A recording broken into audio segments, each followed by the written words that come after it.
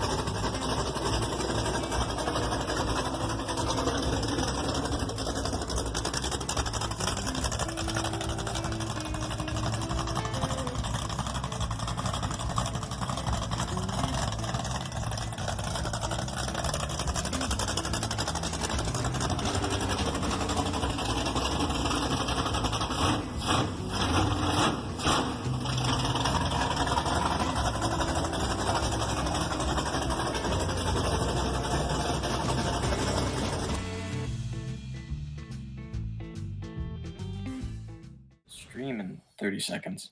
Let everybody know. We are live. Welcome to the podcast. This is NOVAtazz Automotive Podcast, episode 34, season 3. All right, and I'm joined up on stage with Katarina's Garage and Teen Mechanic, Jason, right? Joseph. Why am I always get that wrong? Why am I thinking Jason? Because I'm horrible. I'm just going to call you Jason from now on. You're Jason now. You are now dubbed Jason. Old man Jason. Old man Jason. Sure. Whatever floats your crank. Cranks sink. They're made out of iron. Well, no matter, it takes a lot to make a crank float. Yeah. I was gonna say if you have a floating crank, there's something really, really wrong with your car. Styrofoam. Like, I mean, it's one of them mock-up. It's one of those mock-up ones that you put in the car when you're designing the frame and chassis. Oh it's yeah, one of those. True. That's what it is. 3D printed. Well, I was gonna say it depends on the crank you're talking about. I am shocked. We do not have a pilot yet. Then again, we only have one viewer as far as what it's telling me. Could be me. It says 2. Yeah, it says 2, which I think that's me. Analytics might be a little behind then. My analytics tell me 1. Hmm. Hopefully we don't have an echo. Yeah, no, we're good. Yeah, I'm gonna test that right now. I get more of an echo when it comes from one of you guys than when it comes from my own computer. But when it comes from my own computer, I can't hear it. I screwed that up. Oh, excuse me. I just burped. So, once again, like I was saying before, in our last live stream, which did not go so well, we have new stream boss. It is now every time you beat the stream boss, it gets tougher to beat it. So it grows. It grows in hit points every time you beat it. I also have new animations for subscribers. Actually, no, I don't have a new animation for subscriber. I have a new animation, the full animation for PayPal donations, and a new animation for for the super chats. And I am quite proud of them. Don't know if I'm going to get demonetized for having them, because I could. Okay. But I don't think they demonetize movie clips. There's your hint. Oh, okay. I'm just fingers crossed that they don't get demonetized. But yeah, they're pretty epic. So, okay, it's gonna involve a Trans Am, and there's only like 3 or 4 movies, excluding sequels. Well, yes, the one is Smokey and the Bandit. It's the same one that I've had, but it's the full clip instead of just the little tiny clip. Oh, okay. Just because that's actually and the voice and the actual audio is synced to where it should be in the clip, whereas before, because I could only deal with a very small bit and I wanted a certain set of words in it, it wasn't synced. I knew I wanted the Trans Am coming out of the back of the truck, and I also wanted the honey hush line. Honey hush. Because if I'm not mistaken, that's the one that you have for if somebody donates through PayPal. Yes. Or at least was. Yes, it is still is, but it's the full clip now. And it gets the whole thing from the Trans Am driving out of the garage, out of the truck, to the whole dialogue with Snowman. Whereas before I had the car coming out of the car coming out of the truck, and at the same time they would say honey hush, which is not what happens in the real movie. So it wasn't really synced, but now I have the full clip because I made my own animation so I could have the full clip. And then the other one is a mystery, so we'll have to wait to see if somebody gives a super chat. I haven't seen that movie in probably 5 years, so I should watch it. I owned the first 3. The first one is the only one that's really worth. Exactly. Well, that's the one I'm talking about. Is the first one. Yeah, the first one, and the second one's funny, but it doesn't have. The second one's more like Cannonball Run than it is Smokey and the Bandit. And Burt Reynolds. Well, he's supposed to be washed up in the first movie. Like all 3 of them, all of the Smokey and the Bandits actually are after Bandit's prime. So like they're all after he's done most of his crazy stuff. So they're kind of like at the end of his career. That's why you see him sleeping in a hammock in the first one, basically just being an attraction at a tractor pull. But hey, one of the last things he did was he voiced the mayor in Saints Row the Third. I love that. But I'm not his full persona and everything was great. Career. I'm talking about Bo in Smokey and the Bandit. Oh, Bo. The character he plays in the first movie, he's already basically a washed up has-been, just kind of going to events as an attraction, not as the run and gun that he used to do. And then in the second movie, like his life went to hell and he turned into a drunk, and he lost the first trigger, which is why he got the Turbo Trans Am, the 81 or 80 Turbo Trans Am in the second movie, because he had to sell the original one because he went to debt. And then the third one, he's not in it at all. It's just Jackie Gleason and what's his name that played Snowman.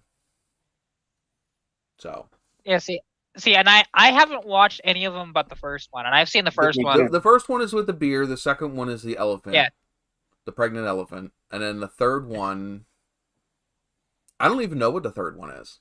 I've only ever seen the first one. But the third one mainly stars Jackie Gleason as like the one that's the, you know, which is the cop. You know, yeah. But yeah, I don't even know. I haven't watched the third one in so long because I never liked it to begin with. And I know that there's other ones. There's one with like a stock car. They did like 7 of those movies or something stupid. Yeah. Like there was a lot. Yeah. 7? I think they did one with a Mustang.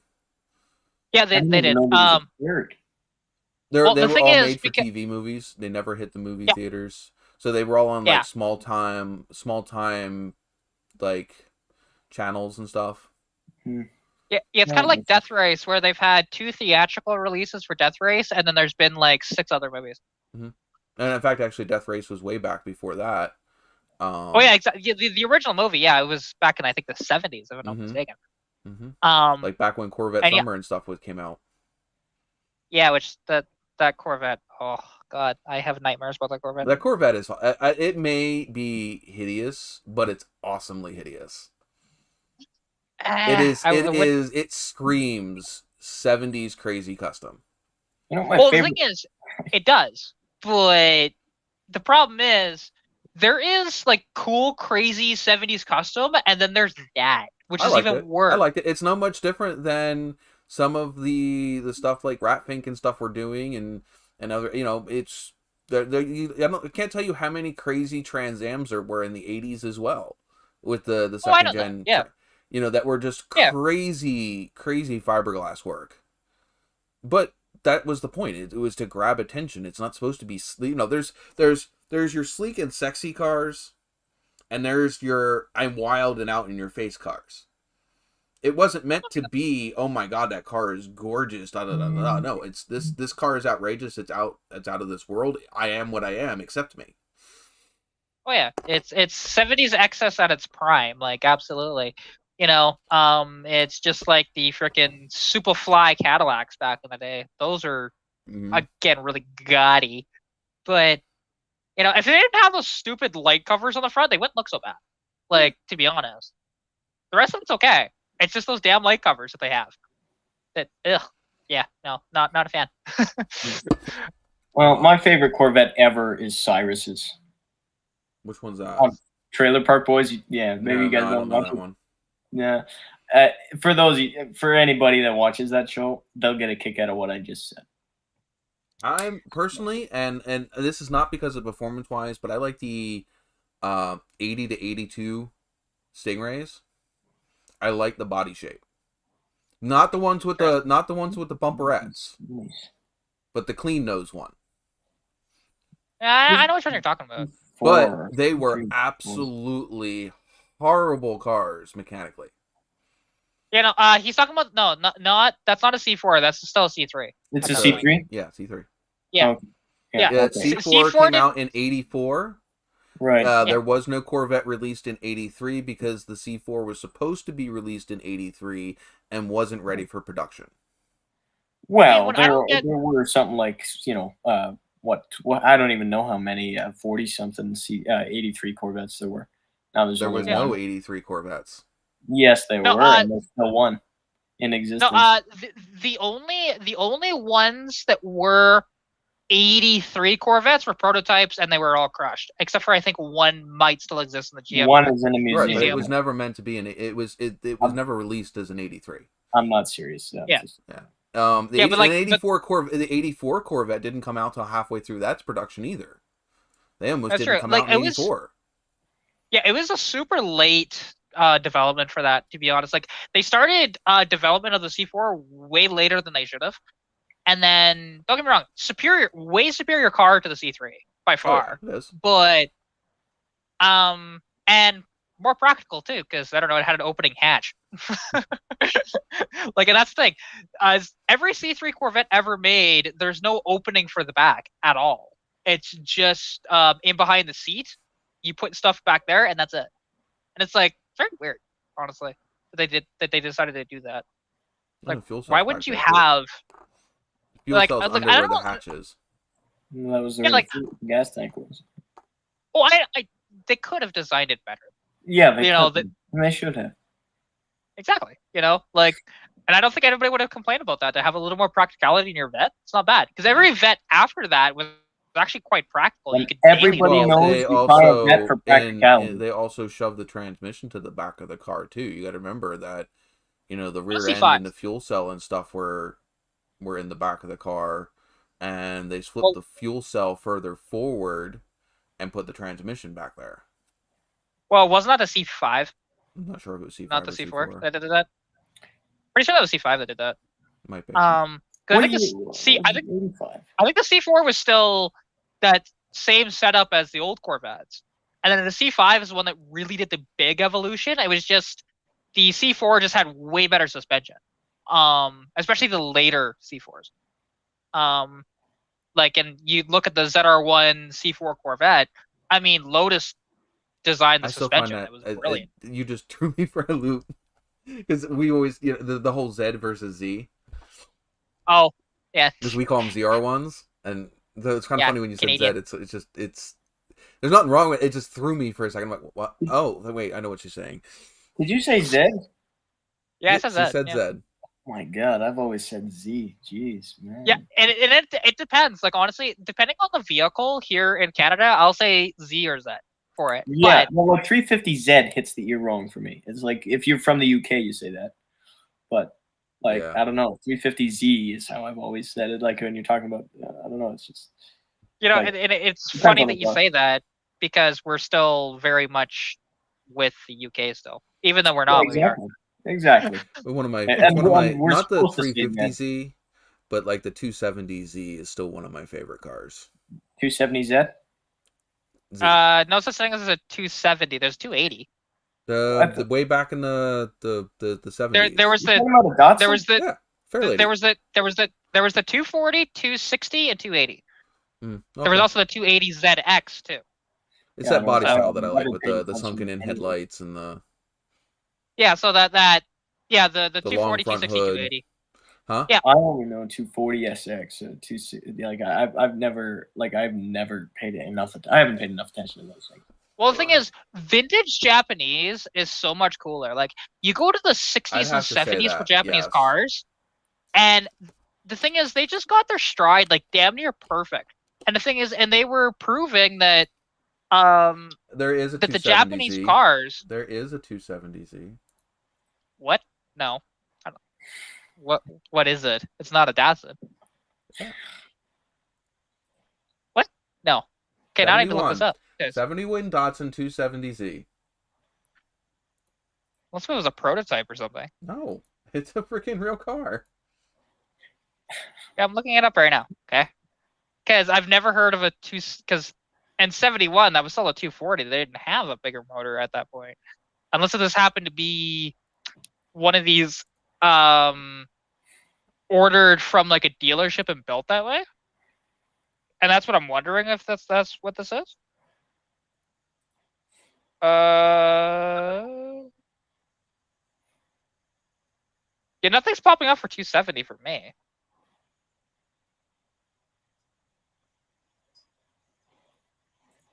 Yeah, let's see when it pops back up on, because I can't read it off the phone. I'll have to wait for when it buffers on this.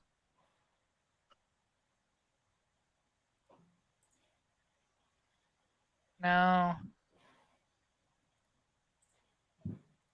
That says 240. That's just a mistake on the top of it.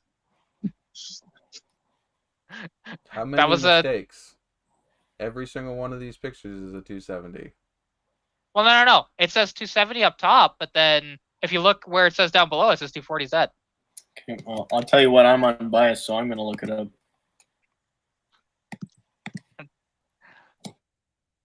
And the thing is, and for reference, for all of the Datsun Z or Z series, the 240, for example, it was the size of the motor. It was 2.4, 260, 2.6, 280, 2.8. And all inline sixes too. They never put a V in those until the 350 came out. Well, actually, sorry, that's a lie. The 300 ZX in the late 80s first. Ooh. I'm missing Strike. Am I not seeing all the comments?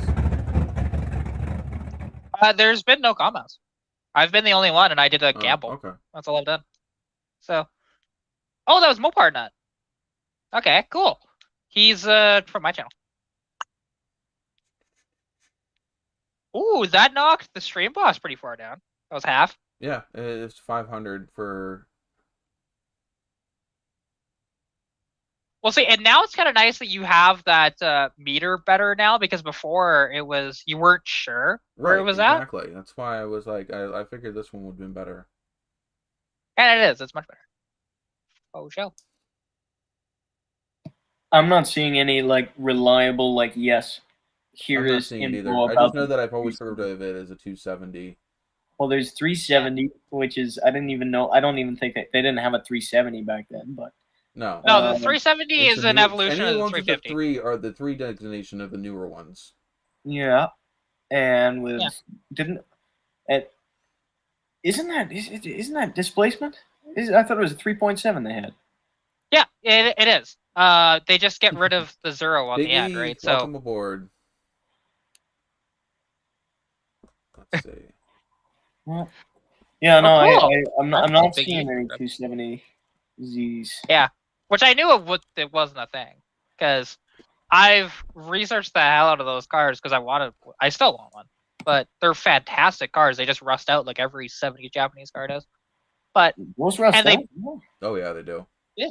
One that I was just watching the other day get restored was because of it being rusted out. Every single Japanese car from the 60s onward, like 60s, 70s, and 80s would rust out terribly. They were all really bad. But it's because of all of these cars were built in Japan. And the thing is, they weren't made for American salt, I know that. Well, not only that, but Japanese steel is not to the quality of actually American steel. And because of that, they just rust out. There's a reason why, like, in ancient Japan with the samurai, that with their katanas, that they fold the steel over and over and over again, because that actually created strength, because the metal was just so weak if you didn't do that. So it was just like it was a way to do it better. Yeah, makes sense. I mean, just like what is the caliber of Japanese steel? How do you designate now? Oh, we got us some Japanese steel here. It's chemical makeup. Right. There's a reason why American steel is so coveted around the world, because of the fact of the way that we make it. Exactly. But is that up to the factory or up to the land? That's why people complain about the way cars are made now, because it's not American steel that cars are made out of. Right, like those goddamn Mercedes. There really isn't much thing that's called American steel anymore, because steel used to be made not far from where I live. Mm-hmm. And most of those foundries are now closed. I mean, we still make it. But like this whole area, the reason why the area that I live in right now is not as prosperous as it used to be. We had coal and we had the iron to make the steel. Mm-hmm. Well, the steel factories shut down, so the need for the iron dropped. And then that caused the need for it's the iron factories closed down, need for the coal dropped, and then of course that put a whole bunch of people out of work. Yep. And whenever you go from an area or a country that produces goods to a community that sells and consumes goods, you're not bringing in money. You're not creating money. Oh, definitely not. Which is America's biggest problem right now. Well, not its biggest. It's one of its biggest problems, is the fact that we are no longer a country that produces our own goods. We are a country of consumers. Well, the interesting thing is, though, is when you look at the States, too, is a lot of the manufacturing has been outsourced now. Because even, and that's the problem. There's only to my knowledge, there's actually only 2 cars that are built in the States, and that's They're the both Corvette and the Toyotas. Mustang. A lot of them are Toyotas. Well, there's Toyotas too, but like for American brands, I think it's only the Mustang most of them are produced and the in Corvette. Mexico. No, the Mustangs, no, it's still made in Dearborn. No, I said most of them are made in Mexico. Oh, okay. I thought you said the Mustangs are. No, because like my Nova was made. Some of them were made in Mexico. That's kind of funny, actually, to think about that in the 70s. Where Like- were A lot of the 80s, a lot of the 80s stuff was definitely from Chevy was made in Mexico. What was their plant in Canada? Trying to always Oshawa. Was it their Oshawa plant? Well, Oshawa was with, I think that was Chrysler. No, that was GM. I know it was GM if it's Oshawa, but I'm just wondering. I think because the Novas was it stuff for America, or was it stuff that was designated for Canada? I assume it was Canada. Because that's the difference. No, what I'm talking about, the stuff that's sold in the U.S. was made down in Mexico. Well, you know, it was. Sorry. Yeah. Well, I mean, it makes sense for makes a little more sense for American stuff to be built in Mexico, just because, hey, look, you're bordering Mexico, right? Well, we're bordering Canada too, but that's a different story. Well, the thing is, actually, there's a lot of vehicles built in Canada. A lot of them, like the Charger and Challenger, including the Hellcat and the Demon and whatever else concoction they're making now, they're all built in Canada. It's freaking awesome, you know. So that it's a Canadian muscle car. The Big E says his truck was made in Mexico, which is the Avalanche. Now, the second gen Camaros and Firebirds, there was 3 main plants: Van Nuys, California. I think there was one in, I want to say Delaware. And I think there was one in Central somewhere. I forget exactly where, but I think there's 3 main plants that made those. And I'm not sure if the whole Nova was built in Mexico. I know that some of the engines were made down there, and some of the other parts that went into it were made in Mexico. I'm not sure if they were actually assembled in Mexico though. Well, see, I know that it has to do with cost. If they can pay a worker down in Mexico half the cost than it does to pay, a union-run shop up here in the United States, that's why they're doing it. Well, yeah, and then the Nova of the 80s, I know that those weren't even built in North America, period. No, they were Toyota Corollas. They were Corollas, or they were I think they were Vauxhalls, actually. What? Because I thought they were Vauxhalls. What is that an American car? Because that doesn't ring a bell. Saturns usually. No, it wasn't a Saturn. What are you talking? Well, no. That was it's a GM. It was Saturn. Well, Vauxhall and Saturn was much later. What are you talking about? Sorry, I zoned out there. The 5th gen Nova. Oh, okay. The front wheel drive hatchback Nova of the 80s. That little thing, which you never see them anymore, to be honest. But it would be kind of neat to find one. But because I'm pretty sure, and Vauxhall would have been, because it was GM's division at the time. They're not anymore together.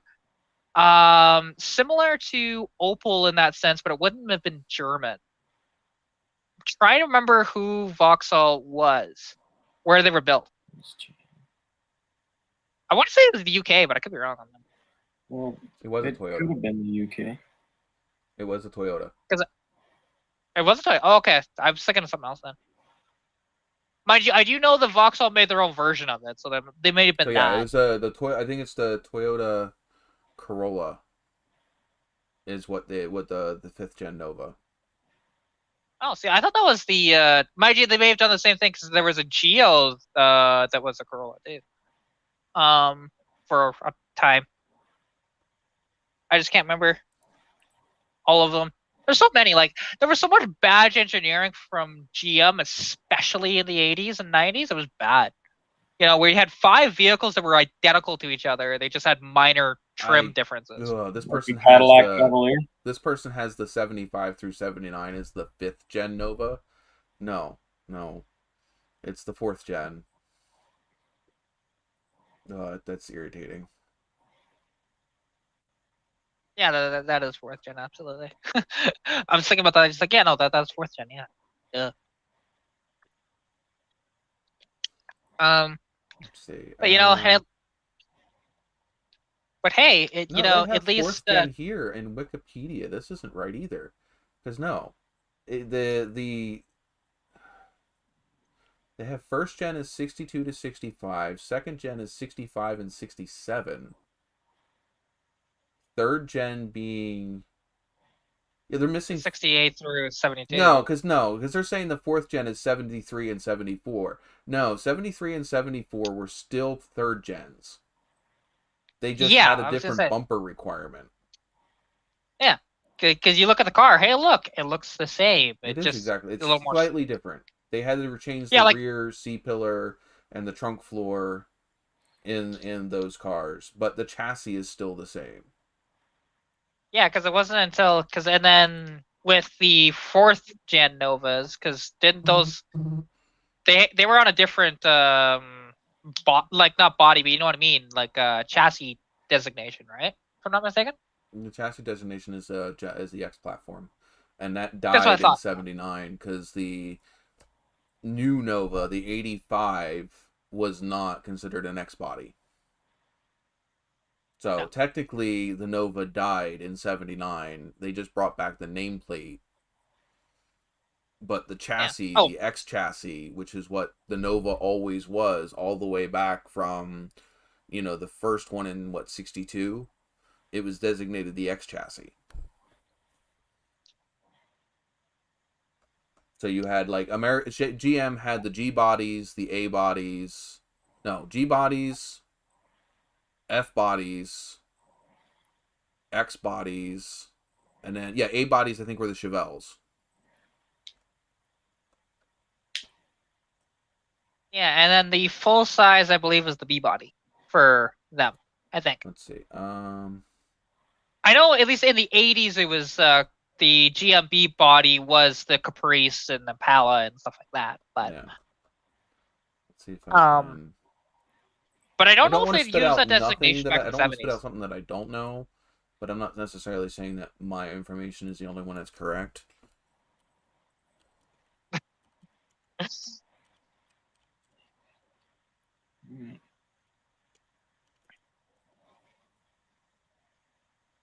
Yeah, but hey, at least with the Nova name, because they brought that back on a little front wheel drive hatchback, but at least they didn't desecrate the Charger name in that way, because Dodge did that too.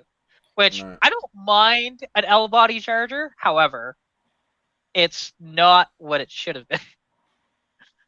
But by that point though, and people seem to forget where the Charger became after 1974. Because it still had those really nice, awesome lines, and then in '75, well, the Charger became the Cordoba. It was the same car. Right. They just badged it differently. Really, that was about the only difference in minor trim pieces. Not really. You're probably thinking of the Dodge Magnum in '78, '79, looking a lot different because there was of Jason's car. They're not much different from each other. What? They're not much different from each other. Like they're really not. They have the same headlights. Maybe I just don't know what a Charger up in Canada looks like for that year. Yeah, it looks like. Well, it's the same as the States. It looks like a Cordoba. Literally, it's the exact same car. What year is this Charger? It's Cordoba. What years? The thing is, they built them from 75 to 78, I think. I think this is a 75. A 75 Cordoba looks totally different than a Charger. 75 Charger, no. 74 Charger, yes. No, I'm talking about how different the Cordoba looks. I'm into the floaty ones, not the sporty ones. Let's see. Yeah, well, even a 71 through 74 Charger, it is more of a floaty car, to be honest. It's more of a luxury car. But even though they look cool. No way. No. Ooh, no way. Holy cow. It looks exactly the same. Yeah. Told you. I didn't realize that the Charger looked that freaking ugly in '75. I think it looks fantastic if it's a Cordoba. Okay. Compared to what a Charger looked like, it's ugly. That's like early Elvis versus late Elvis. Okay. Well, hey, go look at a 75 Plymouth Roadrunner, because most people don't realize that they made a 75 Plymouth Roadrunner. So, holy cow! So I didn't realize that if I go buy the Cordoba in Pritis, I'm buying a Dodge Charger. Well, that doesn't look too bad. No, I mean it's a Plymouth Fury that they put the Roadrunner name on. That's what it is. Well, I mean, it's not much different than what they did with like. Yeah, it's. Well, they also put that on the. They put the Roadrunner name on the Aspen as well. Although it wasn't the Dodge, it was the Plymouth version, but which I can't remember what it was called. It's not that bad looking. It doesn't look too fat. I mean, it looks like a late '70s Monte Carlo.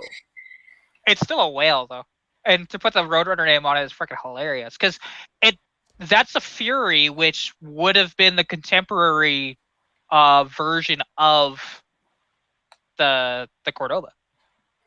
So, actually no, sorry, it would have. Comment now about badge engineering, and Chrysler kept it up into 2010. I'm not quite positive what he was referring to because now it's too freaking. There was some bad. There wasn't a ton because the problem is like GM was the worst for them. From about 1982 right up until they killed off Oldsmobile. What do you mean by badge whatever? Engineering? Yeah, badge engineering is pretty much you make the same car, you change the badges. Look at the Cadillac, what's it called? Like the Cadillac Cavalier that was in the 80s. It was the Chevy Cavalier, but with a Cadillac badge on it. That thing. I forgot about that car. Dodge still does that, though. Oh, yeah, it's still around. It's still around to this day, but it's think not. About it, though. Think about it, though. It was revolutionary. Chrysler 300C, Dodge Charger, Dodge Challenger, Dodge Magnum. Okay, no. They're all they're all the same chassis. Same chassis, yes, but they're not the exact same car with different badges on it. It's like the difference. It's like look at the what is it? What was it? The Alero and the Grand Am. It's pretty much identical. Yeah. The thing is, Pontiacs the thing is that you could basically be saying that about the Firebird and the Camaro.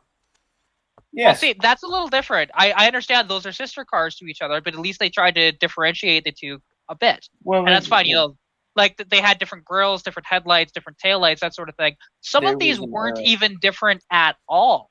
There was an era for it. Well, look at the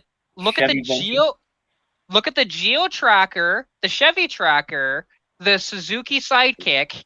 Oh hell, there's like 3 more too, and they also made a GMC Tracker for here in Canada too.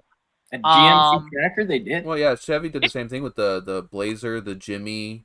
Yeah, there you go. And the Blazer, the Jimmy, and what is it? The Tahoe?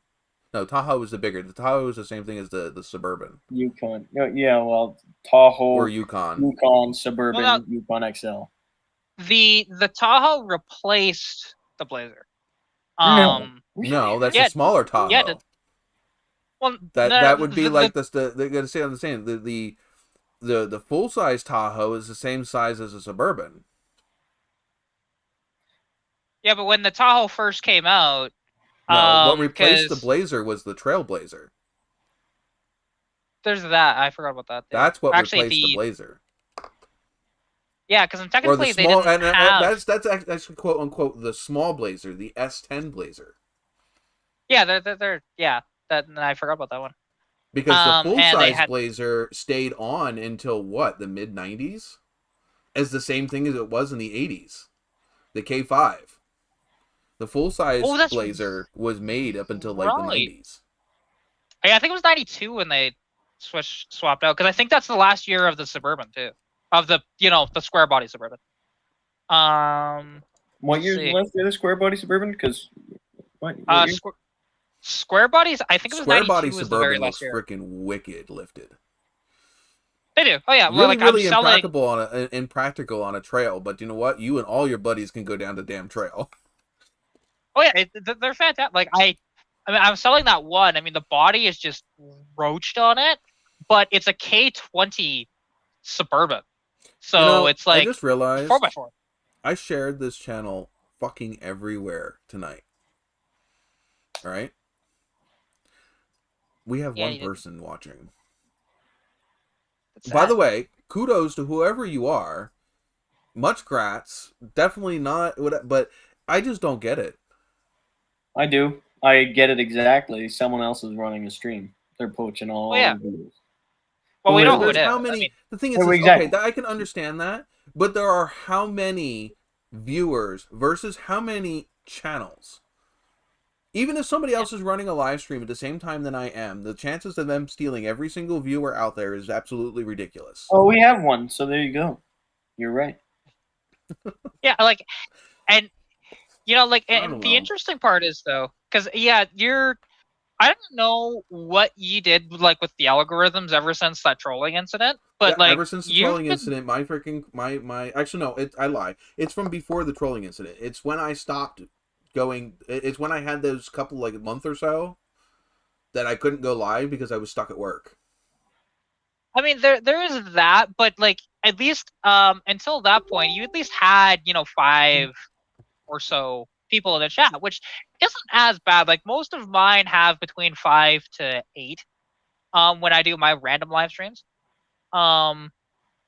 Which I do find that like surprising that I get that many. To be honest. But I love it. But like, and the thing is with mine though is because I rely on the chat heavily for mine. Oh yeah, there's only so much I can talk to mine until like. Well, the thing is, when you have guests though, you can at least bounce. Oh yeah, if stuff there was off only of them. one person here and the chat was as dead as it is right now, I would not know what to talk about. Exactly. That's but at why least if I have people up on screen, even if we only have a few viewers, I can go for a while. I don't care because somebody will watch it after, afterwards. I'm just kind of, I'm just out of a loss out of what to do to bring viewers back. Because like I said, I went my first season, I'd regularly have 20 to 50 people in here.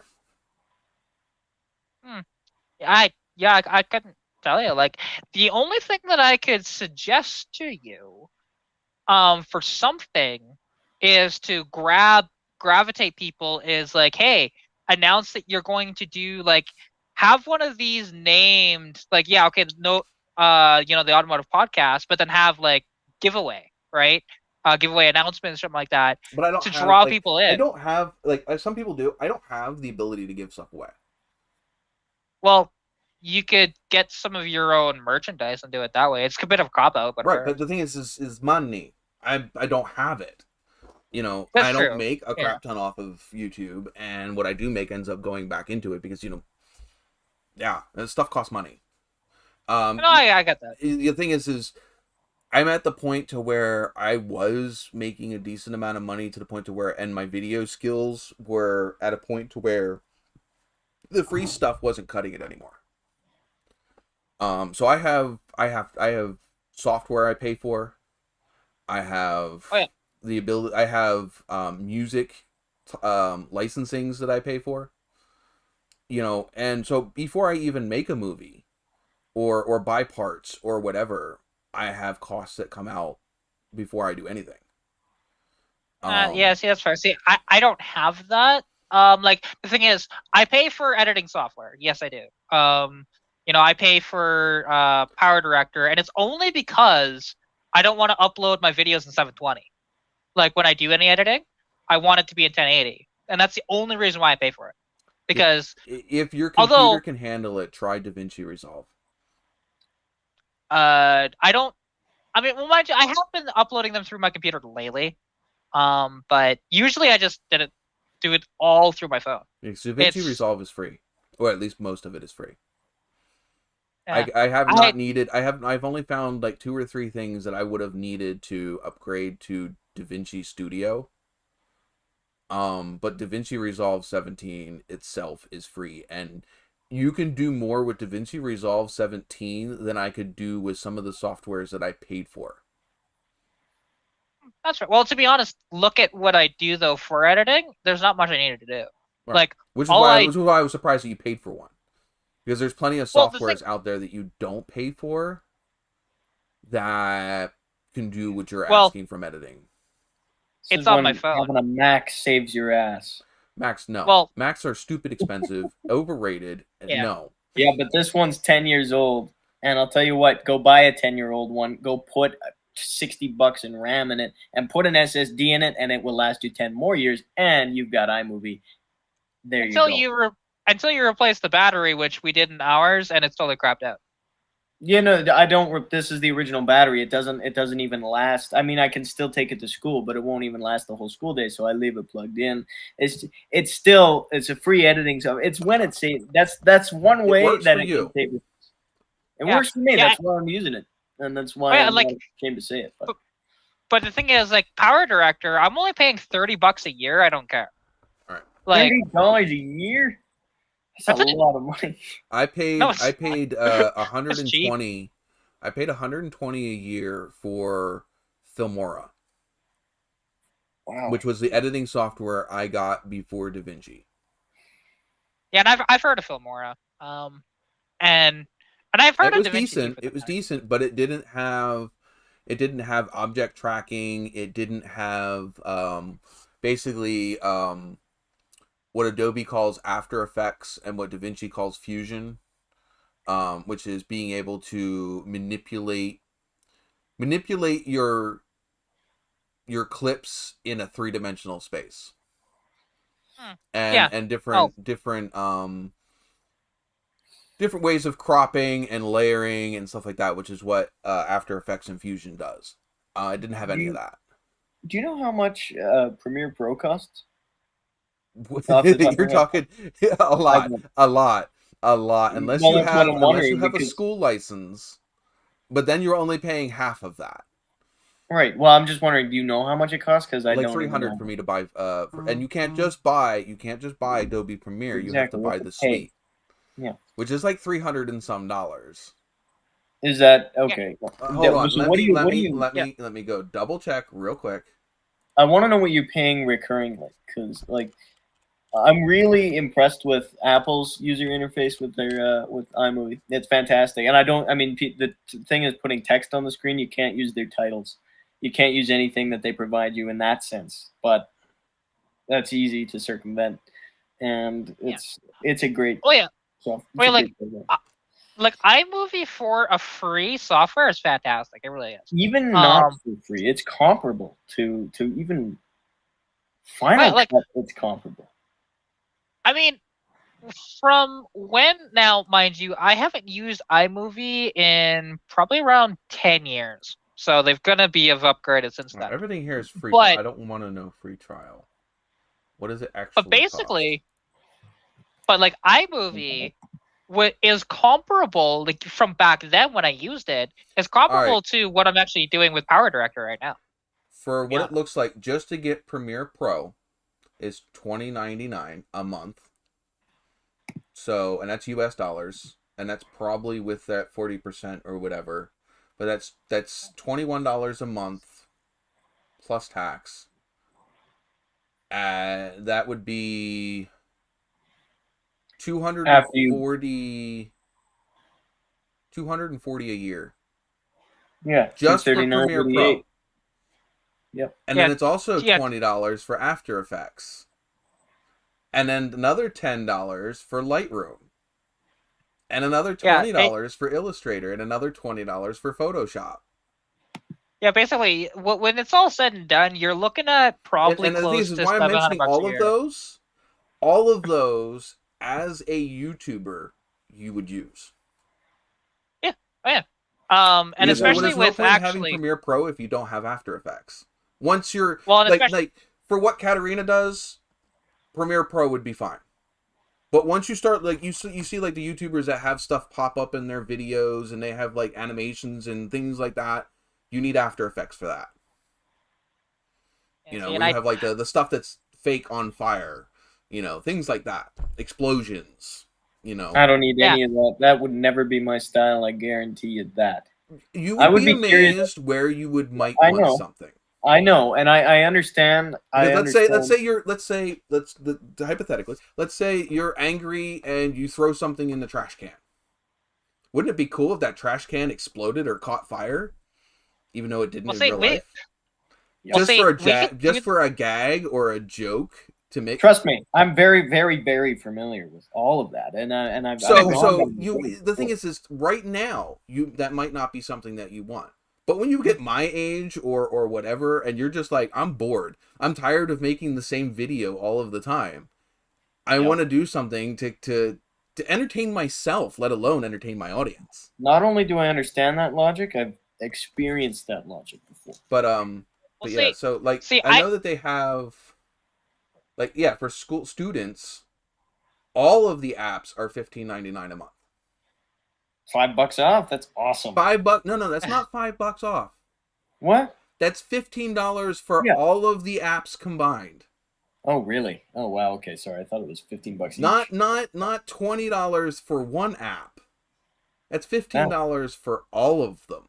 Okay, sorry. I misunderstood that. That's awesome. And a business is $50 a month. Yeah. See, and the thing is, and that's why, price wise, I love Power Director, because normally it's like $60 a year, but I got it half off when I bought it, so it was only $31, and it's not due for quite a number of months now. I think I did that. When did I do that?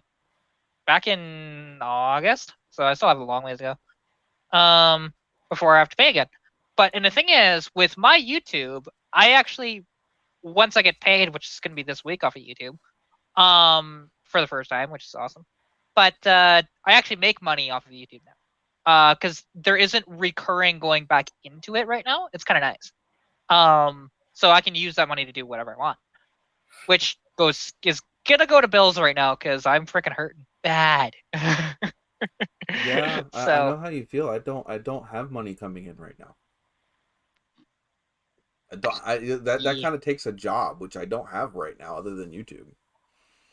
Oh yeah. Well, YouTube right now is kind of my employment. Then plus the stuff on the side, like selling that Suburban, hopefully next weekend. Yeah. Nice, did someone come to see it? They were supposed to come actually last weekend, but as they were coming down from Black Falls, they had to turn around because their kid broke their arm. Just like, okay, you got to pass for that one. That's fine. But so he's gonna message me on Friday to set up an appointment for. How much are you asking? I think I have it. It's at $1,000 right now. Oh man! Is it rotted or is it nice? Is the frame no? But is the frame solid? Oh, underneath it's solid. It's just the body's ruined. Oh, that's fine. And the thing is, in parts alone, it's worth way more than that. I already know that. It is a 3/4 ton 4x4 Suburban. That frame alone is worth $1,000. I'm asking, let alone the transfer case, the 350 that's under the hood, which runs great. Only got a 350. It's only a 350. Yeah, it's not a big block. And it's got an Edelbrock carb on top of it too. It's actually a decent carburetor. It runs good. It caught fire. Well, okay, I fixed that. That was a leaking hose. I'm just kidding.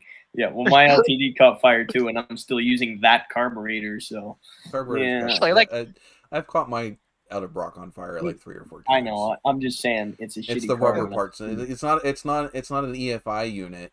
It's not a throttle body injection where you have electronic parts in it that don't like to be singed.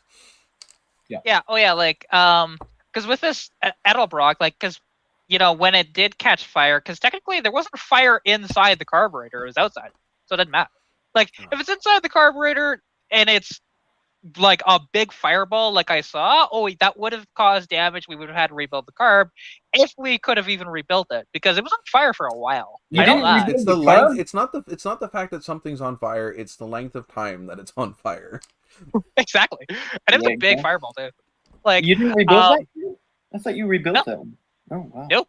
No. We left it, and all we did, literally, I found a hose out there, just put the hose on, bam, done. Because that's all we needed. Literally, just one hose, and that's what caused the fire. So because that mixed with a hot intake, which to be honest, even with the hot intake, it probably wouldn't have caught fire, but it was the mouse nesting on top of the intake as well that lit. Mixed with the gasoline. The mice nests tend to be a fire hazard. Yeah, well, like, and it was the gas was the catalyst, but then the actual fire source was the mouse nest. So. What about all the house wiring, the residential wiring, and morettes and everything that's in the? Are you trying to knock down the resale value, or you're not helping her resale value here, Eddie? To be honest, anybody that's seen the YouTube video knows this all already. That's how I know, because you did it. You did that. That video. Oh yeah. I mean, it wouldn't be hard to rewire it though, because like there's house wire nuts throughout the entire thing. Anybody that buys that vehicle isn't going to rewire it anyway. They're buying it for parts. I'll take it off your hands right now for $400. Yeah, I'm not selling it for $400. No. That's a ripoff. I have nowhere to put it. I just sold my Buick today, so can't. Yeah, and I mean, and that's much bigger than the Buick. No, I only owned one and parked it on the road illegally. So, I mean that is not true. Yeah, but yeah. Sorry. Is that kind of like replacing an engine on the road? Yeah. Well. Yeah. Well. Well, actually, and the transmission. I also pulled the transmission out and had the transmission out of that car in that street as well, while all four ends were up on jack stands. Well, see, to be fair, actually, I don't think that's illegal because you're not actually like impeding the road. You were on the curb. It's illegal where I was at. Where we are. Well, I mean, yeah, but I mean, number one, it wasn't inspected, it wasn't licensed, it wasn't supposed to be on the road to begin with. There you go. See, technically, it being on like, the curb, not licensed like and not inspected. Yeah, like if it was tagged, you're not allowed to do any, because it was in the middle of the city. You're not allowed to do any mechanical work other than checking fluids and things like that on the curb. I pulled a whole engine and transplanted a new one, and then I pulled the transmission out of it and rebuilt the transmission and threw one in. On the curb. I'm used to the stuff out here where nobody cares. Like, it's funny, there's actually a city bylaw that says, hey, you can't have any more than, I think it's like 3 or 4 vehicles. There's a guy that has 10 outside of his house, and nobody cares. Oh, I would. Like, I'm in violation of that law right now. Yeah. Like, and the thing is, when we get the Civic back, which might actually be next week with no work done to it, which is pissing me off. Which I might just end up saying screw it and doing it all myself, finally. Because, I didn't want to do it myself, but probably going to. I just did a fluid flush and change in the truck. Because it was still running the mostly water mixture that we threw in it when we had to pull it out of where it was stored. And we pulled it to my house, what was that, in June? Because it didn't have coolant in it, so we just threw water in it just to get it home, and I finally just flushed and drained it. I think the heater cord is clogged because I got hot water going. I can feel the tube going in, it's hot. Tube coming out, not so hot, and I don't have any hot air, so I don't think that it's flowing through the radiator, the heater core. I think it's plugged up. Either that or your lines are crossed wrong. No. Because it's still, they both should be hot. It doesn't matter which way it flows through the heater core. You're not wrong, yeah. If one of the hoses, you got to clog it. It's not going to matter which way it's flowing. They should both be warm because it's not going to pull enough air through that to cool the air that much. And not to mention, I would be feeling hot air out of the vents. Well, see, and the thing is with the heater core, though, if it happens to be clogged like that, wouldn't it just be leaking at this point? No, it's just not flowing through. Wouldn't be leaking. That would if it had a hole in it. Well, I was just saying, like, because there would be no return at that point if it's clogged. It just will. That's what I'm getting The thing is that the way it's a passive, the way that those lines work, it's just passive. It's not pressurized, which is why it doesn't spray everywhere when you get a hole in it. Yeah, that's true. all it does is it just doesn't throw any more coolant up through that hose, and it'll just bypass that opening and just keep going through the cycle of Yeah, see, the. I didn't think about that. You know, you're right. But yeah, no, Um, it's got to be clogged. yeah, I'm And used to. giving the state of the coolant that came out of, well, the not coolant, that truck's had basically like a red sludge in it ever since I bought the truck. When I first bought the truck, I had to do a flush, and it was literally like mud coming out of it because of rust. Because previous person had water in it. You Was see, it distilled? Come on. Do you actually put distilled water in your radiator? If I'm using it and it's hot and I plan on using that as coolant, yeah. But if I'm getting myself home or if I'm just putting water in it, no. Okay, this is America. We don't put this. It's And unless most people don't even bother putting freaking buying straight antifreeze to begin with to put coolant and water. Remember, I was trying to get the truck home. I threw straight water in it. I'm joking, man. I threw straight from the hose water in that truck. Of course you did, Yeah, I was because gonna say. you're trying to get home. You're not going to worry about distilled water. I needed to get it up on the trailer and then home, but yeah. Right. Yeah, yeah, and I mean, And well, I didn't if you throw only need to distilled get water it in up it on, this time either, so. yeah, I mean, and to be honest, like, I've actually never used water because coolant is cheap enough. So I've Oh, never it is been cheap that enough. broke. Yeah, I've always used. It depends on coolant what I'm because doing with it. you Like can't I afford was running vinegar in it for about good hour and a half. You're joking about that. You No? It does work. I've heard of that, but that's Why too do you funny. think I was throwing vinegar in it? because you want your truck to run with piss and vinegar. No. In its What does blood. vinegar do to rust? It corrodes it. It's an acid. It's No, understand. it neutralizes rust. It's Yeah. but it's also it's an acid. So, Right. So I threw mean, I threw vinegar. I ran the truck on vinegar and water to neutralize the rust that was in the system. I guess that makes sense, man. It So just that way hits I you could do wrong. a flush, because there was no point in me throwing coolant in there with the stuff that was coming out of the freaking, and me just flushing it with water wasn't going to stop, whatever was already going on in there. So if I threw coolant in there, the coolant would have just been garbage in like a month and a half anyway. Yeah, you're right. You could use vinegar. I mean, Vinegar is if cheaper if the than car buying I some of care the crap about, you buy in a parts store. right. Well, I guess I've just always A used gallon that. of vinegar cost me like $1.50, $2. You're right. Depends. How much do you care about your truck? Well, no, the thing is, okay, with the vinegar, as We long use it all as the time in body work too. I was gonna say vinegar, as long as the vehicle doesn't sit, it's fine. Running it through a cooling system, it's absolutely fine. And I flushed it It's out. when it's I ran vinegar and water through it for a while, flushed it, Yeah. ran another thing of vinegar and water through it, flushed that. Not to mention, I can dump that, and it's just water and vinegar. Good point. Yeah. I flushed it twice. What? Then I ran it while pumping straight water through it, like literally water in one end and it pouring out the other. Just to flush out the block. Then I drained the coolant system, which was at that point basically running clear water, put everything back up, and put my 50-50 coolant mixture in it. Did you put the right stuff in it? Did you put the pink stuff? Or? Not in a freaking 01 Ram. I have been pulling your leg this whole time, man. I'm not. But yeah, so that's good, because I was worried with the amount of water that was in it. That's another reason why I need to get the Bird back up here. Though the Bird's radiator looks like it's been shot with buckshot, so I don't know how much coolant or water mixture is still in that car. just whatever's in the block. That'd be it. Probably, which is also what I'm worried about. The radiator explodes. I'm fine with that. The block gets a freaking crack in it. I'm not going to be a happy camper.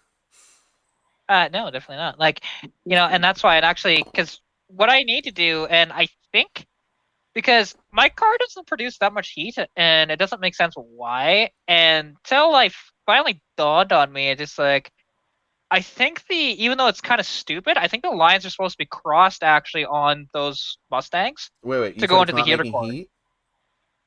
it's not making a lot of it. It's making a little bit. Check So your thermostat. it should be like check your thermostat before you do anything. It's a 195-degree thermostat that I replaced in the summertime. It's fine. Right. Trust but me. The thing is, if it's not producing heat, it could be stuck open. It's not stuck open. I promise you that. The thing is, I already know because. Well, is the car coming up to temp? Oh yeah, absolutely. Yeah. Okay. It comes up to temp just fine. And I know that when it's warmer out, and because it's a problem it has because it doesn't have a whatchamacallit, a fan shroud on it, is when I drive it down the highway and go through, for example, through a drive-through where I'm idling, I have to shut off the car unless if I'm traveling very quickly through it. It doesn't have the fan shroud, so it's not pulling cool air over the freaking radiator. Yep, and that's how I know that the cooling system is all. That's all good. I know that thermostat's working just fine.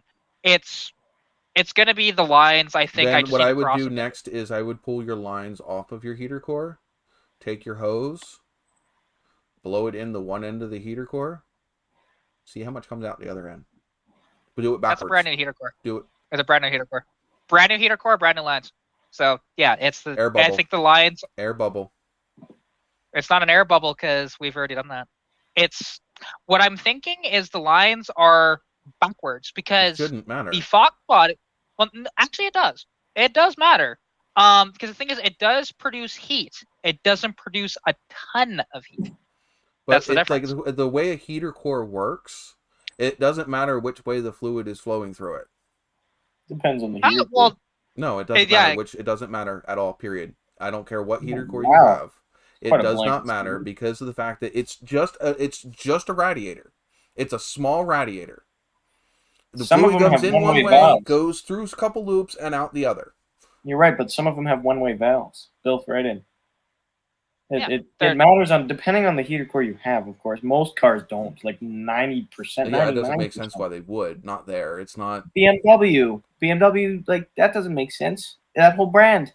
Those three letters don't make sense. But I mean, basically, because the thing is, and I've heard about this on Fox bodies before, is that even though it looks correct with the lines going in, sometimes you actually have to cross them for it to work properly. It's fucking try it. That's weird. That's not a hard fix. No, exactly. That's what I was trying to explain before you kept cutting me off. You know, it's and I have coolant. And to be honest, actually, I need to put more water in there. Because I have too much coolant in there right now. It might actually gel. So draining some of that out and swapping the lines is totally fine.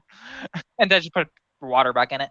Because there's a lot of coolant. Do is drain coolant. That's my least favorite thing to do. I've done it so many times on my LTD. I think I went through something like 7 jugs of coolant when I just before I even got it to start. I don't bother running coolant in something unless I know that I'm not going to have to pull it back apart.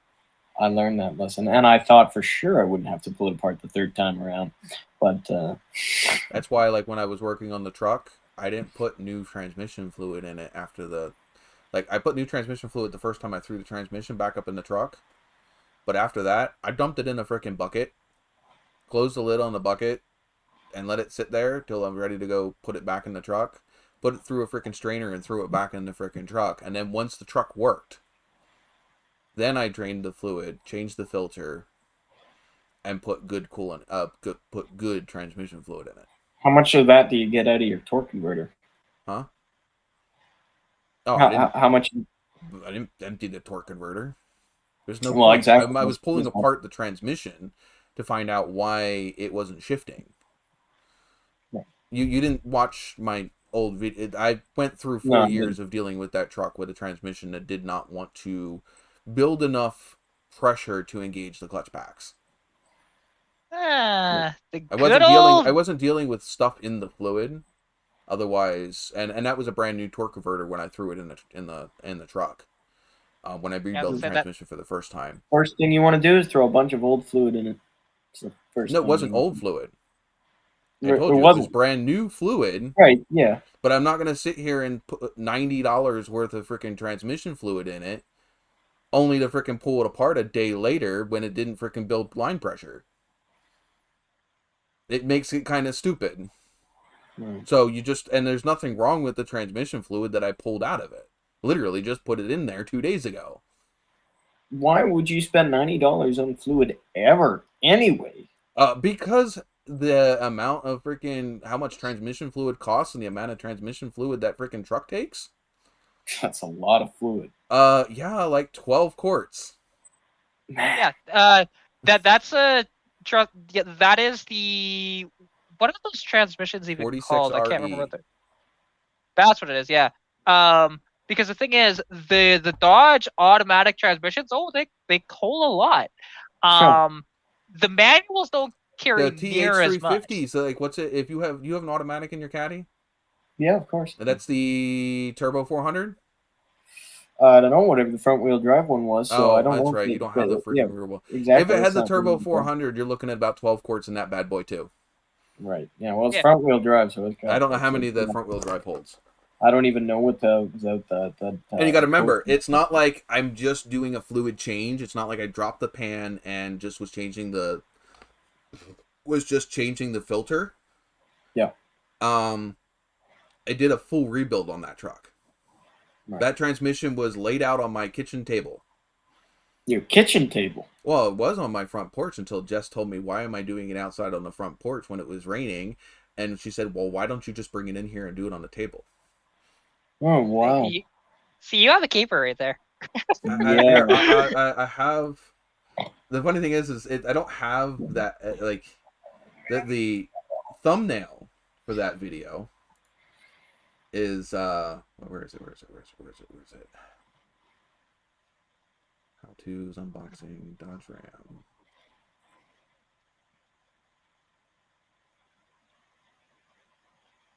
Where is it? Did I not? Jamming out to your own beat there, Cap? Yeah.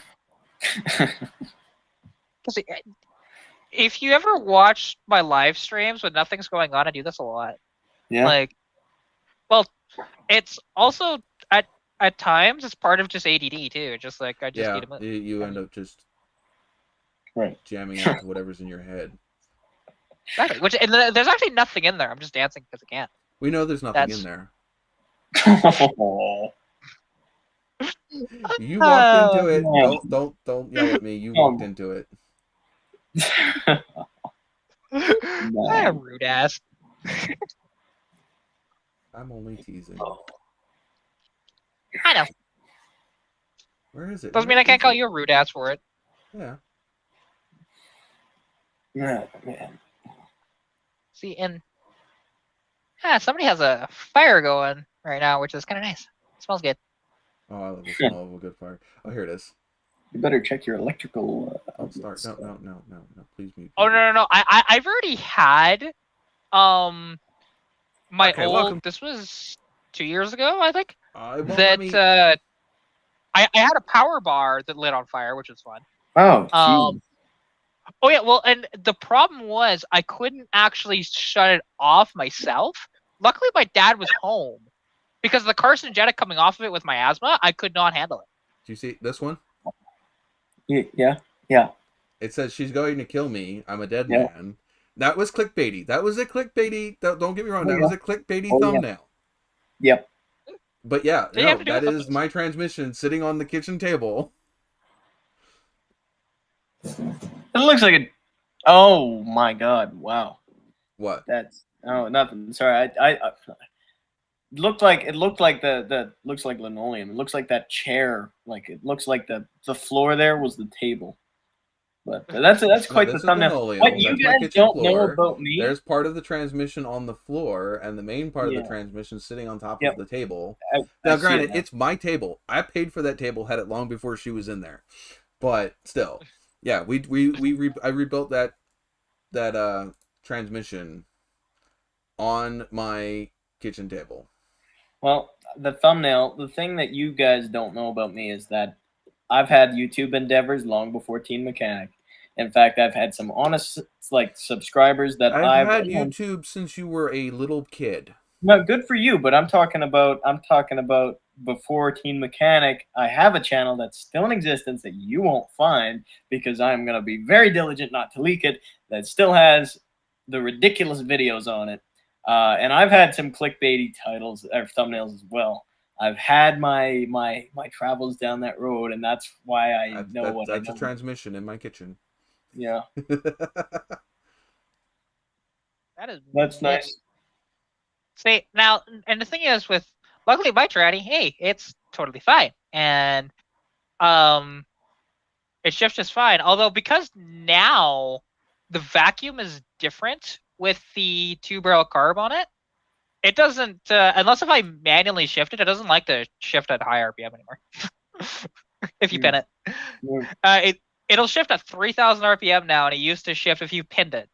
Like if you pin it, it used to shift at like 4,200. It was great, but yeah, it is a big difference. But that's because of the vacuum of the 2-barrel compared to the 1-barrel. Yeah. If I ported the intake out to fit the 2-barrel properly, it'd probably even out a little better. But because it's on an adapter now, so the vacuum is not 100% that way. It still works, everything's fine, but it's just that minor thing. So if I pull out, sorry, go ahead.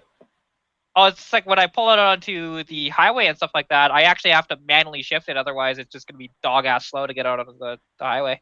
It still is, but worse. So when does it shift now, then? It's at 3,000 RPM. Every time, no matter what?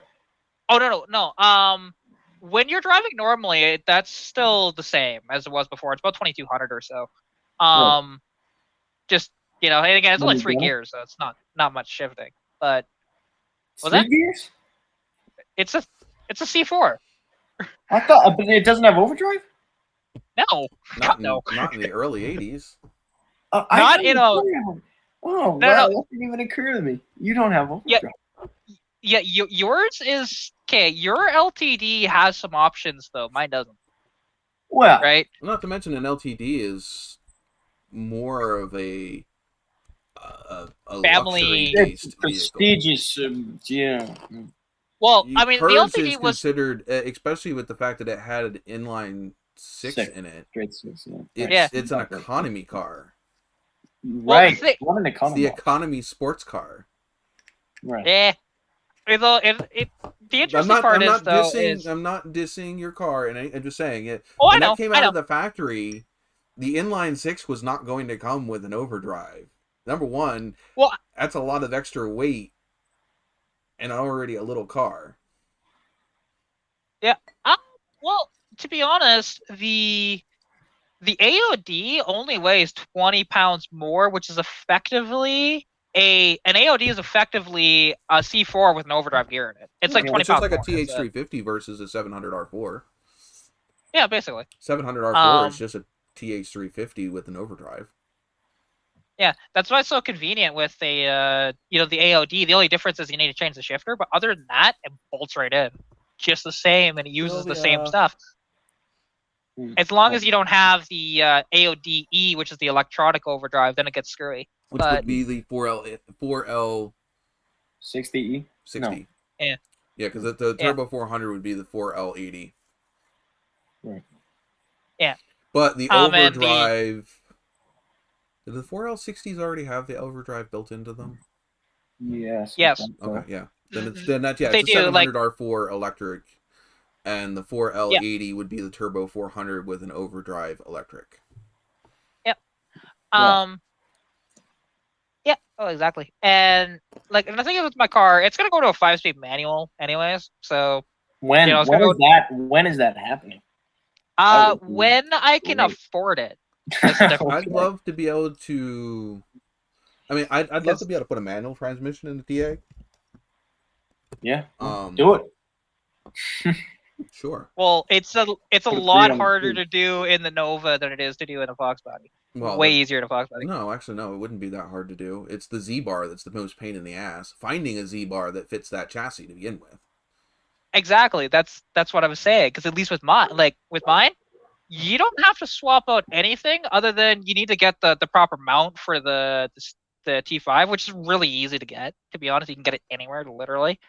And then other than that, you need to enlarge the cutout actually for the shifter by, I think it's like half an inch. on Well, the and the top other side. thing Other than that, is I'm also it's running long tube headers in that Trans Am. oh yeah, The long tube that'll do headers it. goes right through where the Z bar goes. In fact, Yeah, the little linkage that goes from my floor shifter up to the dash, for the so it goes from when they did the Trans Ams with the floor shifter, they still ran a shift lever up to the column to engage the park, for the key to lock the column. yeah. So that way you couldn't turn off the car while it was in drive or what have you. You couldn't pull the key out. I had to disable that. So there's no linkage from my floor shifter to the column. So I throw the column up into park, disconnected the bar that runs down to the floor shifter, which also means that there's nothing that the column doesn't know what gear I'm in anymore. So okay, why is it that Chevy decided to be that complicated with it when Ford just had a lockout on the bottom of the steering column? So much simpler. It is a Like lot. I It's don't the same understand thing. You that. still have something that goes from your shifter to the bottom of the column. Uh-huh. You have to, for otherwise, how's the column going to know what gear? If your floor shifter's in second, how's the column going to know? There's Not to well, mention, if you have a the, gear shift select, a gear, like a position sensor on your dash. yes, yeah, I That's don't. That's the Yeah. difference. So I mean, Dodge does the same thing. My Dodge has well, actually, the Dodge has it up on the column, but my Nova Yeah. does.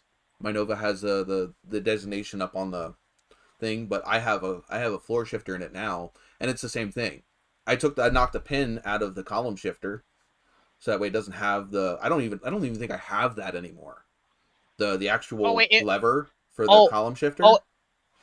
wait. So you're saying it was a column shift and you converted it to a floor shift? My Nova was a column shift. Converted it Oh, okay. See to that makes more sense then. see Okay. that one, but it's still the same column. It's the same column as a floor shift car, minus that section where the gear shifter goes. But the internal workings are the same. So Interesting. in a floor shift car that has a bar that runs up to the base of the column, and there's a tab at the base of the column, which would be normally where the column would talk to the transmission. It's still the same setup, basically. You'd think they would have used like a solenoid, just make it a hell of a lot easier. No, But hi Sylvia. Um, in the GM cars, the floor shift is cable driven, and then it has a rod that runs from the transmission lever up the transmission tunnel to the base of and then it has a rod that runs over to the base of the column.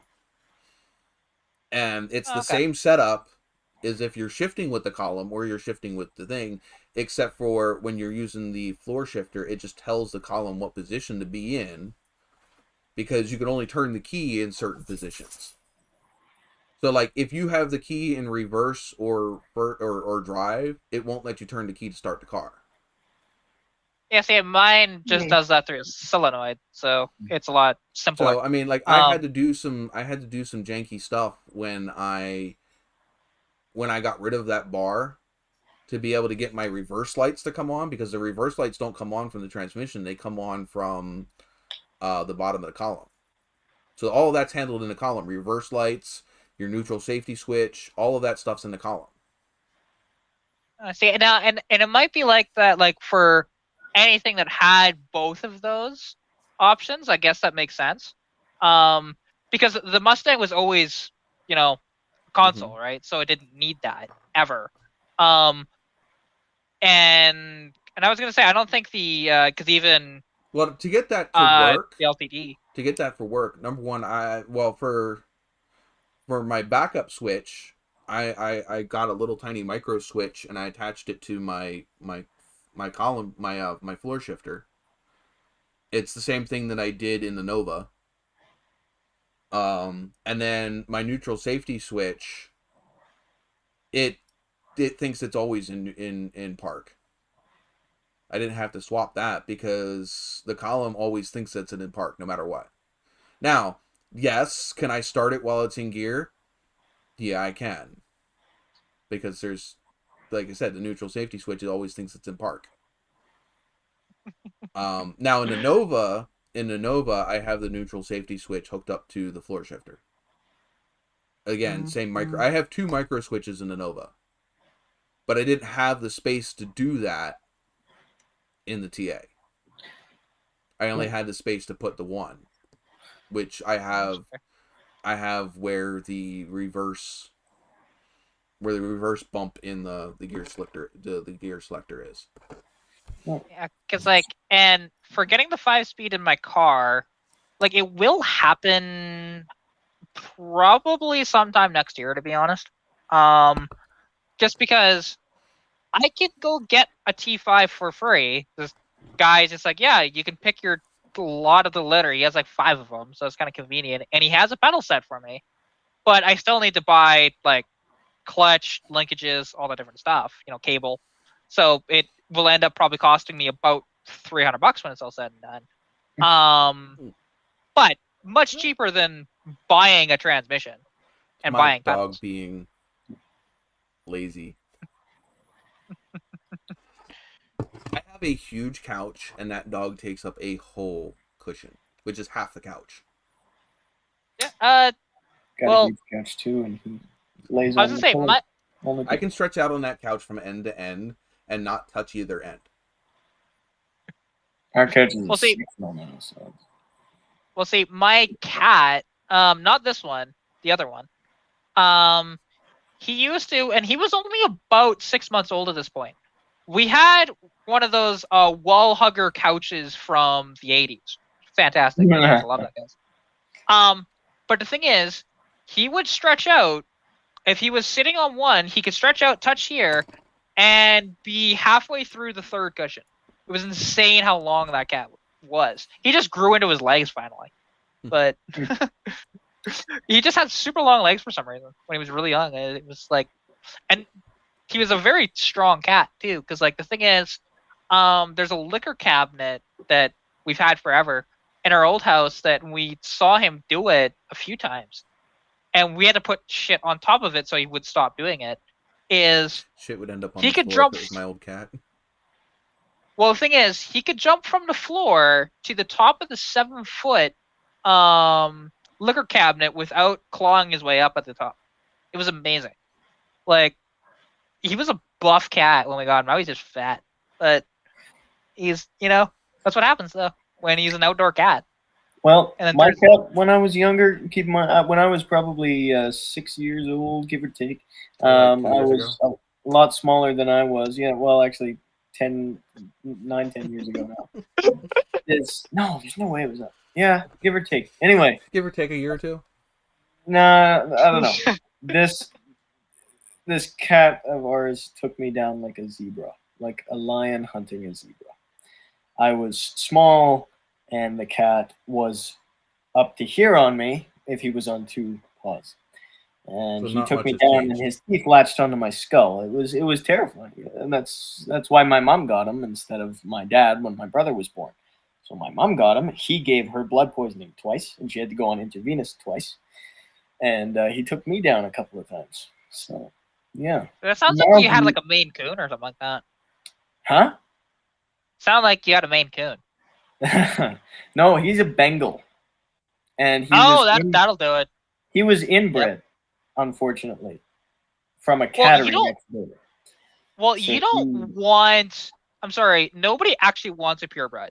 Everybody says, "Oh yeah, I want one." No, you don't. Inbred. Yeah, I know. I know what that means.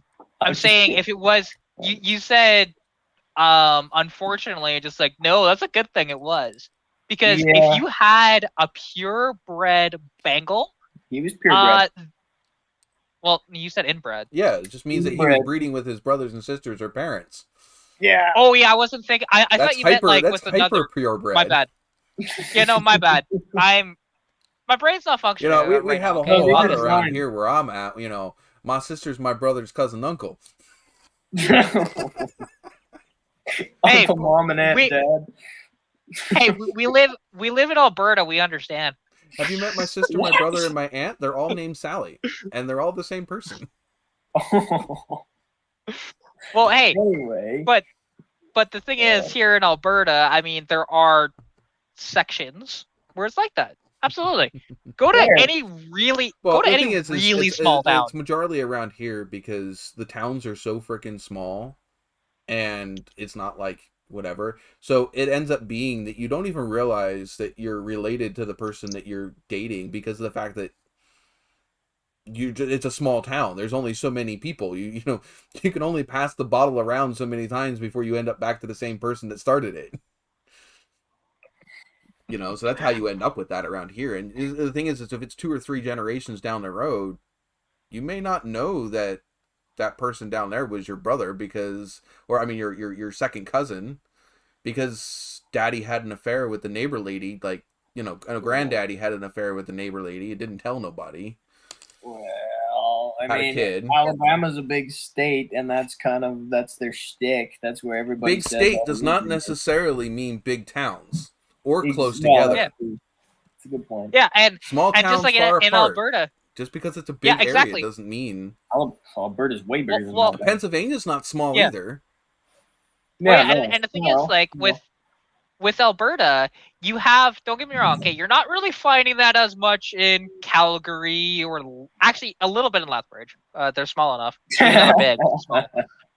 Because I knew of it happening. I'm also not to be necessarily honest, saying brother and sister.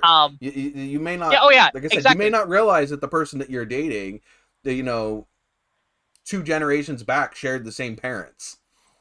Well, exactly. Like, well, the thing is, and the only way you know is by doing genealogy stuff. Yeah. Because otherwise, which is kind of funny is when you with Ancestry.com and stuff like that, it gets like Jess didn't realize how many people in her family were pretty close related to other people that are in the town that she knows, because it's a small town and nobody moves away.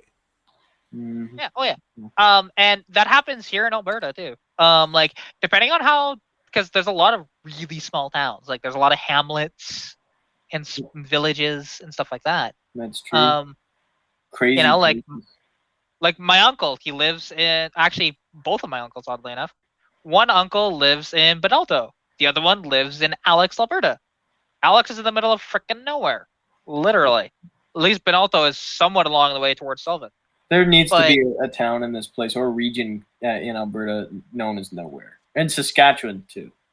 And then there's got to be a hamlet right in the middle of it, known as. Yeah. Well, I mean, the thing is with Saskatchewan, you have all of your population in the south, and then there's nothing north of like there's nothing. It's probably all just tall wheat. Like there's this line, and no one owns it. Yeah. Oh yeah, exactly. It's so weird. Like, and it's just a flat plain with nothing going on. But yet, of all the provinces, they actually have the most natural bodies of water. Like, no, really referring to, yeah, it's. Hey, most people don't realize that. I didn't even realize that. That is crazy. Yeah, they have the most natural bodies of water. That's just not necessarily the biggest, because that obviously falls on Ontario. But now, how big are these bodies of water? Are they mud puddles? They're mostly streams and small rivers, but they're still natural bodies of water. And you know, and it is pretty cool that way. Like that's mostly northern Saskatchewan, though. They have a lot more scenery up there compared to south. Like, you know, southern Saskatchewan, where everything is, it is so boring. It's a flat plain with nothing. Like, I drove, and it's kind of funny because when you drive out towards Saskatchewan, and as soon as you get west of, I need to look at a map. Actually, basically just outside of Strathmore. West of Strathmore? It just turns to that flat plain. There's like hardly a tree or anything. And it just east of Strathmore. Sorry, east, not west. Right. Oh, okay. Yeah. I did not mean to do that. No. Yeah, that's true. I mean, a curve in the road is a miracle driving to. Oh, I know. Like I helped my bestie move during that would have been the spring actually, and driving my car down there, I'm just like, wow, I've never done this drive before, and it is freaking boring. Because there's nothing like because we were helping her move the rest of her stuff from Medicine Hat to Calgary. So driving down, it's all nice going, from here to Calgary, picking her up, and then east of Strathmore, nothing. Like the most exciting thing was we saw a big bush on the right side of the road. That was it. the telephone lines were even entertaining to see too. Just like, wow, you're have nothing when telephone lines are entertaining. Well, you count the poles, and then you count how many sections of lines. You count how many lines you have. You're like literally between, I swear to God, between Strathmore and Medicine Hat, there's like one tree. It's just like, what the hell? Where is the tree? What tree are you talking about? There's one tree. When you're heading towards Medicine, it's actually between Redcliffe, technically. We're talking about the tree right now between there. Oh, yeah. If you go down this road, you got to kind of look around the wheat. Oh no, you don't have to. It's not wheat area there. It's literally it's like along the side of the highway. You'll see it clear as day because you'll be bored out of your daylights looking for something when you drive down there. Oh, trust me, you'll see it. Unless it's somebody weirdly chopped it down, which would be sad. That would be the end of the. Wow. Well, I mean, I don't know. Driving out to Bragg Creek is nice. I mean, that's where my grandparents have lived for 30 some odd years. But yeah, no, there's a lot of urbanization going out in Bragg Creek right now. It's crazy. It's happening everywhere. Like, oh yeah, but Bragg Creek is now the tourist mania where you can't even like people will. Like you have to wait in line on Highway 22 to cut off into you have to wait in that damn line. They're putting a traffic circle there eventually, and they're already in the midst of doing it. But like traffic circles. What? I said the infamous traffic circles. Yeah. Those things that we don't have too many here in the U.S. Yeah, well, they're building more and more traffic circles. Which, like, the thing is, if you have a proper size traffic circle, I don't care. Like. The ones that they built out in Red Deer, they're proper size. It's just like, hey, cool, those are fine. Not like those mini ones that you have in your town. Yeah. That aren't even traffic circles. They're just rounded off traffic four ways. Basically, yeah. Well, the funny thing is because before the light got put in, which that got put in, I think 5 or 6 years ago. Finally. Which one? The only light in Sundre. Oh wow. There's one traffic light and 3 traffic circles. It's so stupid. I like traffic circles. They're useful. They're great. They're very, very useful. And they only work if they're a proper size and if the traffic isn't stopping. Yes. Well, yeah. Because otherwise, Mythbusters proved this that a 4-way stop is actually faster than a traffic circle. I guess so. It depends on. You're right. It depends on. You say a 4-way stop is faster than a traffic light? No, traffic circle. Oh yeah, they're more efficient. Yeah, they're not more efficient than an intersection that has a priority road built into it. Yeah, well. So like if you're on the main road and you're going down the main road. And you have a traffic light on that main road. 90% of the time, that traffic light is in the direction that you're going. At least here in the U.S. Yeah. And the side street only comes on when a car pulls up to it to join the main road. Or to cross it. That kind of happens here. When it's late at night and there's no traffic, it'll turn into that. Because they realize... There's not much traffic late at night. We have what are called timed traffic lights, which are the ones where whatever. But even still, most of those are prioritized to mainly stay on for the main road, and then we'll flip to the side road for a little bit of time and then go back to the main road for the majority of the time. But then we also have the ones which they have like a weight sensor underneath of the intersection that knows when a car pulls up to the intersection, and that'll signal the traffic light to throw a red on the main road and the green for the side road. Which I'm pretty sure Yeah, I'm pretty sure they have the same thing here. Either that or a sensor, but I think it's probably a It's either a pressure plate. magnetic sensor or a pressure plate. I'm not sure which one. It's probably a pressure Yeah. plate. That's far more common up here is pressure plates. Yeah. Well, and also being that, well, I don't know, we kind of do deal with all sorts of weather up here. It's probably best if it's a pressure plate. Oh, Yeah. magnets will work through snow, rain. It doesn't matter. Yeah. I mean, they're true, You but more I have don't to think worry it about is. cars being made more and more out of plastic and fiberglass and non-metallic surface, non-magnetic materials now than you would have like 10, 15, 20 years Well, they ago. can sense an electric bike. They're very crazy how it does not sense snow, but it senses a bike if it has to. Like, I don't know, they're very good at how they did it. I don't know how they did it. So I said Well, a see, lot of I them would, used I to would be. love. It depends. Some of them used to be magnetic. It would just Well, would see, trip the when a car rolled over the thing, it would pull the magnet up just a little bit and would trip the. And well, see, I would love to see if they're that sensitive, like if they're not a magnet, if it's a pressure plate. Will it let you drive like one of those plastic Barbie Jeeps over it and see if it would go off? That'd be hilarious if it did. I would have my doubts, but Well, it might be enough weight. It might be enough weight with who's ever on it, potentially, adult. but just the Jeep itself, probably not. you like, But yeah. I mean, if you threw maybe, like, it depends. Like you were You're talking running about that later Barbie Jeep on car If you batteries. throw later Elvis Did you guys on ever do that? I mean, I don't know. We used to do that all the time. we Run didn't a have 12-volt that car kind of battery money. on one of those. run a Yeah, what see, on a what? Oh, on a Barbie or on one of On a those Power cars. Wheels, run a car battery or 2 car batteries on one of those suckers. Oh my god, do they fly? Well, yeah, But I mean, the one that was now throughout, I would you have the little power tool batteries which put out 24 volts. yeah. Which that's even quicker than the big old fat, but they don't last as long as the car batteries did. You could run a car battery in one of those things for a couple hours. You know, I don't think the little lithium batteries will last that long. Yeah, I loved Power Wheels. I had an obsession with them when I was very young. But they were so much more power. They're so much more fun when you add twice the power to them. When I think I must have been 3 when I tore my entire Power Wheels down. The one that I got for Christmas, tore it completely down, every last nut and bolt and screw, and put it all back together. And I spliced into the wires and I messed with the computer module to govern the speed. No, I was 3. I was 4. I was 4 because let me think what the year was.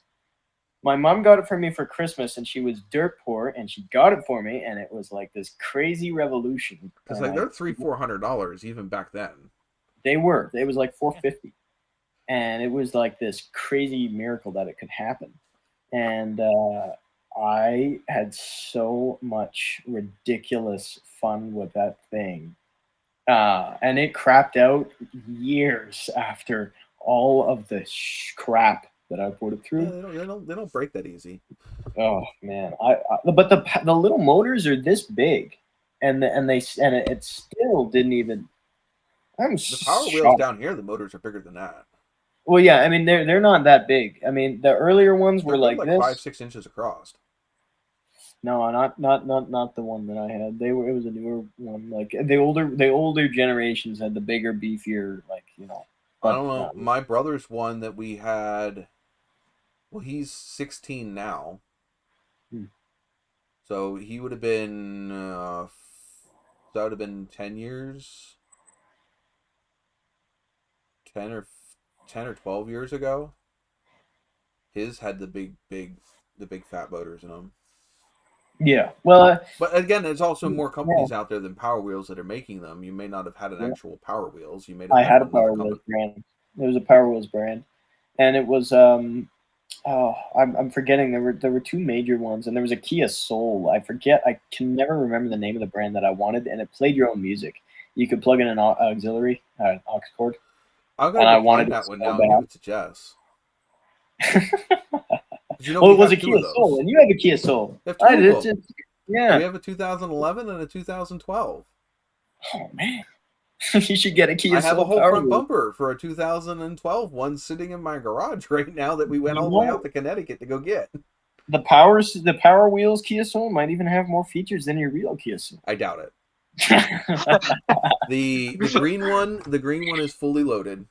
has It was every green, too. option checked.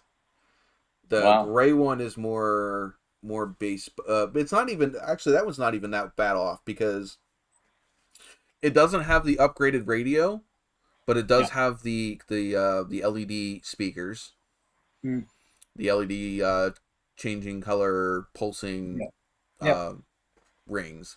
It has the sunroof. It doesn't have the upgraded interior. And it doesn't have the better engine and transmission in it. What engines did they offer in those?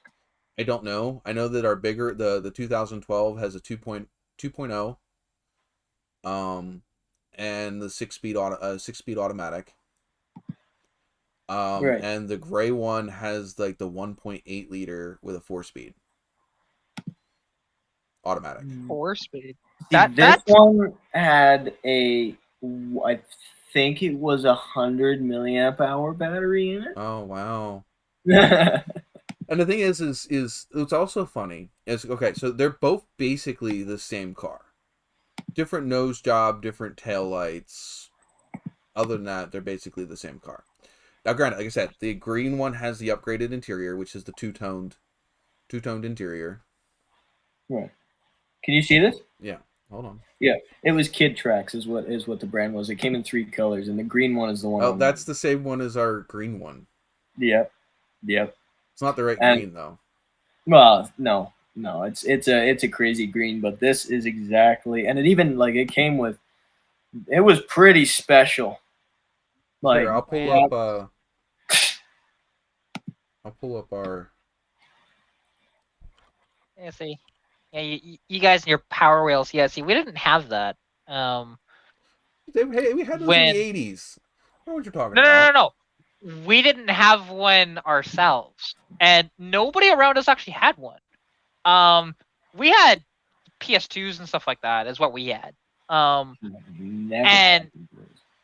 then the thing is, the one thing that I had that I absolutely love, because they still make them today, surprisingly. Well, not surprisingly, because they were fun when I was a kid, but they don't make the good ones anymore. A PS2? No, I'm just kidding. No. Beyblades. But No, specifically, they still make those down here. Yeah, I know, but they don't make the good ones anymore because they got outlawed for a reason. To be honest, they were dangerous. When they first came out, they were metal Beyblades, and they still make metal ones down here. Do they? Yeah. Well, Kinder eggs are banned down there for good reason. Well, the reason why Kinder eggs are banned in America, and it's any candy that has a non-edible core. It makes sense. It makes sense. It's because people are stupid.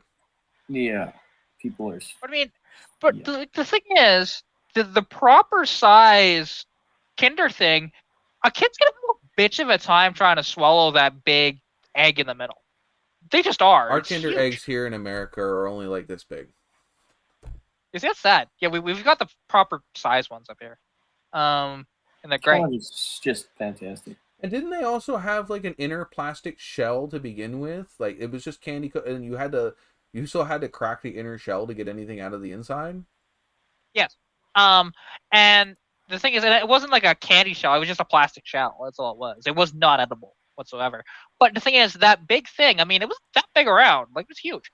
I lie. This car is not exactly the same as the one. I think that's the next generation one that. Yeah, the Kia Soul is a little newer than yours. I think the Power Wheels one is a little newer. You know, because this is the one we have.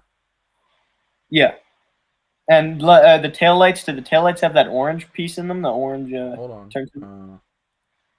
Because that's kind of the determining factor is the taillights. Easily the easiest determining factor. The fact you know that off of a Kia surprises me. I don't care about them, but I just noticed the back of that Kia. Show me any taillight, and I guarantee you I will get the car. I'm so fantastic with taillights. I could go on my YouTube channel because one of the videos that I have that does very well is replacing the taillight bulbs. Oh, well. Maybe it was me who watched them. Oh, yeah, see, like, and the thing is, yeah, because, like, don't get me wrong, I can tell some things apart, but I don't pay attention much to, like, I can tell most cars apart. but Kias are not exactly my strong suit. Well, Nor yeah, I is mean, mine neither. But the thing is, driving down the road, I can tell you, as long as my eyes aren't too blurry, I can tell you as soon as I can make out the front end before I even see the badge. Like, even from the point when I was an infant, I would know that's a Hyundai because I can look at the wheels and see. Oh yeah, Immediately, it doesn't, taillights are my specialty, but I can look at any car and immediately, like, before I can even process the thought, I know exactly what it is and what year it is. I have a gift that way almost. And see, I can do that up to a point. It depends on the vehicle, but bulk of the vehicles on the road, yeah, I can do that too. But the thing is, the newer it gets, the harder it is for me to pinpoint a year because they don't change year to year like they used to. They're the same for 5 or 6 years now, and then they change. Yeah, and I'm not talking about the year. I'm talking about year range, generation. But and also I'm looking at your taillights there, and that is the same generation as the Power Wheels one. No, it isn't. The nose was different. Oh yeah, no, and the taillights are the taillights. You have the generation right after this has similar taillights. They don't have this colored strip that runs up. The taillight runs all the way into the glass. I need to make sure I have my facts straight here because the headlights changed. Oh, the headlights definitely changed. The headlights aren't even different on our 2 Kias. Yeah. Now I'm looking at this one. And I need to make sure I have my facts straight here. That's a 2014 generation that is in the Power Wheels. Yeah, they It's the next gen. Yep. You see, I just know the 2021 they have the Camaro front end on them. I don't like it. Yeah. I like the part of what I liked about these Kias was the way that the front end looked, and it looks like those like the Honda Element-ish things that they had way back. No, I hated those so much. Well, see, the thing is, an Element, if you slam it completely on the ground, they look badass. That's about it. No. It looks like a homeless person's shelter. It looks like somebody just needed a warm place to be and threw a bunch of boxes on the freaking curb and decided to live in it. That is awfully specific, but all right. I don't like them. I also don't like that weird one with the oddly shaped freaking windows where it's not symmetrical. That one bothers me every time I see it. I just don't like Honda Elements. I think that's the Cube. It just bothers me. I hate it. I hate it so much. You know what's weird? Cube. Yeah, well, the thing is, a friend of mine has a Cube, and she loves her little Cube. It's I've been in it, and it's so weird. It, but I don't. No. Well, the thing is, it bothers my OCD so bad. Oh, it gets worse if you get the side one. I promise you that. Because I don't ever want to get. I don't like the new Mini Coopers either. I hate them. I don't mind them. I don't mind them from the outside. From the outside, they don't look bad. By new Mini Coopers, I mean not the '70s Mini Coopers. I'm not talking about the new stretched Mini Coopers or I'm just talking Mini Coopers in general. I don't like their interiors. I don't like the way that their dash is set up. It bothers me.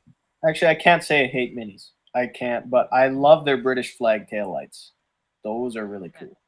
You see, like, I don't hate them. Yeah. I hate their interiors. I've never spent any time in them, so I couldn't say. With the Cube, the one thing is with their headliners in particular. Yeah. They don't have a flat headliner. They've got like this wave headliner. It's so weird. Circles around that dome light. There's that too. So it's kind of like a wavelength going out for like sound. Yeah. But it's like ripples. Yeah, it's weird. I'm not gonna lie. But very practical and fantastic car for her so far, at least. She's put like nearly 200,000 kilometers on it. I thought you said for a hearse for a second there. You said for her. For her. Oh, I mean, there might be enough room for a casket back there. I don't know. It's tall enough, that's for sure. That's a Mini Cooper dash. You don't like the big black circle? I don't. It looks like I got my kitchen clock on my freaking dashboard. Yeah, I'm not a fan of that because, like, the thing is, your speedometer's in the middle, which is stupid. That should be in front of me. I'm not a fan of that part. I don't like the styling at all. It's too clunky. Like that steering wheel is super uber thick. Well, it's like driving. Like, you know, like that kid you had that toy you had as a kid that you had to stack the rings on top of each other, and they got smaller as you went up. Yeah, That's like the bottom ring on that thing, man. It's just. See, now, Well- I didn't, like, the thing is, with the, I didn't mind, actually, because I've driven one. It was a 2016 or 2017. But the car was a pile. Like, it drove fine, but the problem was, it kept creating a noise from the engine, and they couldn't figure out what it was. So they kept replacing the motor. That 2017, in 1 year, went through 3 different engines. They're Because built of like that. garbage, first of all, and the Well, people. it's they're BMW. really not I like the old Mini Coopers. Well, exactly. A proper British Mini Cooper, because the thing is, the new Minis are not British. They're German. It's They're BMW. made by the same company that makes. They're made at the same place that freaking makes the Beetle, aren't they? No. No. That is a BMW. The Beetle or the Mini. No. The Mini. The Mini. The Mini is a BMW underneath. It is. It's a BMW, and also a lot of them aren't even built in Germany at this point. Most of them are, but some of them are. Most of them are built in Mexico, or not most of them. A lot of them are built in Mexico. But that doesn't Yeah. shock me, to be honest. But but the thing is, yeah, and that's why their quality has gone completely down the toilet because of that. Because before that, don't get me wrong, an original Mini wasn't a super amazing car. Because bear in mind, it was British Leyland. It wasn't great. But so much better though quality than the new ones, because at least it would run when you didn't get the electronics wet, because they did have Lucas Electronics in them. But speaking of electronics, before I forget, I'm thinking of rewiring my Cadillac somehow, or at least saving up for it. And before you all start shaking your head no and saying don't do it. I'm not saying no. But there are, just go with a classic painless wiring, and there's other companies that do basically the same thing. Just get yourself a basic, find out how many circuits you need, because that car may not need that many circuits. And it doesn't need that many. It's just that the wiring is good. Like if you pull that knee, what do you call it? Knee under the, what do you call it? Underneath the steering wheel. The what? Kick panel. Well, it's not the kick panel. It's where your knees go, where a knee bolster bag would go, like underneath the steering column. Anyway, you pull that out. That's still a kick panel, but okay. Oh, well, I didn't know that. I always thought it was like where the hood latch is a kick panel. But anyway, if you pull that out, it's spaghetti. Like there are thin wires. Oh, okay. Yeah. Sidekick. Okay. Well, so they're the sidekick to the kick panel then. They're like the Robin to the Batman of the kick panels. Anyway. Anyway, it's like a spaghetti mess under there. It looks kind of like a Fiat had something to do with it under there, and like it's just like it's a mess. And also the horn and door locks, the whole, like there's a master breaker in there that like is where the parasitic drain is coming from, and it runs not only like the locks or the power trunk, which most of them are as the draw, but no, it runs the power seats, the radio, the power locks, the power windows, the horn. It runs like everything major in the interior, and so it's a GM. Yeah. There's a reason why my Trans Am didn't run for 3 years. It wouldn't turn. It wouldn't do anything. It's similar reason. Yeah. Yeah. I shall show you what I ended up doing to fix that.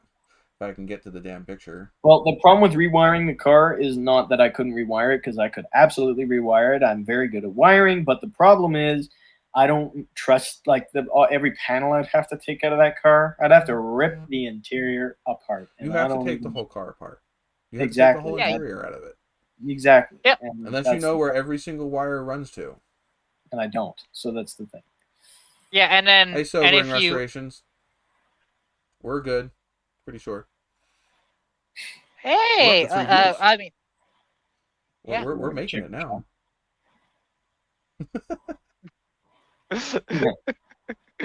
Sorry, Sober. We've been sitting here having a conversation amongst ourselves for the last hour.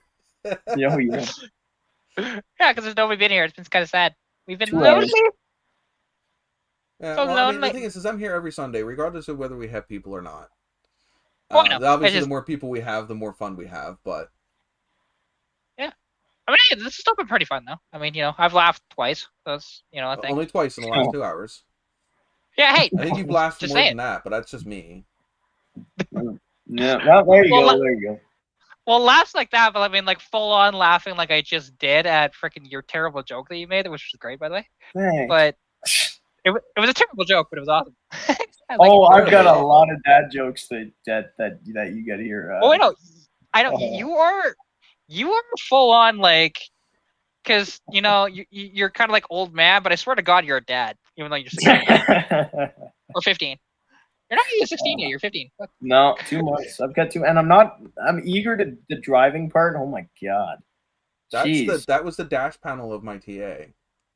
That doesn't surprise me. There it is, laid out. That's just the dash harness too. That's not the whole car harness. That's just the dash harness. Yeah, and that's probably why the Suburban, even though it's weird, all the electrical works in it, which is bizarre. Even though, like, it's got house wire nuts all throughout the engine bay. I'm sure it's underneath the dash. None of that's house wiring. It's mostly original. Oh, I know. Trust me. I can tell the difference between original and house wire. I tore that whole harness apart. Car wiring and house wiring. I tore that whole harness apart. Went through every connection and every wire. Tested the resistance through every wire to make sure I didn't have a broken wire. Resoldered all of the joints that needed being resoldered. I also added, where is it? I think it's one in here. Yeah, it's right here. I also added a wire to run to a USB hub in the center console, so I could run a USB HUD in my center console to put my phones and stuff in during car shows, so I didn't have to have them plugged into the cigarette lighter. They could hide in the center console and the console in between the 2 seats, tucked out of the way. Because it's one of the biggest pet peeves I see is when you are at a car show and people have their phones and stuff plugged into the chargers. It just bothers me. Yeah, it breaks the look of your interior. Yeah. Is what happens. Hey, we got Mr. Mach 1 and Jesse in here. Hey. Oh, excellent. Yeah, hey, getting one of my peoples in here. So nice. That's one of the things that I like to stay out here for a while, because I do know that even when I ran the show before I used to have 2 different sets of group of people. I had like the 9 to like 10:30 crew. And then after like 10:30, I would get the second half of the crew. So I would even actually have 2 different sets of guests that would show up, because I'd have the people that would start my live stream with, and then they would go to bed. They would be, because it's East Coast people, they would go to bed, and then I would have people joining from the West Coast, and I would also have guests that came up on the screen that would be just, joining later, because it's later for them then. And I'd have almost like 2 separate podcasts in one podcast, because I'd have different people in the chat and different people up on screen depending on what time it was. Well, and the thing is, what's kind of interesting about my live streams is I can do them any time of the day, because I actually have a few people from New Zealand and Australia as well that like to hop in when I do them. Like, if I do one at 2 in the morning, which I have done, yeah, I get those guys, and it's freaking awesome. We have the best conversations, to be honest, because I don't get too many people from, mostly mine are Mexico and United States. Not even too many Canadians. Well, that's You're special. You and Jason and Roy, you guys are special. At least to me. I love how you keep calling him Jason. No, Jason. Right. Sorry, I'm not going to know what the hell you're talking. I'm not talking about Mr. Old Man here. I was talking about you're talking about actual Jason. Yeah, Old car auto guy. Okay, that makes more sense. Okay. I've known him longer than I've known you. You best call me Jonathan, my friend, because otherwise I'm not gonna know what the hell you're talking about. I just call you Old Man. Okay, yeah. Well, then I'll know what you mean. And by the way, speaking of which, in my science class, I am bombing, but I have a great time in it. Like, there are kids, every kid calls me grandpa, and even the teacher jumped on the grandpa bandwagon. I said something like, oh yeah, it was an argument about a hashtag, because he had written something like a number of objective lens on a microscope or something, and I said, what does that hashtag OBJ mean? He said, that's a number sign, and I said, I'm pretty sure that's the name for it, and I googled it on my phone, and in the middle of class I said, hey, it's an octothorpe. And he had no comeback. So he said, Okay, old man. And that is when I knew that I am Grandpa. You are now, Wait, too. I mean, the thing is, Cat, one of my friends... can you see the screen? I can. Follows me That is everywhere. brilliant. I love it. Because, like, the thing is, friend of mine, which I've been friends with her since I was in elementary school. And the thing is, once we reached junior high, she got really into baking and knitting. So we would call her Grandma Mel all the time. To this day, she is now, because bear in mind, at the time, she would have been 12 or 13. And we started calling her Grandma Mel back then. And to this day, she's 25, 26 now. She's still Grandma Mel. So, oh crap. I totally fucked that up. What? Yeah, you did.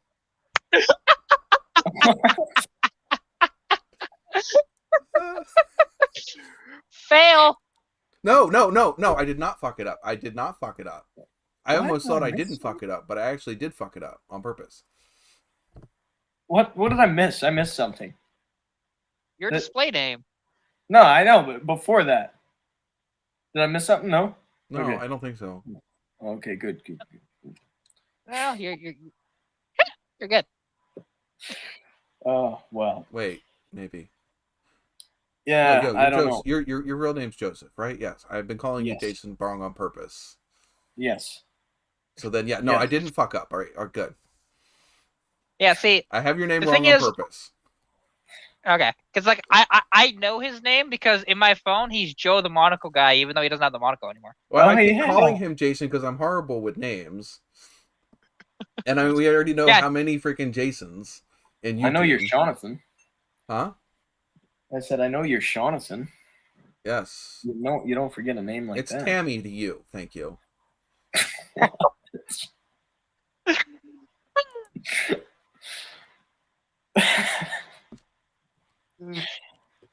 Yeah, see that's convenience of my name. Everybody just shortens it to Cat. It's convenient. Well, yeah. You know? Which is why I'm surprised you have Katarina's. Well, having the YouTube name is the more appropriate thing because then people can find you when you're up here. But yeah, right, so I saw that Mach 1 says he's from Michigan. Before Cadillac Land. Huh? Cadillac Land. Cadillac what?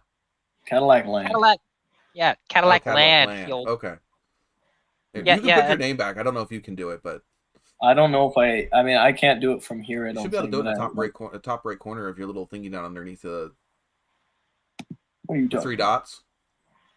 Do I have the 3 dots in here? You should. Yeah, I don't on mobile. Oh, yeah, no, I can. There you go. You can fix it back. I was only fucking with you. Yeah, I figured. What is it if you can't have fun with your friends? It's terrible. They're not your friends. Right? I am harder on my friends than I am on the people that I don't like. Yeah.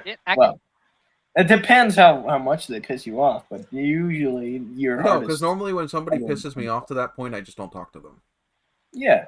Well, they're not. Like I said, if I'm hard on somebody, it's normally probably because I like them. Because they're worth your time. Well, yeah, they're worth putting that energy into. Exactly. Yeah, well, it's like, because the thing is, I mean, I can relate it back to, because yeah, I did the same thing. Because like there's this guy in town, which I mean, most people know, like, Mach 1 was in the stream with me earlier, at least like in the comments. The one you had before mine, earlier today. Yeah. Okay. Yeah, earlier today. You had a stream today? Yeah, I did. It was like at 3 o'clock in the afternoon. Mr. Mach 1 was when you said, I am all confused. My brain is not keeping up. ADHD is in like 6 other different places and trying to pay attention to the conversation, and I just kept rereading the things that were in the comments like 6 times, even though I already know what they say. I'm just having an ADHD fun time zone, and I'm about ready to go out there and go grab a bottle of wine because I think I'm out of alcohol. Well, beer. I'm out of alcohol too. I really need to get some isopropyl alcohol so bad. I have like 5 bottles of wine sitting out there from one of those what company was it? One of those subscription wine services. Forget which one it is. But I signed up for it just because I was like, what the hell, why not? You know, who Why am doesn't I who not doesn't want surprised? a subscription crate to wine? I didn't know you could get it. It must be crappy wine if you can No, get a it's pretty subscription to good. wine. Really? No, Okay. it's like that. What's that other company that you see people do all the time where they give like the woodsman stuff and all of that stuff. Shoot, my brain is not here. What? But What no, it's Dr. good stuff. Sasquatch? It's just not like they're not passing off the big name company stuff. So it's the little hole in the wall places you've never heard of, which sometimes have the best crap. Oh yeah. Because they actually still take pride in what they're making because they're small batch. The thing is, and I learned this a long time ago, anything that isn't heavily commercialized is usually better than the stuff that's heavily commercialized. I agree with that. Sometimes. Usually, if it's actually handcrafted, like if it's actually good stuff. Well, the thing is, look at beer. I haven't found a very good replacement for regular Kraft macaroni and cheese. I've tried a lot of other brands that are similar. Like, I'm not saying that real mac and cheese is not better than Kraft macaroni and cheese. But when you're looking, that's like when you're looking for a McDonald's cheeseburger, you're not looking at a McDonald's cheeseburger because it's the best cheeseburger in the world. You're looking at it because it's a comfort food. Yeah. If you're into McDonald's. I was gonna say, I've only ever had a McDonald's burger when I was hungover. That's it, because that's the only thing you want when you're hungover is McDonald's. It depends. See, now I worked at now the thing is if you're smoking a little of the funny weed, I used to work at a Wendy's, and that was the place. Either I hit the Wendy's or they hit the Taco Bell, because it was either it was either 20 junior bacon cheeseburgers in a freaking shot at like 12:30 at night when we close at 1, or it's the 20 to 30 tacos that are like $1 or $2 a piece. Well, the thing is, like, McDonald's, actually, sorry, it's not so much when you're hungover, it's when you're actually drunk. So it's when you're at 2 or 3 in the morning and you want food. See, now I don't know if it's just from where I come from, but when I used to go out and we used to, go out till 2 or 3 o'clock in the morning, it was always the diners we would hit at like 4 or 5 o'clock in the morning after the bar closed. We have the the cliche train car diners. Oh yeah, no, the thing is, the equivalent up here is Denny's for that. Like, because says, White Castle, yeah, you're right. White Castle and pickle juice. I don't think I'm wrong with. I love. White Castle is one of those super junk foods you can't freaking get rid of once you're addicted to them. We don't have it up here. That's nice. It's a Jersey-based burger chain. Well, see, No, White Castle started in. It is a Jersey-based. Yes, they've branched out, but not far. Okay. Yeah, I was gonna say I only know of White Castle because of Harold and Kumar. All right. But like I said, if remember where they went to go get White Castle. Yeah, I remember. It started. Now, like I said, I'm not saying that it hasn't caught on other places, but it started in Jersey. When I was a kid, they were only in Jersey. We have a Chick-fil-A up here, up here in Calgary, which is crazy. But it's like it's at the. Are they open on Sundays? No, well, probably, but not now. I'd be amazed if they're open on Sundays. Well, I can. Because here in the United States, they're not open on Sundays. Let me check. Well, the thing is, okay, is it in the airport itself, or near it? Because if it's in the airport itself, then yeah, it's going to be open Sunday. No, because I don't know. I don't know if it is in Canada, but in the United States, because it's a Christian-run company, they do not open on Sundays. Well, see, I have a huge issue with Chick-fil-A, anyways, but they are a super conservative Christian-run company. I know, kind of like Hobby Lobby. What? It says it's permanently closed. What the hell? You guys didn't eat there enough. You know what? I like the waffle fries at Chick-fil-A. Well, the thing is, why would their dumbasses build one? Wait, is this Chick-fil-A, isn't it? And it is in the airport. So it would be open just all the time because inside the airport. It is Chick-fil-A that I'm thinking of. Chick-fil-A is not open on Sundays. Yeah, see, and the thing is, because Chick-fil-A, you like them building like having one of those in Calgary is the dumbest idea ever. Because Calgary, there's a lot more liberal thinking. And Chick-fil-A has some major issues when it comes to that. Like they're heavily conservative, heavily conservatives. But Catholic. the only thing that I would they miss from donate to Chick-fil-A leaving, the only thing that I would miss from Chick-fil-A leaving is their waffle fries. yeah, well, see, like the thing is, and like with me, it's a big thing down here in the because United States. it's a huge thing down there. Like the thing is with Chick-fil-A, because what they do as well, because they're this super Cincinnati, conservative Ohio. thing. I thought it was a Jersey thing. They were everywhere in Jersey. Mr. Monron, I am not afraid to admit if I'm wrong. He said that the first one opened was in Ohio in 1927. And they're known for their little mini burger sliders. So you like take 4 sliders to make one burger. So you just literally get a sheet of burgers. Wow. That's kind of strange. Oh, so he Googled it. Okay.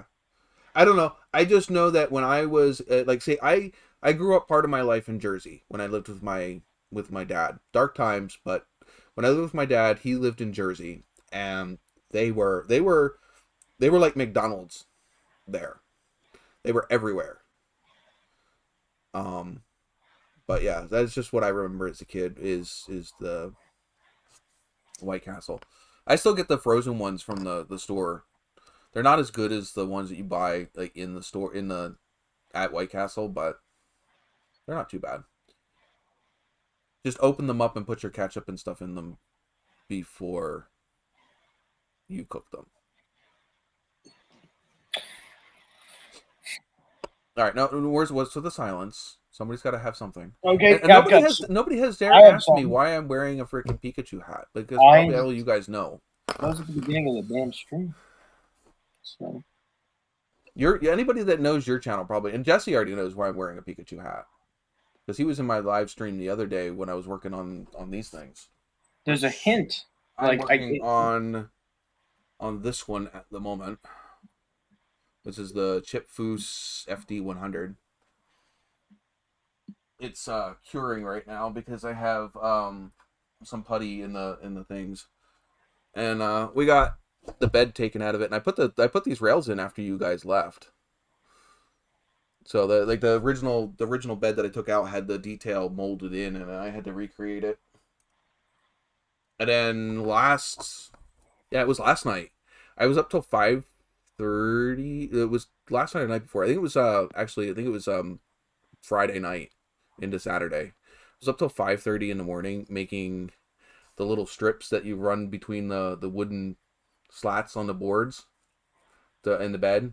They run from like the front of the truck to the back of the truck. Those were a pain in the ass. Trying to fold metal sheets to make it look like those rails that hold down the wood. But I guess most of you guys in here aren't into scale stuff. Been my new obsession. Well, I gotta finish this truck by the end of the month, end of December. So. Why? Or else your boss is gonna get after you. I'd have to have a boss right now. I am my boss. Yeah, I know. But no, a good thing. Yeah, wood bed trim. Which I have. Where are they at? That's the bed.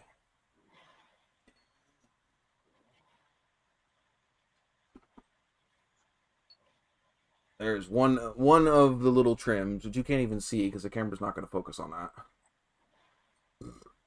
That was a soda can at one point. Yeah, that's awesome. It sucks. And the thing is that video that I put out this morning, was using the webcams as cameras, and I'm not sure if you can actually even see this.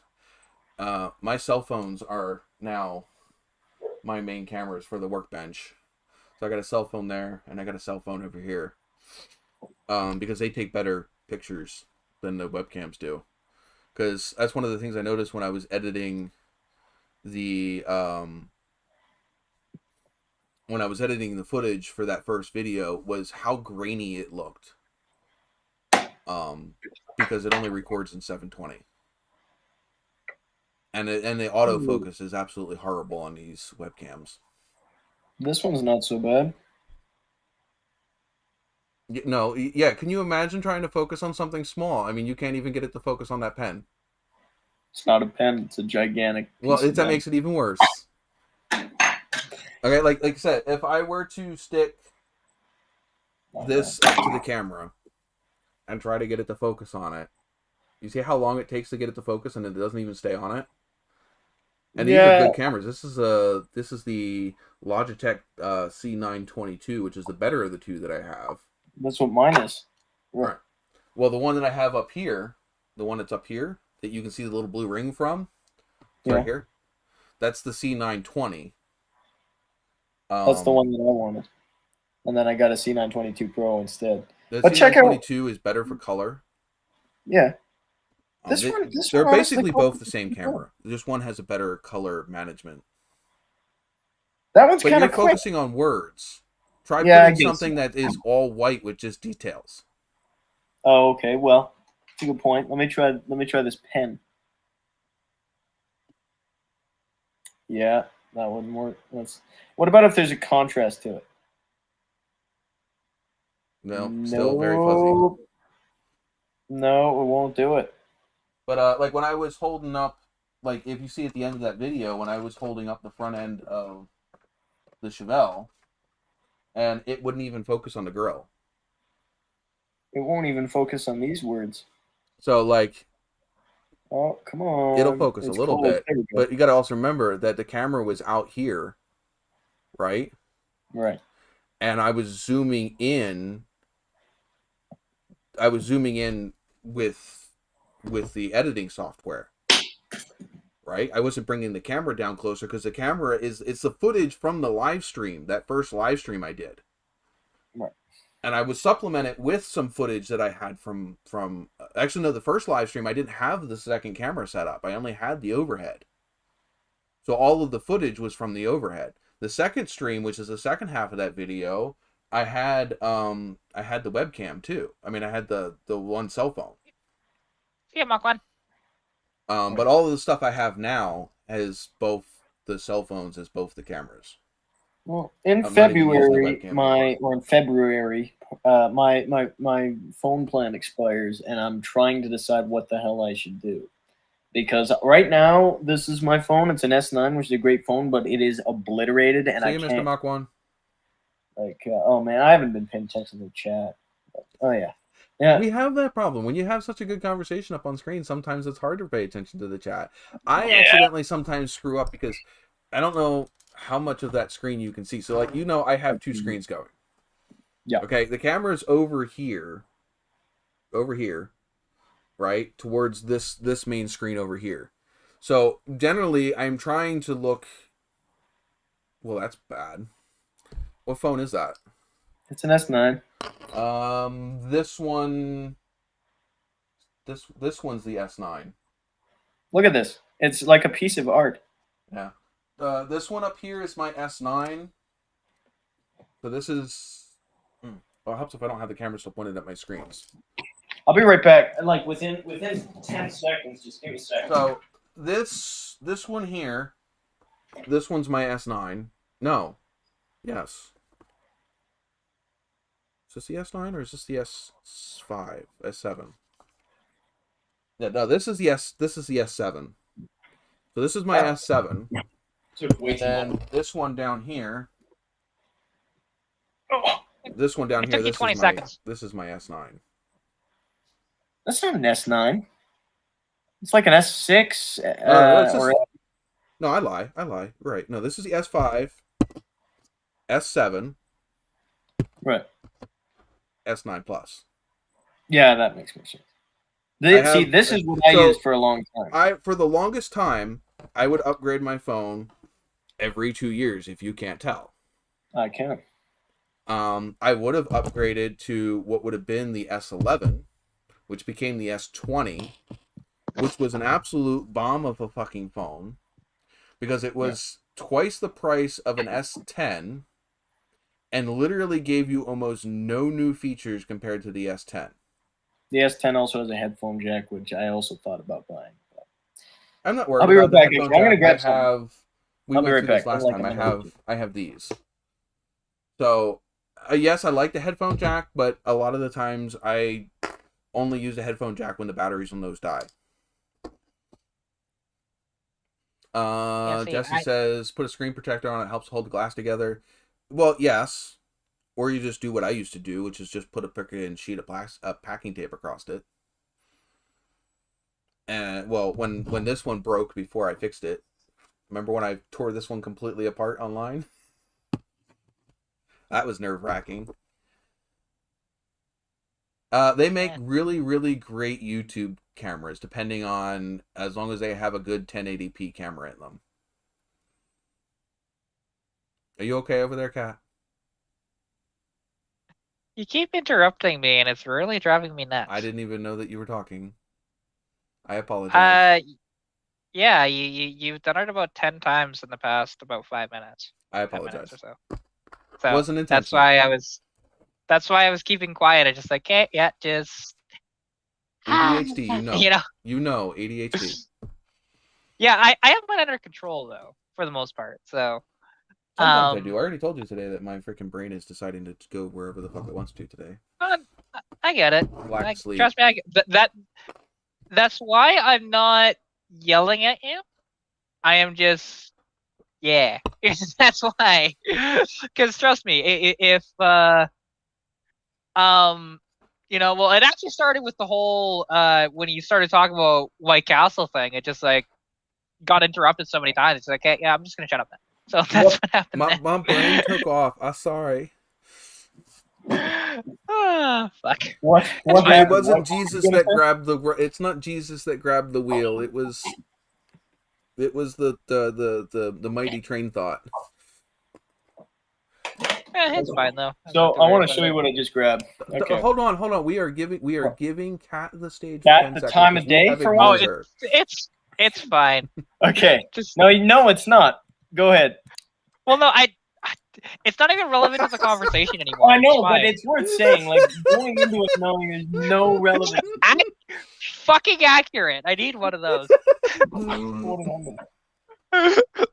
Absolutely, I need one. Just stop it. You stop it. What? That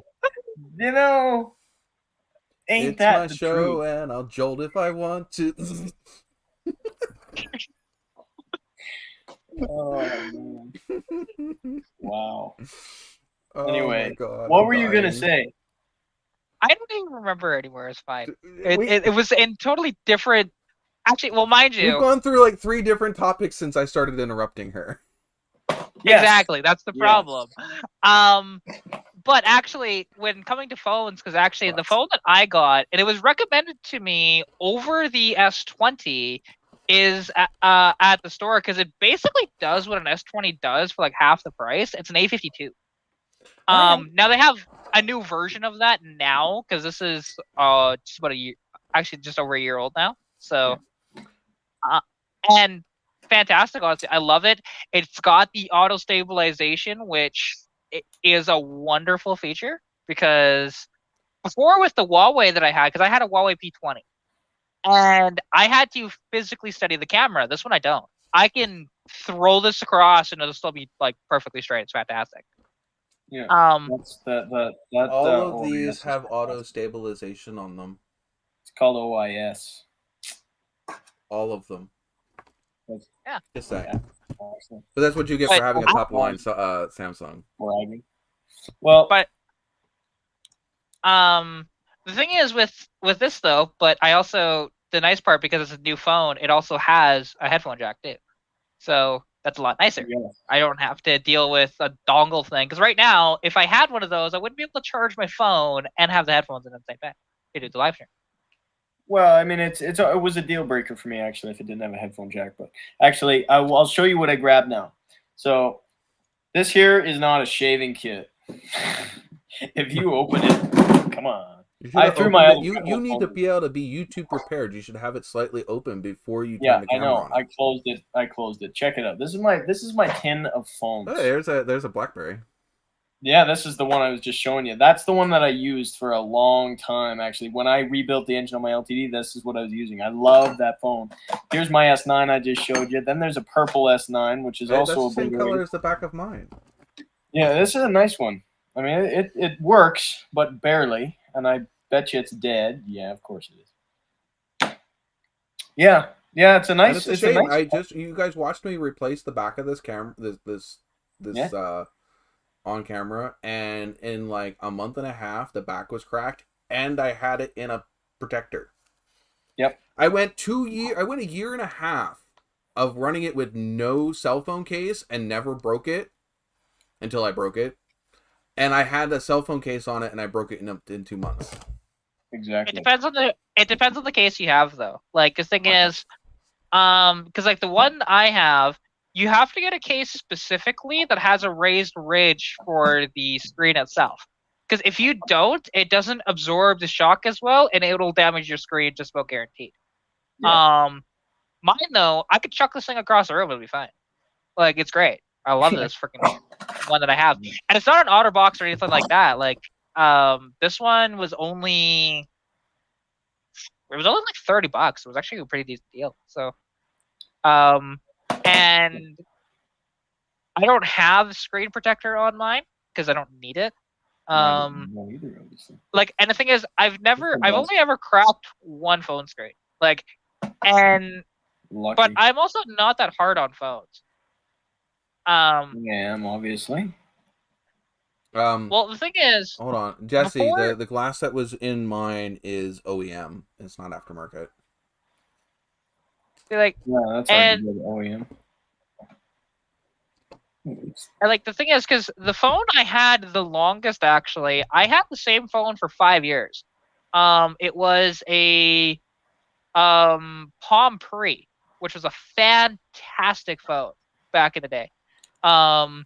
Similar to a Crackberry with the keyboard and everything, but it was a sliding, like, you slid out and you got the keyboard. BlackBerry Torch. And the thing is, before Facebook was put onto mobile, it would actually run Facebook Messenger and run games off of Facebook, which was amazing for a phone back then. Most phones couldn't do that. I remember when phones couldn't do anything but make phone calls. Yeah, exactly. I have a few of those. My first phone was a flip phone. It was a little Motorola. I still have it. It's up there somewhere. My first phone was one of these, iPhone 4. Then you don't count. You grew up with smartphones. Actually, if you want to get really technical, my first phone was a stick phone, technically. Okay. You want to get real technical? My first phone was a brick phone. You did not have a brick. I did, but of course, like, this was the first one I used. This is the first one I had a phone number. My first phone that I got working and took apart 7 times was a brick phone. It was. That's not the phone you used. Yeah. Okay. Yeah. See, like, depends how technical you want to get. And the thing is that wasn't a phone that would have been out when you had it. That was probably an old phone that you got a hold of. Yeah, I did. I found it in a dumpster. That's different. That's not dating you, because technically that phone would have been, depending on what you're considering, a brick phone. A brick phone. You're talking about the one that weighed, the one that weighed like 20 pounds. Not 20, but like a good 10, and it was this wide and had a giant fixed antenna.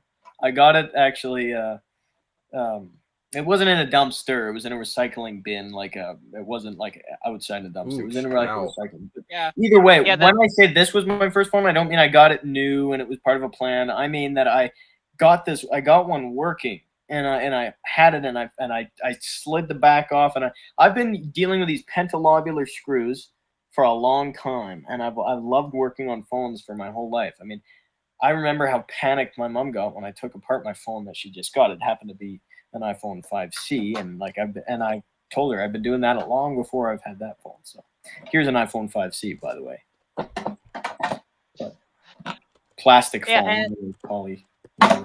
Like, the thing is, now, the one phone that was technically my first phone, albeit it never had a service plan on it, but it was an emergency phone. So like if we got injured when we were out, we can call 911 on it.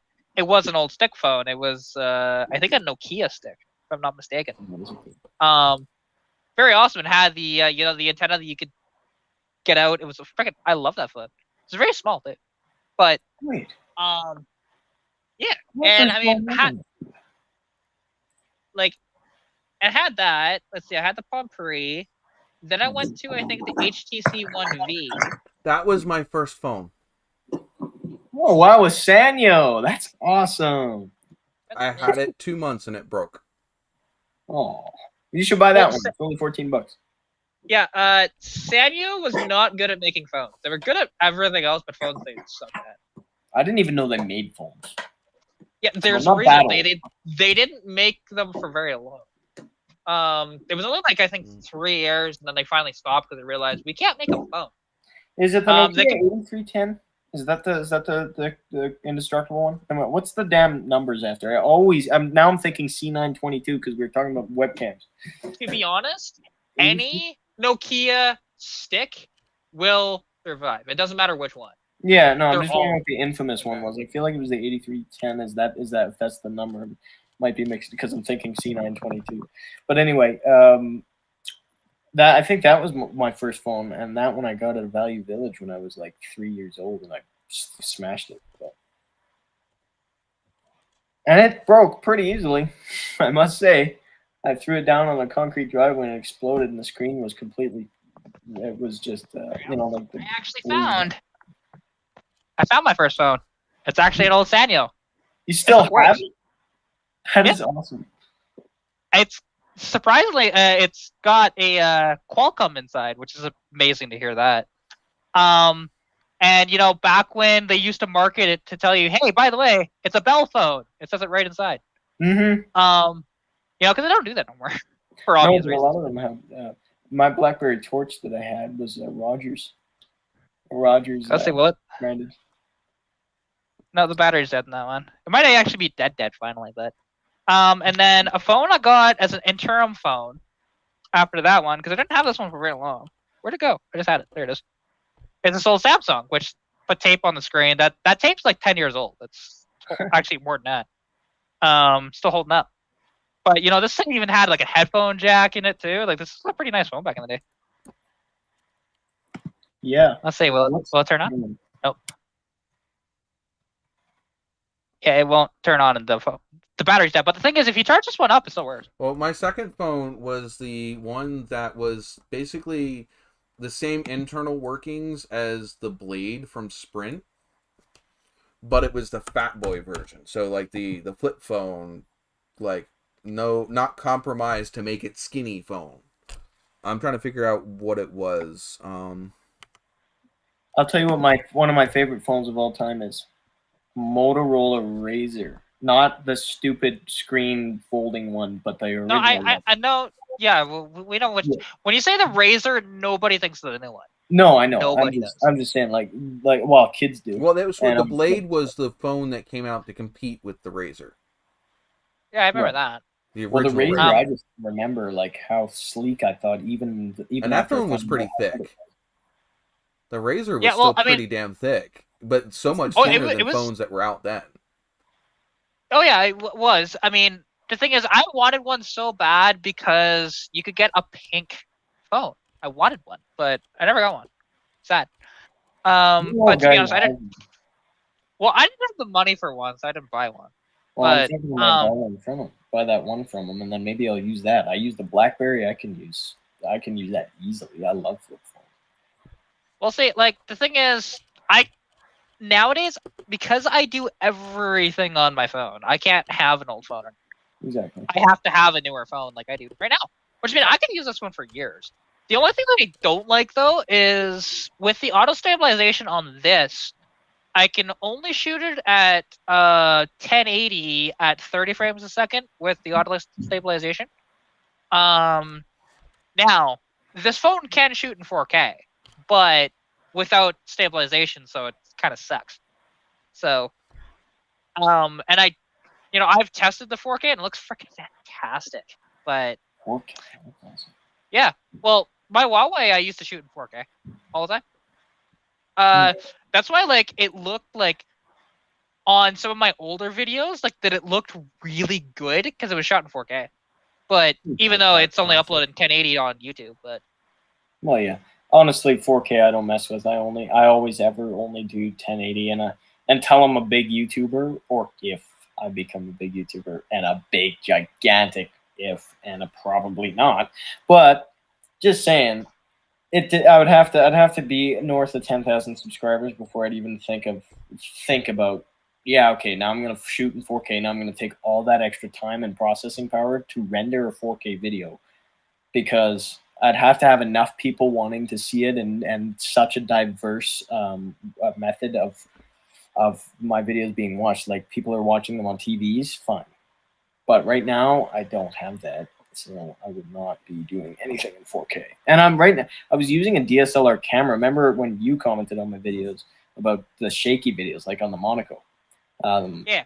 That was a DSLR camera that did not have any semblance of OIS whatsoever. So, and I mean, it's a good camera, but it's 10 years old. So, it depends. The thing is you guys are all talking about 4K. If you render your videos in the 265 Kodak. Kodak camera? No. Kodak is the code that you render your video in. But 265 is such a small file size compared to what are some of the other ones that I use? Streamlabs, DaVinci. Where's DaVinci? I don't even know if it's gonna let me open it. It's kind of funny. I pulled the back off of this old Sanyo. Apparently, this is a replacement battery made in China, and it was replaced in 2001. Wow. January of 2001. That's even cooler than the original battery. DaVinci is not opening. It physically says it right on the back of it. My last video was uploaded in 4K. I don't know if you can see that. Kind of, maybe. That's so cool. That is awesome. Replacement battery from way back in the day. Yeah, I was quite a ways out from being graduated at that point. But yeah, I should graduate in 2014. I shoot in 1080p. I can shoot in 4K. But with YouTube, they're recommending that even if you're shooting in 1080p, to upscale it to UHD 4K. Yeah. Oh yeah. They do say that because YouTube is going to downscale it again anyway. Yeah. Oh yeah. The thing is, because I know depending on your device, you can watch some stuff in 4K. It's very minimal, I've noticed, because like mine, it'll absolutely watch stuff in 4K. My phone will watch it's stuff only in 4K. certain You just videos. have to set it to tell it to do it. It's by default going to run in 720. Yeah, see, mine default is 1080 for any video, unless if it's having lagging issues, and it drops down to 720, and it can drop all the way down to like 110. It's pretty bad. Yeah, but most phones, at least here in America, will default to 720 for data. If you're on mobile, if I'm connected to my Wi-Fi, it'll automatically go to the highest, whatever. But if I'm on mobile, it defaults to 720. Okay, I think I'm gonna head out. It just occurred to me I gotta have some clothes that are clean for this week. So that sounds like a problem you should have taken care of before, like, I don't know, whatever time it is on Sunday. 9:43. Yeah, I should also do my. It's 11:43 here. Yeah. Wow. Yeah, we're in different time zones. You guys are on Imperial time zone. We're on metric time zone. Okay. Yeah. Damn dad jokes. It's terrible. It's terrible. I laugh, but it's terrible. That's the point. I don't have to load at 1080p most times, but yeah. Verizon has pretty good network here, and my Wi-Fi, we already know, is just fucking stupid. Yeah, I wish. Okay, I'm Can't gonna wait. head out. If you mean like last week, where we started having a whole Yeah. whole conversation about Hotel California for the next 45 minutes after you said you were leaving. Yep. Oh yeah. Well, I'll tell you what. Okay, I'll leave you with this. I'll leave you with a dad joke if you want. This just occurred to me. To go with your dad mustache. Sure. I just learned actually today that the company that manufactures meter sticks and rulers isn't going to be making them any longer. Oh. It's so stupid. I'm trying to figure out where the joke is in that. They're not going to be making them any longer. It's too bad. Oh, yeah. Haha. Bum. I get you now. Yeah, that is at 2 in the morning. That was, I know. Hey, that's the point of it. That was a long stretch. What? It's not really. Like, you just gotta have a quick wit to realize it. Because as soon as he said it, I knew what he meant. Yeah. You have to have a quick width, right? No. I said wit. Wit. Trust me, at 2 in the morning, I was measuring punning. You're gonna laugh. Don't find it funny then, but you'll laugh eventually. One day. Now I'm curious. What did Jesse's message say that it retracted, or did he just spell something wrong?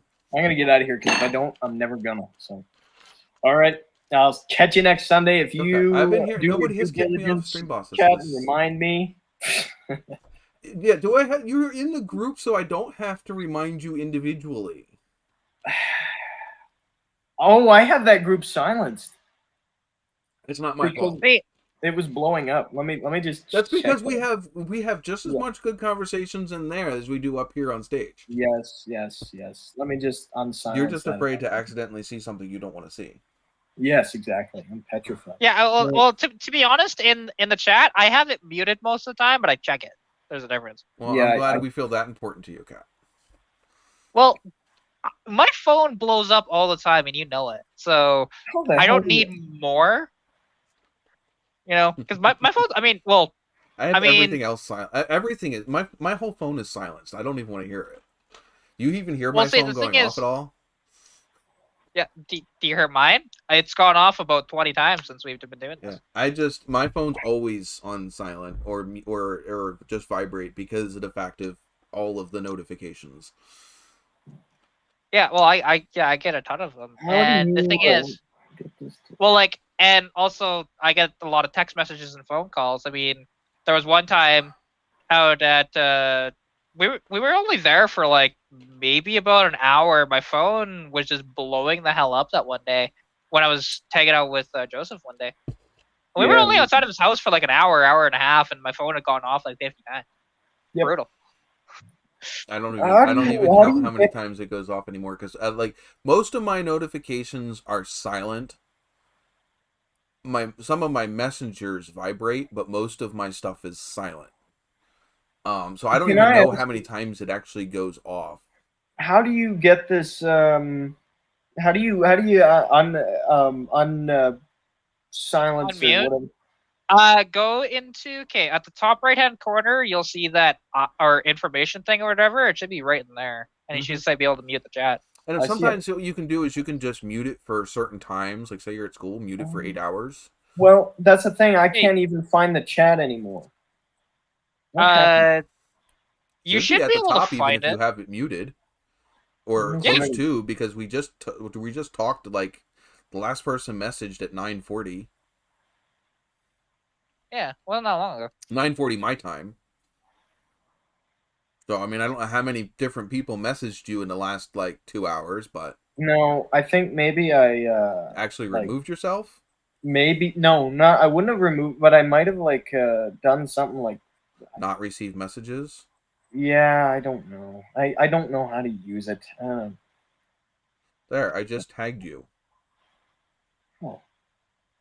Even though it's not going through. Yeah, it might take a second. I mean, can I search for Sunday? Is it still Sunday live stream? Yeah, I think I found it. Yeah, it's Sunday live stream. I don't change it.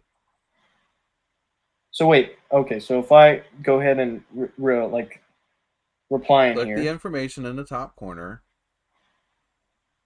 Then click the 3 dots in the top right corner. just got it. Okay, click that. Click and that. And then actually no, that's not where the mute thing is. The mute is in the underneath of the title, all the way on the right. I see it. Yeah. So I can go mute message. And then it gives you options. Yeah, and then Whether I can you want to mute for an hour, mute for 8 hours, mute till a specific time, or just mute indefinitely. Yeah, and you can also mute indefinitely, but if somebody tags you in there, you'll get notified too. So, which is why I tagged him. But I'm not going to sit there and that's kind of the same point as having that group is I don't want to tag people.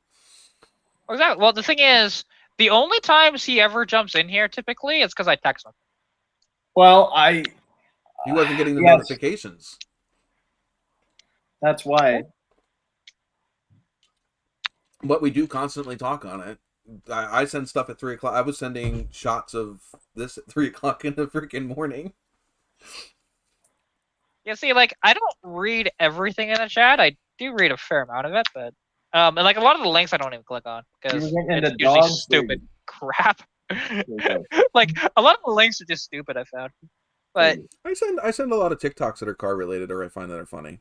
You don't hate TikTok? I thought you would be the person to hate TikTok. I have ADHD.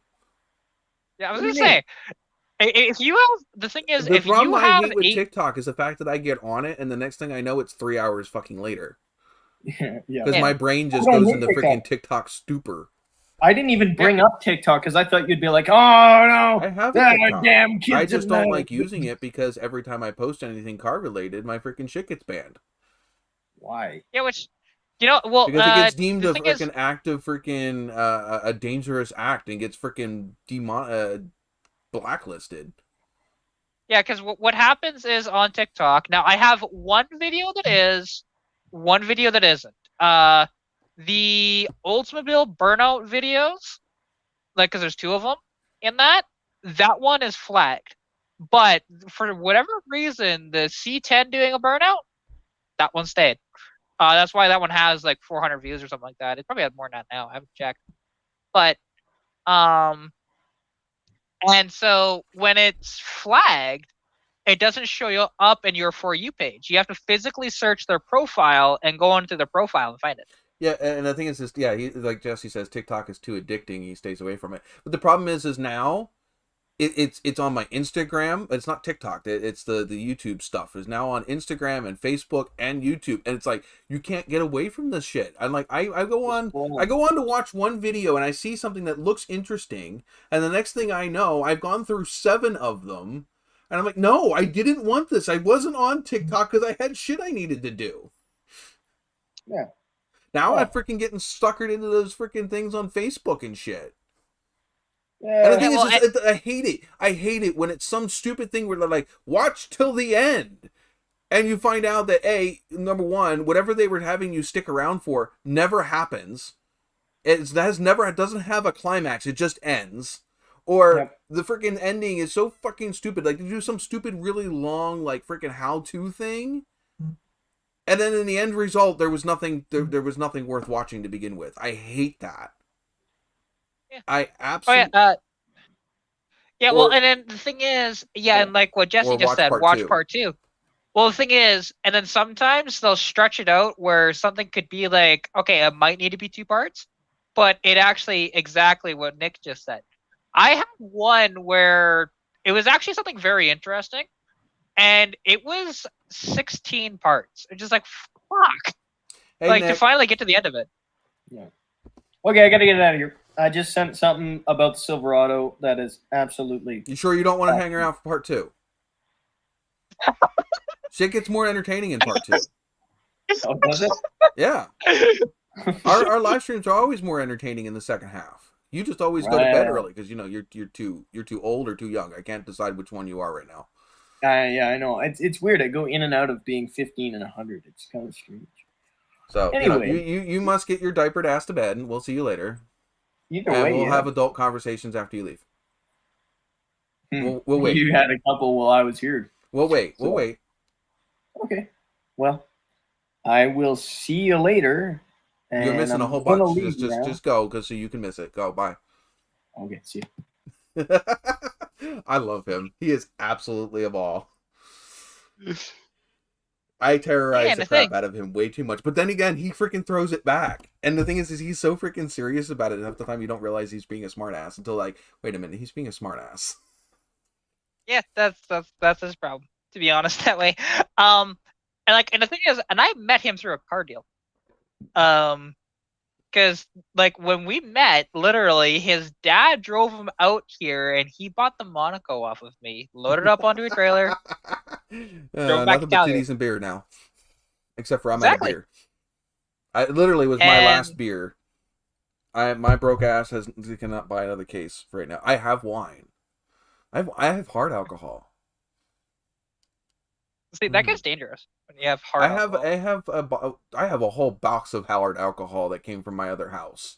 It's literally still sitting in the box. And then my Gentleman's Jack is out in the garage. But I have 5 bottles of wine literally just sitting probably 20 feet from me right now. What's that? I mean, all around. Well, I shouldn't say all around my house. Just in my house, I have. What's all in there? I have I know pink thinner there's. over here. I could just huff that a little bit. I mean, I have probably 4 bottles of Crown Royal. I know I have some rums as well. I don't know which ones I have. And Bad there's a boy, lot of Nick. alcohol in this house, to be honest. Might have to kick you out of chat. You're doing illegal stuff with my chat.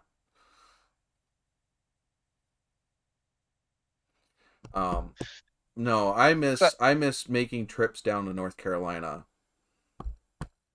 And yeah. I haven't done that in a while. I have lost contact with my friends that were down in North Carolina. And that was some good shit you bring back from there. You don't find that shit up here in PA. Well, you can. It's just not as good as the stuff down in North Carolina. Oh, that's what you're talking about. Okay. Are you confused? Just no, it finally dawned on me. It's okay. Yeah, I didn't want to mention exactly what it was. You know, Yeah, no, I mean, it's that stuff that's made, you know, at the darkest hour of night up in the freaking up in the mountains. You know, that shit. yeah. What's like the thing is, it does exist up here too. It's just not as big of a business as it is compared to the States. It wasn't meant to be a bit. Well, I mean, it is a business, but the people weren't making it I for was a gonna business. say. We were making it because the shit that they were freaking selling us was freaking couldn't knock a canary over, let alone a freaking, you know. Which is ironic coming from an American. That's all I'm saying. Why? Because I mean, mind you, you're not entirely wrong with that. Just because everything I've seen that's not hard alcohol, anyways, has less alcohol content than it does here in Canada. Well, that's why it's not hard alcohol. Yeah, That well, I stuff's mean, a casual drink, and it ranges from 7 to like I think the highest I've seen is like 15 or 16% alcohol content. Well, you know, like your average beer in the States seems to be around 5%, yet up here it's 10. No, our average beer is like 7 or 8%. Yeah, see, up here it's at least 10 minimum. Well, it depends on what kind of beer you're drinking. Number one, like this one here. This is just a hard cider, and it is. Where is it? Normally it's on the. Yeah, this one's only 5%, but it's only a cider. Yeah, like this is technically like a wine cooler, and it's only 5%. Our actual beer is closer to 10. So yeah, well, here we go. This one here is. But even like your harder alcohols too, like because the thing is, and I understand why, for whatever reason, Canadian shit. Well, I mean, the thing is, Canadian Club down there is really popular because back in Prohibition, they used to run it over the border all the time. But it's not that high in alcohol content comparatively to other brands up here. Like a lot more. No, I can't even tell what this one is. This one doesn't have an alcohol content on it. Oh, wait, here it is. Actually, this one's only 5.4. You see, and that's just sad. Like, and I don't I have really any wonder Yingling sitting why. here. I don't have any. I don't have any Yingling or my Guinness sitting here. Guinness is higher. You see, like, and the thing is, with because alcohol's up here. What's nice, there is no limit of how much alcohol you can put in a drink up here. Because you can technically get moonshines up here if you want to. Yeah, It's I mean just technically they hard. sell moonshine here, but it's only like 90 or 80 proof. Yeah, you can get.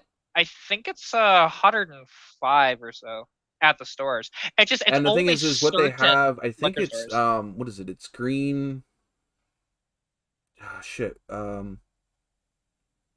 I forget what the brand. I don't buy it, so that's why I don't really remember the brand name.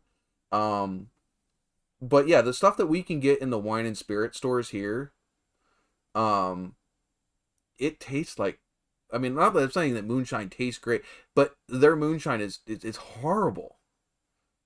Oh yeah, it's not the same. Like It's I've not. had like the thing is I've had both, and don't get me True wrong, like moonshine I is a could. nice, crisp, clear taste, even though it does taste like paint thinner.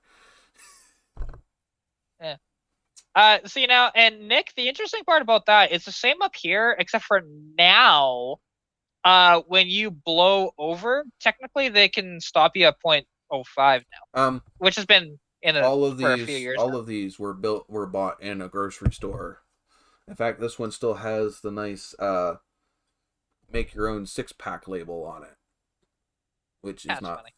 focusing, but yeah, because Yeah, see, and in Colorado, it's only 3.2%. That's sad. I Like mean that's that's not even nothing. like in a duels. Was even Yeah, I a mean, duel mind is you, go like ahead. anytime I used to drink was never I never drank anything that wasn't heavy in alcohol content, to be honest. Because even like the lightest thing I ever drank was probably Smirnoff, and even then, that's still a hefty amount of alcohol in Smirnoff. But that's because it's vodka, which I loved. Well, the Smirnoff is Loved not a Smirnoff. Smirnoff is yeah, it's a vodka. It's not a. It depends on whether or Yeah. not. It depends on if you're getting the Smirnoff wine coolers because that's not vodka.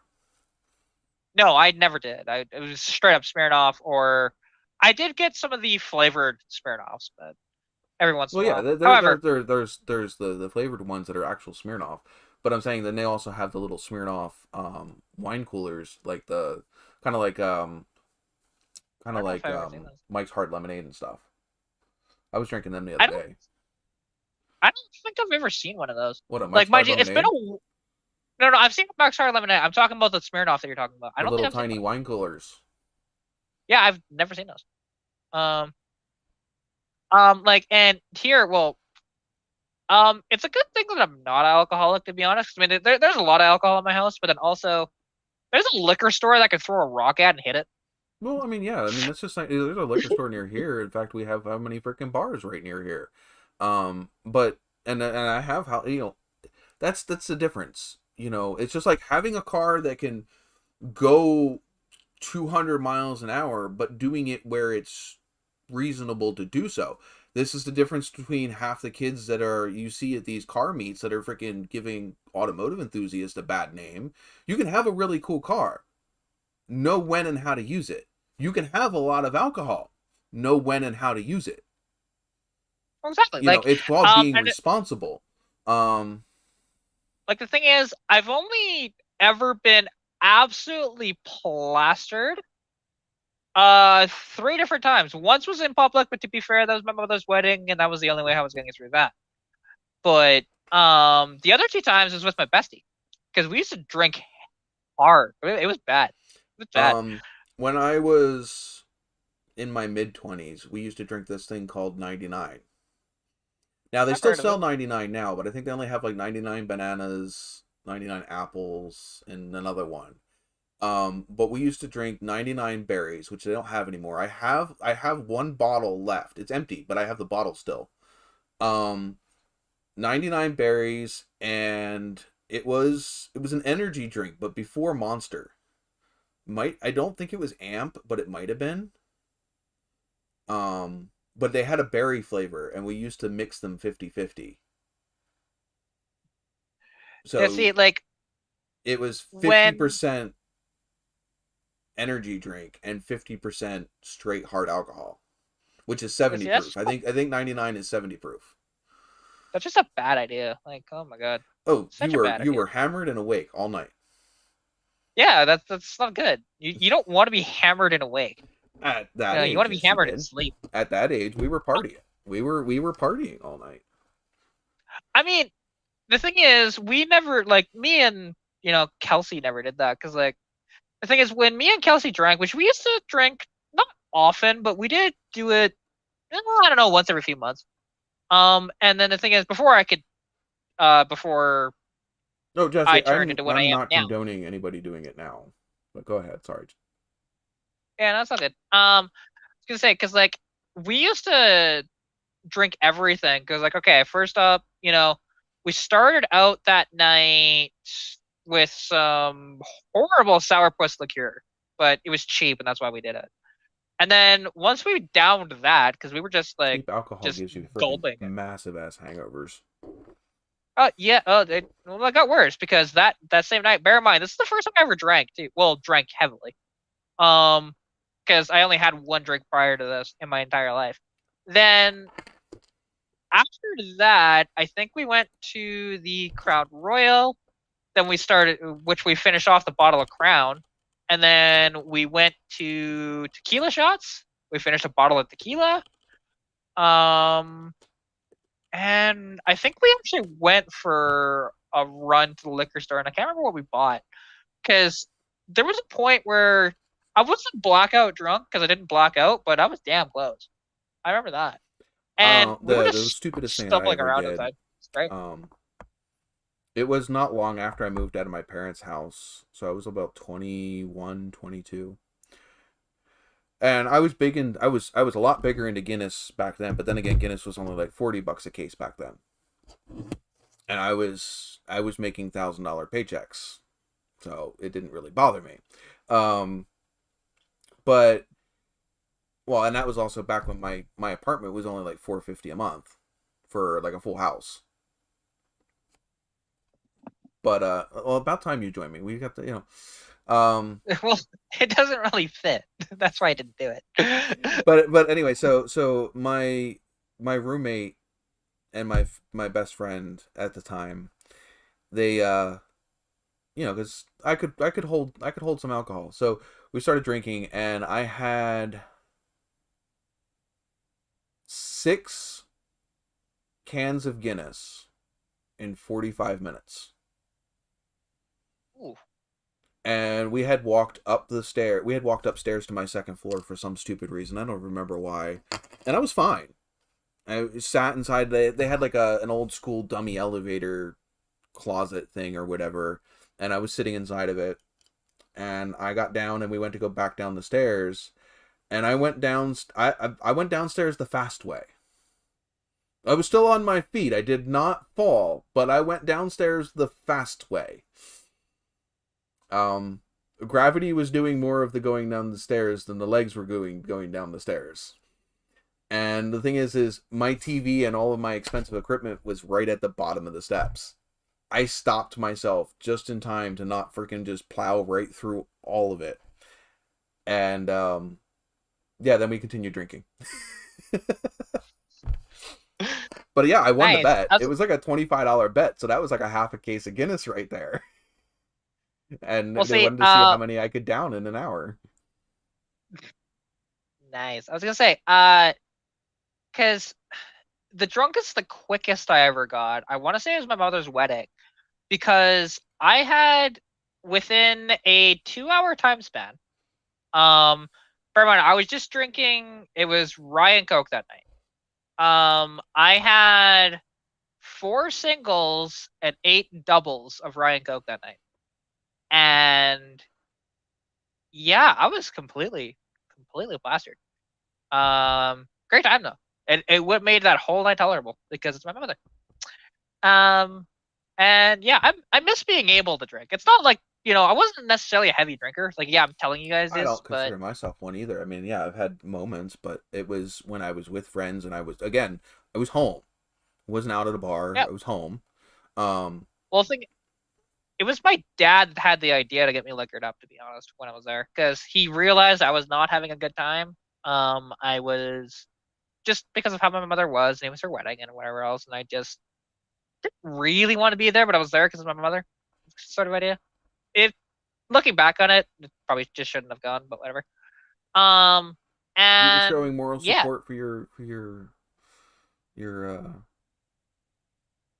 incubator. yeah. Um, Um, but yeah, I had another one where this was back when, right around the time that I bought the Trans Am.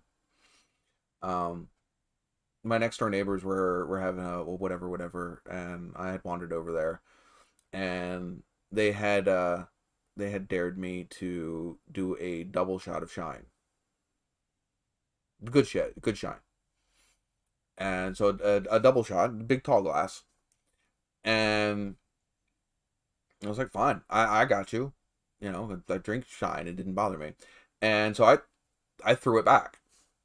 Like, you're not supposed to. Number one, you're not supposed to throw back shine. Period. You're supposed to sip it. So not even doing a shot of shine is normal. So they were expecting me to throw it back and then bring it right back up immediately. Because generally, what happens when you throw back shine, because they had the lighter there, they were expecting the giant flame ball, and well, no, it didn't work. And then I was like, God damn, I'm not even freaking drunk.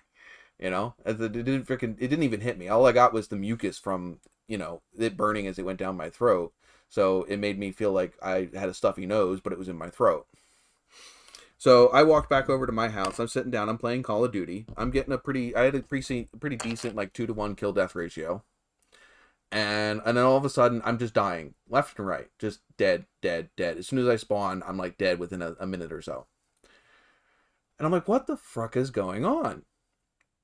And so I stand up. The second I stand up, I went from feeling quite sober to being very, very trashed in less than like 30 seconds. yeah. Because that double shot of moonshine hit me all at once, like 40 minutes later. I wasn't drinking anything else, but I went from stone cold sober to trashed in like 30 seconds. It was. Yeah, see, That's also another reason why you don't do shots of moonshine, because it doesn't hit you right away. yeah, I mean, I've only drank moonshine, like proper stuff, like once or twice. That's about it. I never wasn't a big fan of it, to be honest. I didn't like the whole, hey, it burns as going down. I wasn't a fan of that. So, like I like because the bulk of the stuff I drank was Smirnoff. It was just great, tasted amazing, and you got drunk really fast. And especially with me, I got drunk off of one drink. Didn't matter what it was. Yeah. But bear in mind, I never drank anything that was light on alcohol typically. So there's that. But I was always lightweight though. Didn't matter because like other people that would be drinking with me, they'd be fine, and I'd just be like plastered because I'm trying to keep up with them and I can't. Yeah, and the other thing is you probably, because you don't drink as often, that doesn't help. No, because to be fair, the party that we were at, I mean, she was drinking daily mimosas all the time, so that wasn't No, I mean, it's an like issue me. for her. Well, granted, it's been a couple hours into it, but when I normally drink up here, I'm barely ever reach even a buzz. Because that's not why I'm not up here drinking to get drunk. I'm up here just drinking to have a good time and hang out with you guys. I don't think it's very appropriate for me as the host to get smashed. Yeah, definitely not. Like, and if there was a day where I could drink again, which would be nice, but I don't know if it will happen. Yeah. Because it would be nice to have, because I would like for this live stream, I just have a Ryan Coke, probably finish it by the end of the live stream type idea. Yeah, I mean, I just drank 2 glasses of Angry Orchard, and we've been doing this now for, where is a time counter somewhere? It's popping up on 3 hours now. Yeah, so I mean that's 3 hours to drive for 2 beers. That's Yeah, no, that's not very. To be honest, that's really you usually slow. have a little more than that, but That's I can normally average around 3 or 4 beers during this live. So it depends on how much I'm talking, how much I'm drinking. fair. But even then, I'm still like maybe just a barely of a buzz by the end of the live stream. Barely. Most of the time, I run out of alcohol around me before the end of the live stream because I only normally bring out 2 because I don't want them to get. I don't want them to get cold. I mean, not cold, warm. Let me go check on my dog real quick. Okay.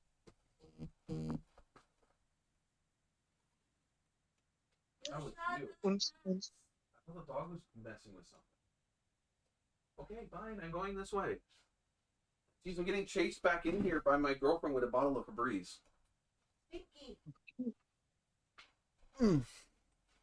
I was hearing her squirting the Febreze bottle, and I'm like, what is my dog doing out there? Because she told me she went up to bed. So I thought the only thing that was out in the living room was the dog. I'm like, what the hell is he doing? She doing? Are you zoning out there, Kat? Huh? What? Are you zoning out? No. No. Trust me. I was hearing everything you said. Trust me. There's this thing called ADD. I can listen to my head. I know. Doing this and the conversation that you're having. Yeah, it's all good. Oh. Trust me. If I actually zone out, you'll know. Yeah. Do we know when we're getting the turbo in the Mustang yet? We still fixing the other issues first. Well, fixing the other issues, plus that's an expensive proposition too. It's not just bolting a turbo on it. I just throw it on. Yeah, no. I don't know when that's gonna happen. To be honest, it'll probably have the manual transmission before that's put in. So. All right. I keep getting harassed about putting an LS in the freaking Trans Am. I have my Which? Go ahead. Well, I mean, I get why, but why? Well, yeah, it's one of the last cars that still had a Pontiac engine in it. Yeah, and you've got the good Pontiac motor. No. I have the better than would have been in that car Pontiac motor. The good one would have been a pre-72 Pontiac 400. Well, I mean, you're not wrong, but you just noticed that now. You even popped in here, and I had already said about the fact that I had it on, and that you would remember why I had it on. Or was she talking about, or is he talking about you? Because you have Pikachu hat on too, and you didn't have it on earlier. He's talking about you. I think he's talking about you. We'll see. Well, also he said he's wearing. Oh well, yeah, that would be a different, big difference there, because you're definitely not a he. No, I don't have the testiculator nature down there. Though this day and age, you never know. I've met some pretty manly-looking women and some pretty womanly-looking men. I love how it says "no you." That doesn't exactly clear up the confusion. Who's on first? Exactly. No, who's on second? What's on first? No, it's who's on third? What's on second?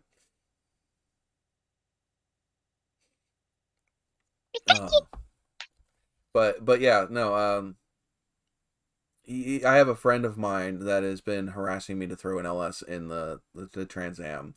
He has a 3rd gen Camaro that he did a twin turbo LS in it, and he had an LSA and an LSX, and he's selling like all of the parts for an LSX for like $1,000. I said, yeah, that'd be great.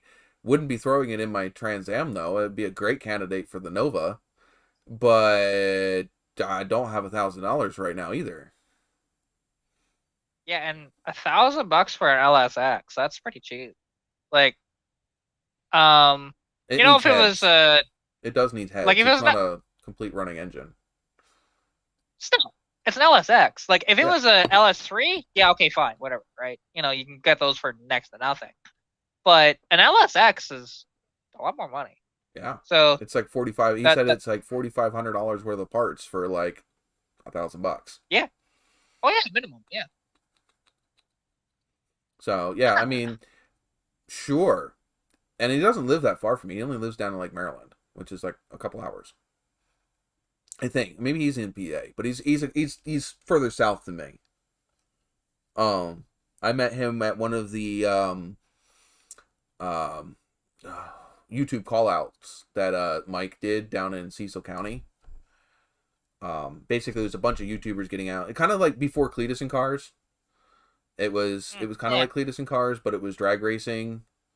And we had it up here up north, and there was a whole crap ton of YouTubers like was it not Driveway Demons? There's a bunch of different YouTubers anyway, and they came up here and did some drag racing and stuff like that. And the first one was pretty cool because it was pretty small, and I have video footage of like the center staging. I was there all freaking day up in the center stage just filming stuff. And then the second one, it got way too big. People got out of hand. And I wasn't able to pull that off because I know like Hammerden Motorsports, and I know a bunch Guitar Mageddon ZL1 and a bunch of those. Send It Steve, he was down there.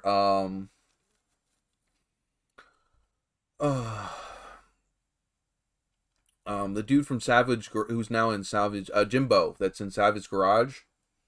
Before he was in Savage Garage, he had Jimbo's channel, and he had that really tricked out wrapped C5. And that was actually it was a C4. But yeah, so I was able to get into the center without getting noticed. Mike Davenport from what the hell is his YouTube's channel? He does all the he's like the Chevy salesman that does YouTube. But they were all down there. And that was a lot of fun. That was 2017. Well, I mean, like between me and Roy, we might be able to do something like that up here, to be honest. Well, they bought out the whole YouTubers. The funny thing is they bought out the whole racetrack for the whole day. And they like had a skeleton crew there because they figured, oh, it's just going to be like a couple people for testing tunes. They sold out of tickets, like actual physical tickets, because I think they had like 250 physical tickets on the site. They had, I think, close to 2,000 people. 2,000 people packed into that little tiny drag strip. Now that's saying something because the weekend before they had NHRA there. And we beat the sales tickets that the NHRA event pulled out. And they weren't expecting anybody to be there. They like I said, they were told that it could be big. It was, whatever. And they didn't listen. They thought it was just going to be a bunch of nobodies. And we pulled in a bigger crowd than the NHRA did. And that was only the first season that we were there. The second season, they got smart. They had the place fully staffed. All the amenities were open. All of the concession stands were open. The first time we went down there, none of that was open. They had just the basic people to run the drag strip. That was it. And see, I know, because I know actually, and it's on Roy's channel, because he actually went to, it was a track day, not a drag strip, but actual circuit track near Edmonton. All right. With the car club, and he actually took his Hudson onto the track. Oh boy! And raced it. He raced that before he went. Yeah, he raced that on the track before he did the Great Beater Challenge. Oh, so he raced it before he did. Was that the test one that he did? The test video before the main. Okay. Yeah, that's what he's doing, which is kind of funny. It's like that's a bit of severe test because you're not going to be driving it like that on the Great Beater Challenge, right? But yeah, I mean, and because they rented out the track like privately, there was no like EMS or fire apparently there. So like if your car burned, it's gonna burn to the ground. It doesn't matter. Yeah, it's just like bring your own fire extinguisher. Exactly. Like you'd be screwed. You know, if you crashed, it was well, there was no ambulance there either. So, you know, like, and because of all of this, you didn't have to actually wear a helmet on the track. So, which I would have still wore a helmet myself, I think they but only wore just like in case. aviation helmets back when that car would have been racing. Maybe, Probably. maybe something like a motorcycle helmet. Would have been probably more closer to a motorcycle helmet. The soft skin helmets, you're looking at like the 30s for that. Yeah. More so, you know, 30s and back. Oh, there you go. I actually have a drag strip like less than like 10-15 minutes Yep. from this house. If you know where like Centralia, the the town that inspired Silent Hill, which is literally basically almost my backyard. I go out the road at the end of my street, and I go up that road 5 minutes, and I'm in the Centralia. But yeah, so just past that, over the next mountain over that, which is another like 10-15 minutes, there's a drag strip in the middle of a cornfield. It's a big corn Nice. farm, and there's a drag strip right in the middle of it. You, Yeah, it's pretty cool. you see, here the closest drag strip to me is about an hour. It's only 8th mile, but there's enough room there, and they're planning on making it a quarter mile. But what's cool about Rimby though with that, because not only do they have the drag strip, but then also they have the dirt circle track too, which is cool. So you could. I'm not sure how they work with renting out the entire place, but you could do like both, which is kind of fun. You know, Mm-hmm. take your like do a shootout with the drag, and then you know do like 10 laps around the track singular, and then see who does the best time average. It would be pretty cool to do.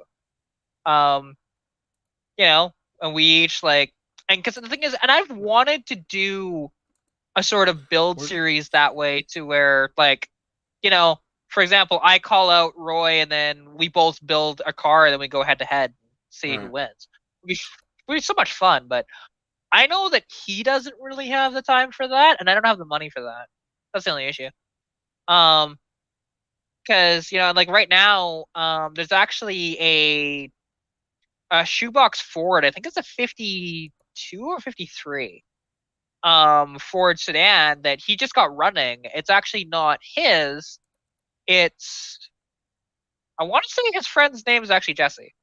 I've met him, and he bought it for the Great Beater Challenge. And they're gonna stick with the flathead in it and everything because it actually runs pretty good, I surprisingly, and it was like I'm frozen. yeah, I'm sorry. I'm having a conniption fit at the moment. Oh, there it is. It's down there. Okay. I was like trying to figure out where the hell it moved the stupid layers thing to. Because I was trying to go into the satellite mode, and they moved it all the way down to the bottom of the thing, and I had my window down too low to see it. But all right, go ahead. Sorry, Kat. No, that's all good. Yeah, I'm not even sure what I was gonna say. That's fine. Where is okay? Here's me. It is yeah. So like here's oh you can't see any of that. Actually, I don't want to share Not like that. that. I just want to share the drag strip.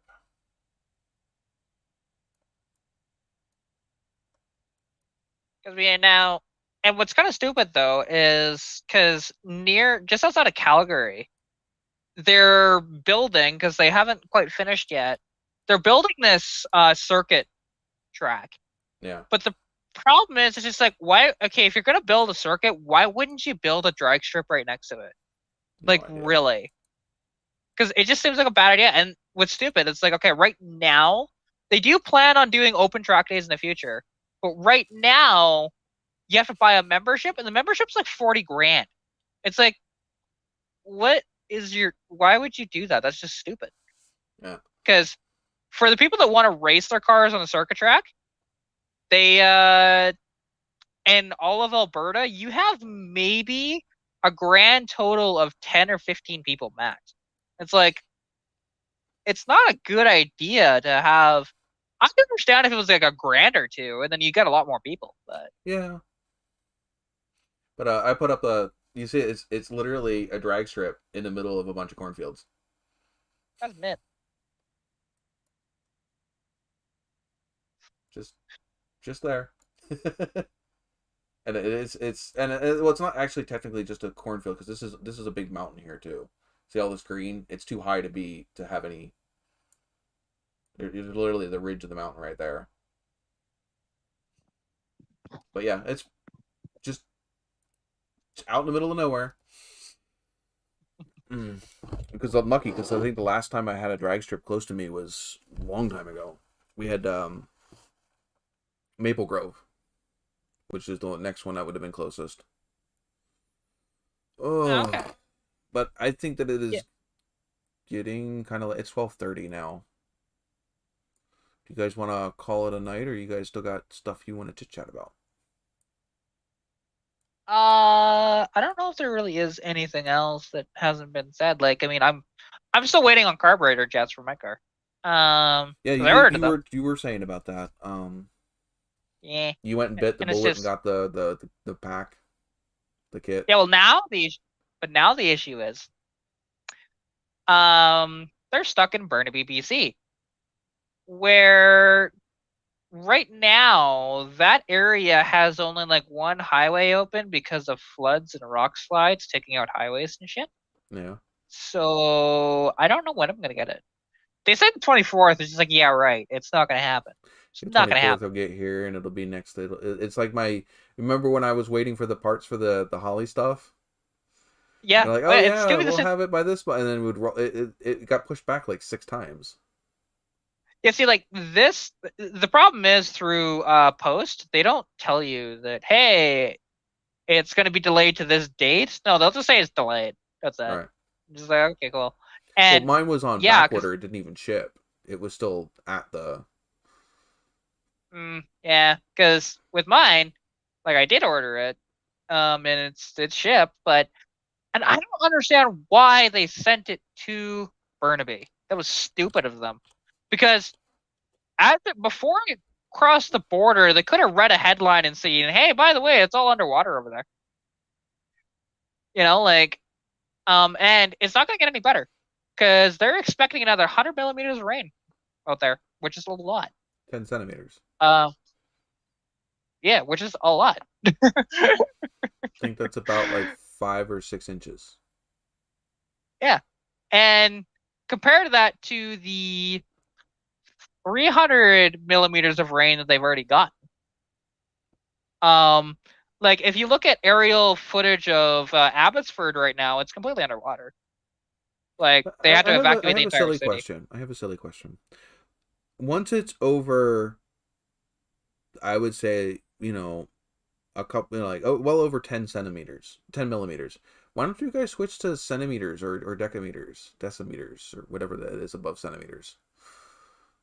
It depends on, because for water we use millimeters for some reason, but then Even snow if it, accumulation we use centimeters. yeah, that doesn't Um, make any sense. Because like 100 millimeters, I don't know why you wouldn't just say 10 centimeters. Because that's also technically whatever the it's decameters, isn't it? Is that above centimeters? oh, I don't know that, to be honest. You're Canadian. You don't know that. Well, no, because the thing is, okay, because we use millimeters, centimeters, and then we just go to meters. We don't go to decameters. Oh, okay. Because isn't decameters is 10 centimeters is a decameter, which is 100 millimeters. Yeah, see, and the problem is that's just American bastardizing of it because we don't do that. Like, because with American being the imperial system, it's very, like, it's not as straightforward when it comes to measurements that way, right? Well, Like, yeah, because we have there's an inch, a foot, which is 12 inches, a yard, which is 3 feet. Where yours is nice and even, it's every 10. exactly, it's quite convenient. Oh, there you go. And oh, you're getting the cylinder head tomorrow. That's sweet. hopefully it's good enough for you. Well, technically there is something in between millimeters and centimeters. There is. They don't, whether or not it's used or not is a different story. Yeah, we don't. Nobody actually measures in decameters because, to be honest, a decameter is not marked on a ruler or a measuring tape, anything like that. It's centimeters, and then meters. So the decameter would be So, the closest thing that you guys have to a foot. yeah, because you don't have anything in between. If you go straight from centimeters, which is this big, to a meter, which is this big, you don't have any of the in between measurement, which is why I think it's funny, because go ahead. Well, and then like the convenient part about our measurement of distance too is because for you guys, like here, like 1 kilometer, is 1,000 centimeters, or 1,000 meters, I should say, not centimeters. But then down there, because like I know 1,260 feet is a quarter mile, so it gets really confusing that way with you guys. And only people that do drag racing know that. Yeah, exactly. Oh yeah. And it's just funny.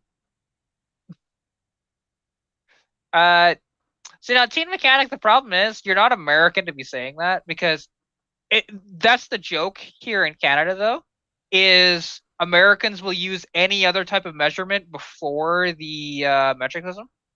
So they'll talk in like football fields, or they'll talk in bus lengths or something like that before they use metric.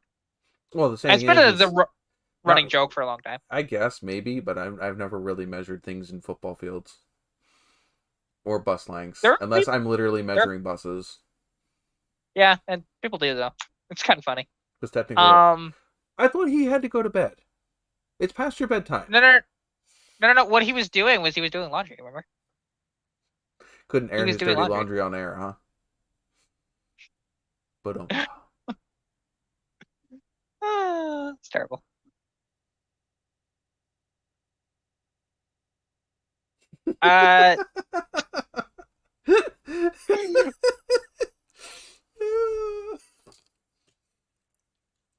Fail.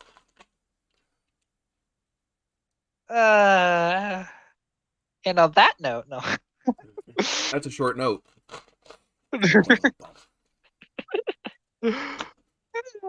Well, to be honest, I'm lesbian. I don't even know sizes of that. So, yeah. But actually, everything I use more as far as measuring, that's not the metric system. Generally, and this is actually how American systems came to be anyway, you just kind of just measure whatever you have available. I have measured my own feet in distances. Well, how many do I need to? Oh, let me walk this many paces, and then that's how I'm gonna measure this. Or, how many hands do I need? I mean, I've done that. Don't get me wrong. But, or is it fingers? It's how many fingers wide is the thing. But then, and now the interesting part is though, because like here in Canada, because you can get 3 different types of tape measures up here.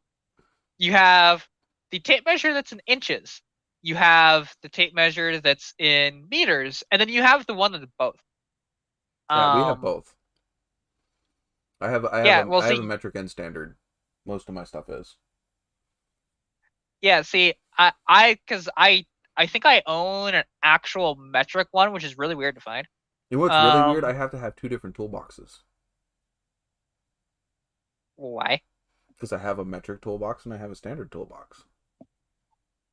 Oh. See, yeah, we don't differentiate it that way. Well, I have cars that have both. I have cars that have metric stuff and standard stuff in it. And the thing is I don't want a one toolbox that has both, because I own a lot of tools. So I have it's not like I have two separate toolboxes. I mean, they are two separate toolboxes, but because I don't have a big toolbox, I have two smaller ones, and the one has all of my metric sockets and wrenches, and then it also has like screwdrivers and stuff, and then the other one has all my standard stuff, but then it also has like my pliers and stuff in that one. So it's not like completely like whatever, but for me, I don't like my sockets all mixed up, because if I need to go find something, if I know I'm working on like say the Trans Am, I'm not going to head over to the metric toolbox because it's not going to have anything that I really need in it. But I also sort my sockets, you know, from your 1/4 inch, your 3/8, your 1/2 inch. And then I also have short and deep wall sockets, you know, and then I have all of my wrenches. And I don't want to be opening up a drawer and accidentally grabbing the, you know, even though they're close to size, it'll round off a nut or a bolt if you're using, you know, a metric on a standard. Oh yeah, absolutely. I've done it. Like, and the thing is with mine, because I have a small toolbox too. It's not very big. Mm-hmm. And that one is just mostly full of like screwdrivers and my pipe wrenches in there and a few other things like that. But my actual like sockets and stuff like that, I have socket sets.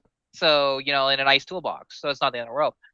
And I think I have like my extensions and stuff like that in there. Like it's a very small toolbox, you know. But it does work for what I use it for. It's not organized by any stretch of the imagination. That's the should best organize picture I it, can but freaking come up with it. But there we go. So like you see, like, and this is not even, like I said, not the best. So like I have all of my, I'm not sure which one is which either right at this point. But like, you know, I have these drawers down here have different stuff in them. So like, you know, see, like I have all my one type of sockets in these 3 different drawers, whereas if I had everything in one toolbox, I wouldn't have a whole lot of space to be able to, like, you know, spread everything out like this. Everything would be crammed together. I get it. Like, I mean, if I had the room, I would maybe do something like that, but I just don't. Technically, I have and many all more. I have several toolboxes. Yeah. Okay. So actually, your toolboxes are smaller than mine. And so, but this was also, mind you, this was back when I first got the Trans Am. This was back when I lived in Robbie. Okay. See that black toolbox in that one picture there? That's closer to what I have. What, with a top and bottom? Yeah. This is actually the smallest toolbox I have right here. These two are a lot bigger than that. It's just off over here to the side. Well, I don't have a picture of much of it though. You can open up, like, I have, I think, saws and stuff like that down there. Like opens up like barn doors. It's kind of convenient, and it has. This is actually 5 my big doors? toolbox. I don't even know if this is still going to be any good by the time that I go to go pick it up. But yeah, would you say you shared? No. What? No, I didn't do anything. Where did I thought you popped in somewhere? No. I thought I heard the noise of like somebody popping in, or I don't know. I don't know. I'm hearing shit. I didn't. I mean, maybe I glitched. It's possible. No idea. Because I did actually have a glitch earlier in YouTube, and that's what ended my live stream, to be honest, because it was reconnecting. I had 8 people watching the live before I reconnected. Afterwards, I had 1. It's like, yeah, what the hell? I ran into that. Like, back when I was still in Tamaqua, that would have been the end of season 1 and the beginning of season 2. All kinds of freaking technical issues, because that's when they dropped Google, Hangouts as the live stream choice and everything, and I ended up switching to Skype and using OBS, and my computer that old Alienware couldn't handle it, and so I was having dropped frames, missed frames, and I was getting like 1 frame every like 30 seconds. It was horrible. It would drop my live stream just in the middle of nowhere. And yeah, when we would come back and figure out the technical difficulties, by the time we came back, there was a few people, but most of them left and went and found something else to do. People don't stick around Yeah, when you start, just give me a minute to figure it out and come back. And most people find something to do before then. well, see, I was reconnecting for a grand total of like 5 seconds, and then they just all disappeared. You probably just couldn't find your new live stream. Maybe not. But like the thing is, it's not like I had to restart the live stream. It just said reconnecting for like 5 seconds, and then it came back. Yeah. So, and I don't have that that often, to be honest. Like once, because I mean, I do a lot of live streams. Once every maybe 6 or 7, then I get that. So, and usually it's fine. I don't lose anybody, but today I did, and that was annoying because we were having a good conversation and everything. It was popping. But... Yeah. Like I said, I remember when that happened to me back before I built this computer, and it was so frustrating. And yeah, that was that time, like I said, we were going to having 20 to 30 to 50 people in the live stream, in the chat, and then after that point, we were down to like 10 or 20 that were joining the live streams after we got everything figured out. And then this season, it's been even less. So, I don't know. Hopefully we have a season 4. I mean, I don't see why we wouldn't have a season 4, but hopefully it picks up. I mean, here's hoping. Because yeah, and with your seasons, like, do you just start off in the new year again, or like how do you do that? Yeah. Okay. Beginning of the year, new season. Cool. That's how I figure. I mean, that would make sense. I mean, where else would I cut it off at? I don't know. Some people decide, like, I know, like the old car guy and Straight Six fan. They will. Yeah, but I mean, what they'll do though is that they break them up into like 10 episodes or so, right? So. Right. Well, they also the reason why they do that is because they have other obligations to where they're not available on the days that they do the live stream in certain times of the year. Like Jason goes camping all summer. I get that. And like, because eventually, I'll be on there at some point. I'm in the list, so whenever. Yeah. It's a fun time. Don't get me wrong, it's a fun time, and they're two freaking great people. And like I told what's his name, Monster Rust. I was like, yeah, I had a bad experience, but it doesn't necessarily mean that their live stream's a bad experience. And no, I mean, it was it was just a thing. It was something that they tried out, and I don't think it really worked that well. I mean, now they have this pretty down pat of what they're doing. It's a great show. Yeah. I've only seen like 1 or 2 of them, to be honest. You're missing. But I did like what I saw. Yeah, they're a great show. I cannot commend them. And like I said, there's a reason why their show takes off as well as it does. Because they've earned it. They put in the work. It does what it is. Maybe that's my problem with this live stream. Not structured enough. But that's kind of the reason why I liked it. Yeah, I mean, and that is kind of nice to do a kind of freestyle like that. Like, every once in a while, like, and don't get me wrong, we did do that a couple of times this year. Like when we had, can't remember her name, but that wrote the Firebirds thing, and then, and then we also had the one about the EPA trying to crack down on stuff, right? So we had that. And there's probably been more, but those are the 2 that are probably up in my head right now. But, yeah. And the thing is, Monster Rust wants me on his channel, but I don't know if I want to do that. It's up to you. I mean, well, it's just what I heard of how he does his. I'm like, I've never done one of his. I've never seen his. Yeah, I haven't watched it, but like he said that like, okay, if you're on, you have to answer the question. I'm going, no, that's not how this works. Yeah, if I choose not to answer something, especially if you're surprising somebody with something, Yeah, because I mean, he had. It's one thing if you know a list of questions ahead of time. You know what I mean? Yeah. Then you can prepare what you want to say.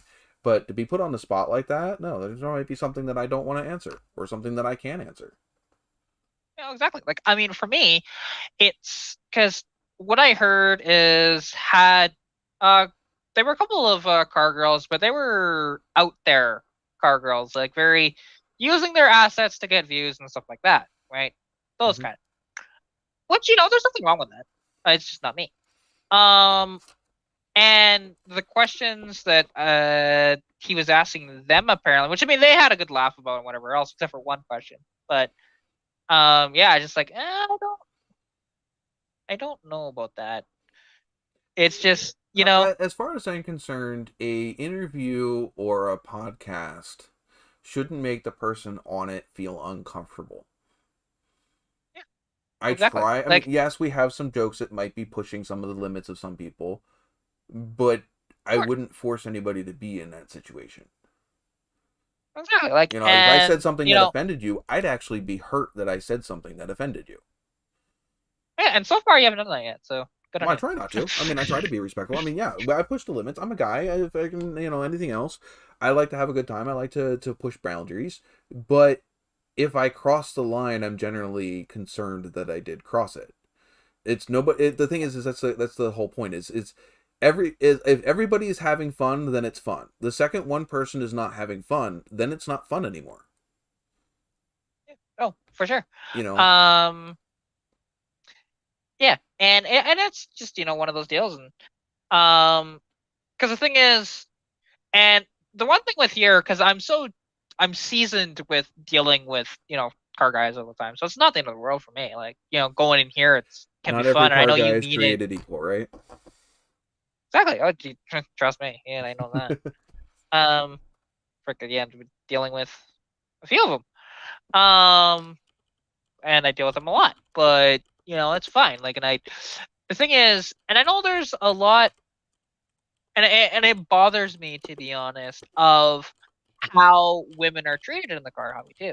There's it because I get it all the time too. But the thing is, I can sling it back at them because I actually have the knowledge.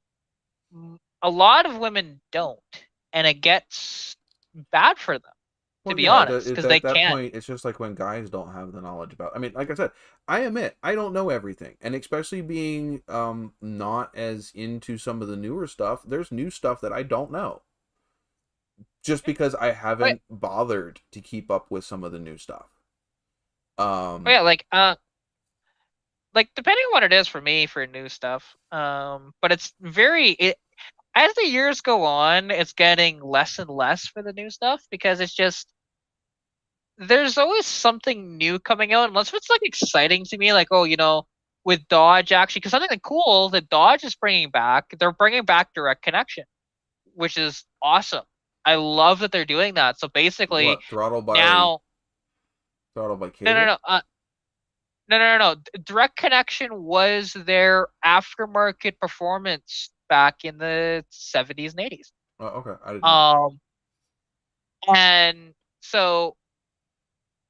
so bringing that back, you're going to be able to get options that you couldn't be able to do before, and you can configure your car the way you want So it, kind of not like just how they Chevy's choose it. Copo. Basically, yeah. Um, and it's so cool that they're doing that, and now they're doing so much stuff right now, and it's absolutely fantastic. I love what they're doing. So I follow Chrysler stuff a lot, but to be honest, I am a Mopar chick too. I just happen to own the Ford that I love, but um, the rest of the new cars don't excite me as much. Like when people talk about the brand new Mustang, it's like I mean I've driven one, it's fun, but I don't know, it just doesn't have that feel. Like it's interesting, and I think I know why because it's independent rear suspension, so it's not going to feel the same as my car does. But I like Jesse's comment. um, I think there are quite a few girls on YouTube that know what the hell they're doing, as well. Um, what is it? thank you. Junkyard Diggs's other half. She's pretty good with cars. Junkyard Moog. Um, Amelia Earhart. She's pretty good with cars. Yeah, like sadly the only other female YouTuber I follow, which she doesn't post very much, and most of her stuff is LS based, but she does like carbureted LSs, which is interesting. Is Olivia Scafidi, Yes. which and I'm friends with her on Facebook actually. She's a cool chick, and I love her Firebird. Mm-hmm. Yeah. It's and She's it's another so one that funny, and does knows what she's doing. Yeah. oh yeah, absolutely. It's nice And when you see somebody that knows what they're doing. There's like, I mean, I'm into woodworking too, and I've come across a couple woodworking channels where like the camera angles that they're using and stuff like that, and the clothes that she wears in the shop, you wouldn't wear that in a shop. A guy wouldn't wear male versions of some of the stuff that they're wearing in a shop because it leaves too much exposed, which gets you caught off guard if something goes wrong. You know, yeah, like when you're in a shop and you're working around power tools, you're wearing jeans. Why? Not yeah, because I they're mean, fashionable. Go ahead. like the thing is with me when I've done some of my other stuff, because during the summertime when I was doing my grinds and stuff like that, I think I was wearing jeans, but I wasn't wearing like I didn't wear any face protection or anything like that, which is not the smartest idea. But to be honest, with the grinding I was doing, I was not pointing it towards my face, so it's not going I to blow don't up in my always use face. face protection or whatever when I should, and I'll probably, as my channel gets bigger, I'll get called out on it. I'm not stupid, I know. Oh, I've already been called. I've been called out on a couple of things, to be honest. Like there was one thing, and I said it, and it wasn't, you know, because something I did, and everybody's done it. I don't care who you are. You can be the most safety conscious person on the planet. Everybody has jacked up a car, put the legs underneath of it without it being on jack stands. Yep. Everybody's done that. I don't care who the hell you are, right? And like a lot of the videos, like I'm in a tank top and shorts, but I don't. There's not I a mean, ton of videos of me wrenching on the car. There's a well, the thing couple, is I've but wrenched on a car in nothing but my shorts too. Not on fucking camera because I'm overweight and I have, I don't have the body I did back when I was 24. But if I know that the camera's not on or whatever and it's freaking hot outside, yeah, I might be out there in just a pair of freaking shorts because it's freaking hot outside, But what I'm oh yeah, talking about isn't necessarily wrenching on cars without proper clothes on because yeah, that could be dangerous, but it's a hell of a lot more dangerous to be around a table saw or a cutoff grinder, you know, more of things that can get you in a lot of hurt very quickly. oh yeah. Um but Like she when was wearing like platforms and a freaking mini skirt in and the thing is the camera angle wasn't like up here where the part was, it was down here. You know what I mean? Jeez. Almost an upskirt Yeah. but so like immediately that's a turnoff because even if you were making a very interesting product or whatever, that's not why you're filming. You're putting out angles and views because you're trying to gain attention. Oh, absolutely. Like, and the thing is with mine, every once in a while I'll do, and it's funny because it's not in the attention-seeking way that you think. Every once in a while I wear high heels in a video for a reason because the views skyrocket when you do that, as I found out. So every once in a while I'll be in heels, but not working on the car. It's only talking about the car. Yeah, A little that's different. different. That's one thing. There's plenty of freaking car girls out there that can freaking dress up. That's not what a. But if you're doing Yeah. Oh serious yeah. work, you should be wearing the appropriate attire. Absolutely. Oh yeah. If you're not, well, then you're not actually being serious about what you're doing. Yeah. Oh, for sure. And like, and I know, and it's because, and there's so many people that it's interesting because when you're a guy in the car hobby, it seems like, anyways, more if you do something wrong, you're not called out as much on it. Yeah, it Because is. It's people, not the same. It's not the same as when women fuck up. Yeah. well, yeah, because well, when I was doing the I have a video titled the non-OSHA approved cold start, I remember that one. and yeah, and it's like honestly, there was nothing dangerous of what I was doing. Everybody was saying, "Oh, you could cause, a fire with that." Just like, no, if it did catch on fire, it wouldn't have spread anywhere. Like, it would have been contained to the carburetor. I don't care. Cool. I could crank it and let the flames go back down. That's how it works. So it's just really funny. Right. And it's and the thing is that I get it all the time, and then there are other women that get it constantly too. Like, But and it's I know only the that the more assholes that'll call you out on that shit. absolutely, like, there are some people that are wanting to be genuine and stuff like that, but then, like, there was a video I posted it back in, I want to say it was in the summertime.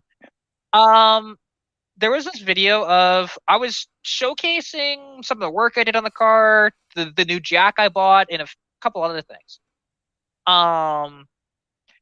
And this guy goes into full detail, basically mansplaining to me of how to use a jack. And I'm like, really? Stick it under the car, you pump the handle.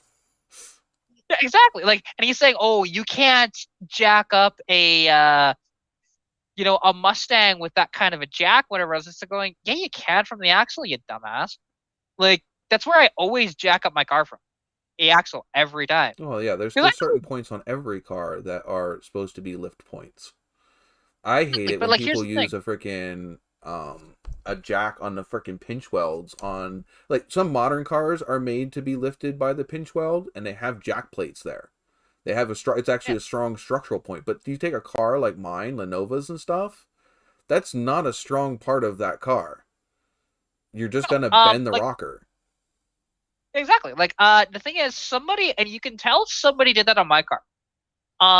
Because, like, there is a fair-sized dent in the passenger side footwell. When you have the carpet out, you can see it. When the carpet's in it, you can't tell. But it's a good bowed out, probably 2 inches or so. And it's, it's not good. Yeah. But, I say some stupid stuff too every once in a while just because I don't know. But I also claim that I don't know everything. If I think I know it and somebody else proves me that it's not true, well then it's something I've learned. Exactly. It's like the 270Z this morning, the earlier today. I could have sworn there was a 270Z. You guys proved to me there wasn't. Okay, there's not a 270Z. I'm wrong. You're right. But that's I could have sworn there was, and I've seen people label these things as 270Zs. I didn't know it was only a 280 or a 260. Yeah, oh yeah, and that's totally fine. Like, I will mention my knowledge, but then I will say, like, yeah, I don't know everything, and I know that. I know there are people, like, for example, oops. Yeah, like, it's interesting because when I'm talking with some people, there was this other guy too, which is funny that he keeps commenting on my stuff when I called him out on this, because there was at one point where he said to me in the comments, and I guess he's completely forgot about this. He's like, "Oh, you need to get yourself a man because he will help you with men that." Are so much better, right? But not only that, but he said then you'll also get a better taste in cars. Because a Fox Body Mustang is bad taste in cars? I mean, I don't like them personally, but that's just my opinion. It's not because they're bad cars. I just don't like the way I don't like the way they look. That's my personal opinion. It's not a factual opinion. Yeah, I can tell you everything wrong with a Fox Body Mustang because they're not plenty of shit wrong with a Firebird. Yeah, exactly. Like, it doesn't matter what car you have. There's going to be issues with them. Yeah, like, my car, it's the aerodynamics at speed mixed with the front suspension design. It's just awful. It really is. But you put a whale tail on the back like I did, and it fixes all of that. So yeah, you don't ever want to drive a Firebird without the aero that's on a Trans Am at the speeds that you can a Trans Am, because it's not fun. Like my car, because it's funny, because when I first bought it, taking it about to 120 kilometers an hour, which that'd be around 70-ish miles an hour. This is about the average speed on a U.S. highway, regardless of speed limit. Exactly, right? It's the same up here too. And it would do this. It'd be floating. Woo. down the highway. My Nova didn't do that till about 130 miles an hour, which would be that would be almost 200 something in kilometers, wouldn't it? Fairly close, yeah. I've done the max I've ever done in my car, which it still wasn't fully topped out yet. It wasn't. It was close. The Nova was close, but not fully. Like my car, it was at 100 and I think it was 128 miles an hour. And it would still keep on going. It was, I was surprised. It was nice and smooth, and wasn't having any issues. It was like, wow, like this thing likes to do that. I don't know how I've had the TA up above 80, but I don't know how far up above 80. Because I either have a out of balance drive shaft or an out of balance wheel on that car somewhere, because once you get about 65, 70, it gets the shakes for a little bit. And I've never had the car on the road long enough for it to bother me that much. There you go. So Thank you for the conversion, Jesse. Yeah. So yeah, I wasn't far behind you on that.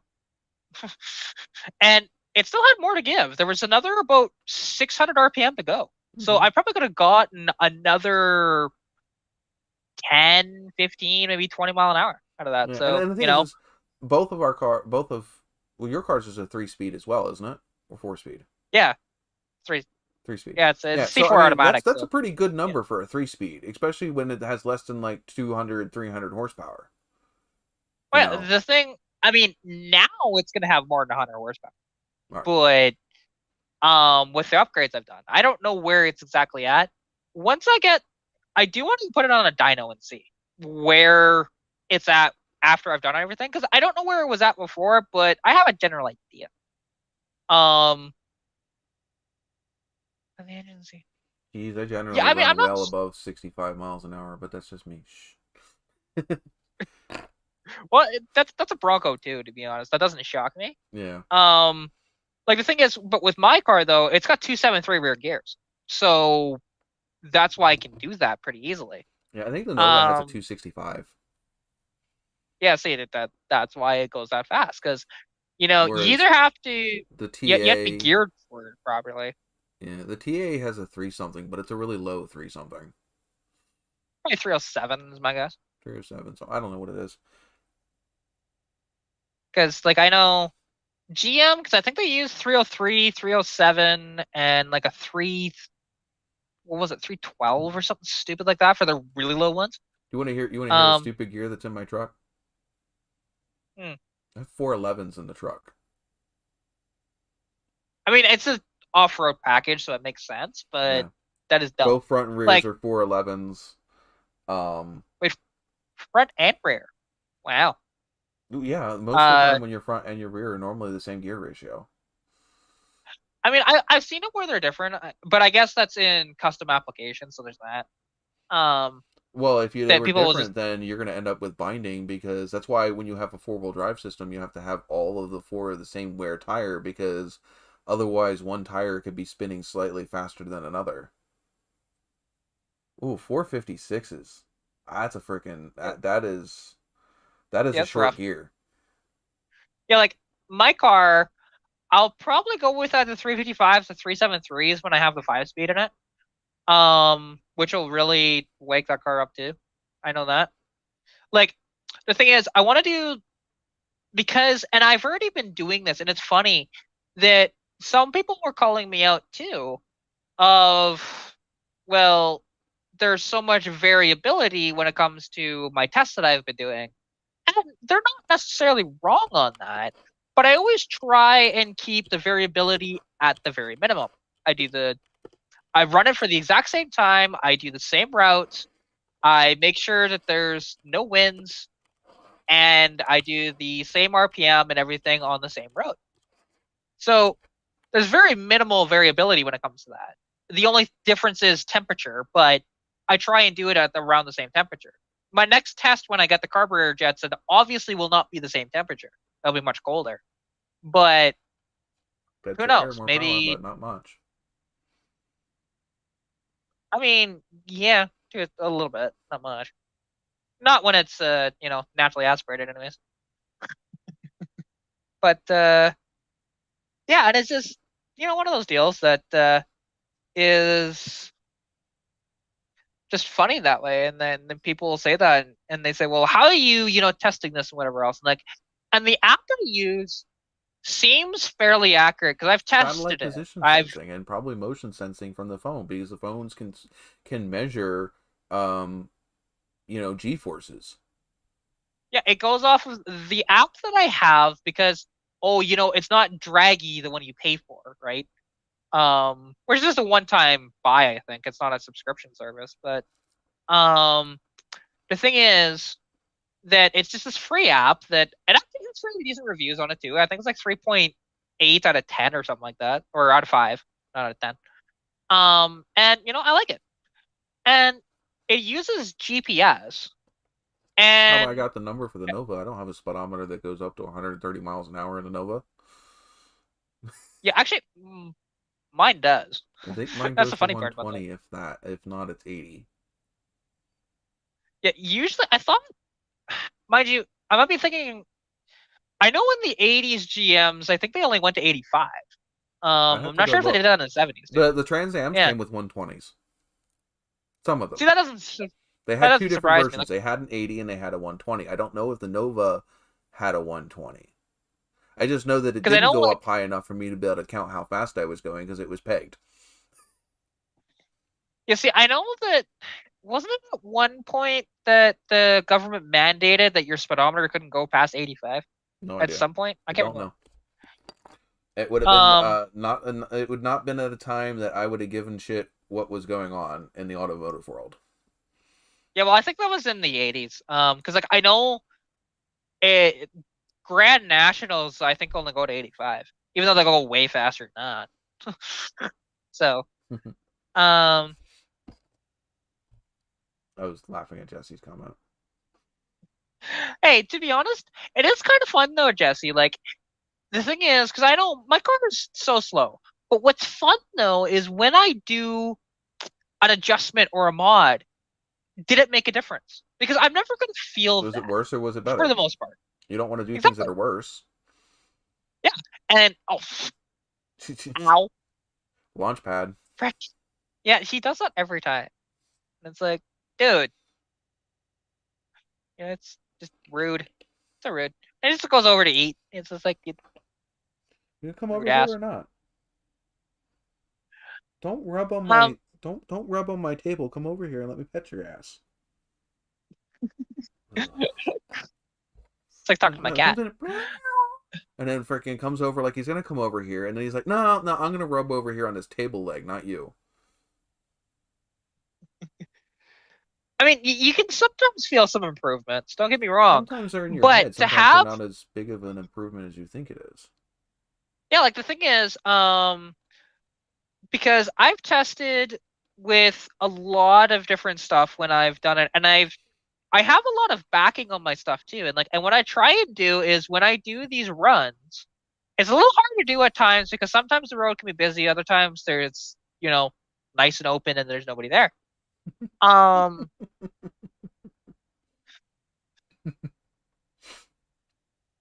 He's being a smart ass.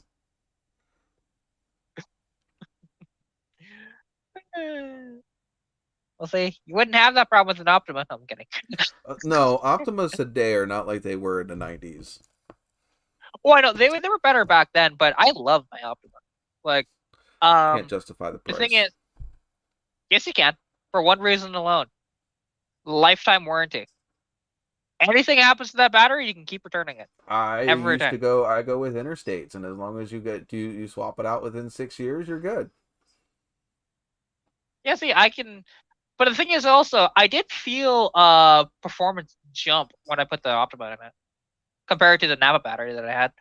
I just know because the amperage is better with this battery, so that's why it's doing that. Because people don't think about that. They think, oh yeah, your battery doesn't matter for power. Well, actually, it does. And yeah, I love that Optima. I swear by them now, and it starts easier. But the thing is a battery that's not an Optima that still has the same cold cranking amps and amperage and draw is going to perform just as well. It doesn't Yeah, really yeah. have any super secret difference, but Not you know, real, not not really. Like, I mean, I know you are paying more for because it's a brand, but the thing is, trying to find around here anything that is an AGM like that isn't an Optima, you're SOL. So it's just easier to go that without going to a dealership and trying to find one. Which good luck for an '81 Mustang. we have too many So, battery factories around here. oh, Interstate, like, Interstate, Deca. oh no, the thing is, there's a ton of battery companies. Don't get me wrong, but majority of them around here, anyways, are just lead acid. They're not AGMs, they're not lithiums or anything like that, right? They're just strictly that. Now, UFA is the only one that sells, at least around here, every single battery. It doesn't matter, but they are one of those types of stores to do that. But like the thing is, because even here, like the Walmart here doesn't really sell batteries. They just don't. Um Canadian Tire does, but some of their batteries are hit and miss. Like any of the batteries for my car though, um that would fit, none of them came close to the cold cracking amps of that battery. Yeah, I think None of them. there's a Walmart battery in the truck, and I think there's no, the battery that's in the Kias came from Advanced Auto. Well, see now, the thing is, because you're mentioning that your battery is over 3 years old, but then it just went dead after a week or And so. normally batteries are Problem good is, for like 6 years. yeah, I mean, I had a battery for 10 years before it finally crapped out. I've Older had ones, multiple yeah. batteries for 10 years that have crapped. Well, these weren't like these were from 2010. They're not exactly that old. I've had two batteries from 2010 that they crapped out. Like, after the cold snap, one of the really bad cold snaps last year, and then when I tried to do that cold start video, my car wouldn't start. That killed my Yeah. battery. Cold kills I, batteries. Absolutely, and that's what I like about the AGM style batteries is they're much better for that versus the lead acid. So I don't know. I don't know what the. I didn't really pay attention to whether it was a lead acid battery or whatever. It's just a lead acid battery. I didn't realize that there was other things out there now that for cars. I would just considered all cars having lead acid batteries.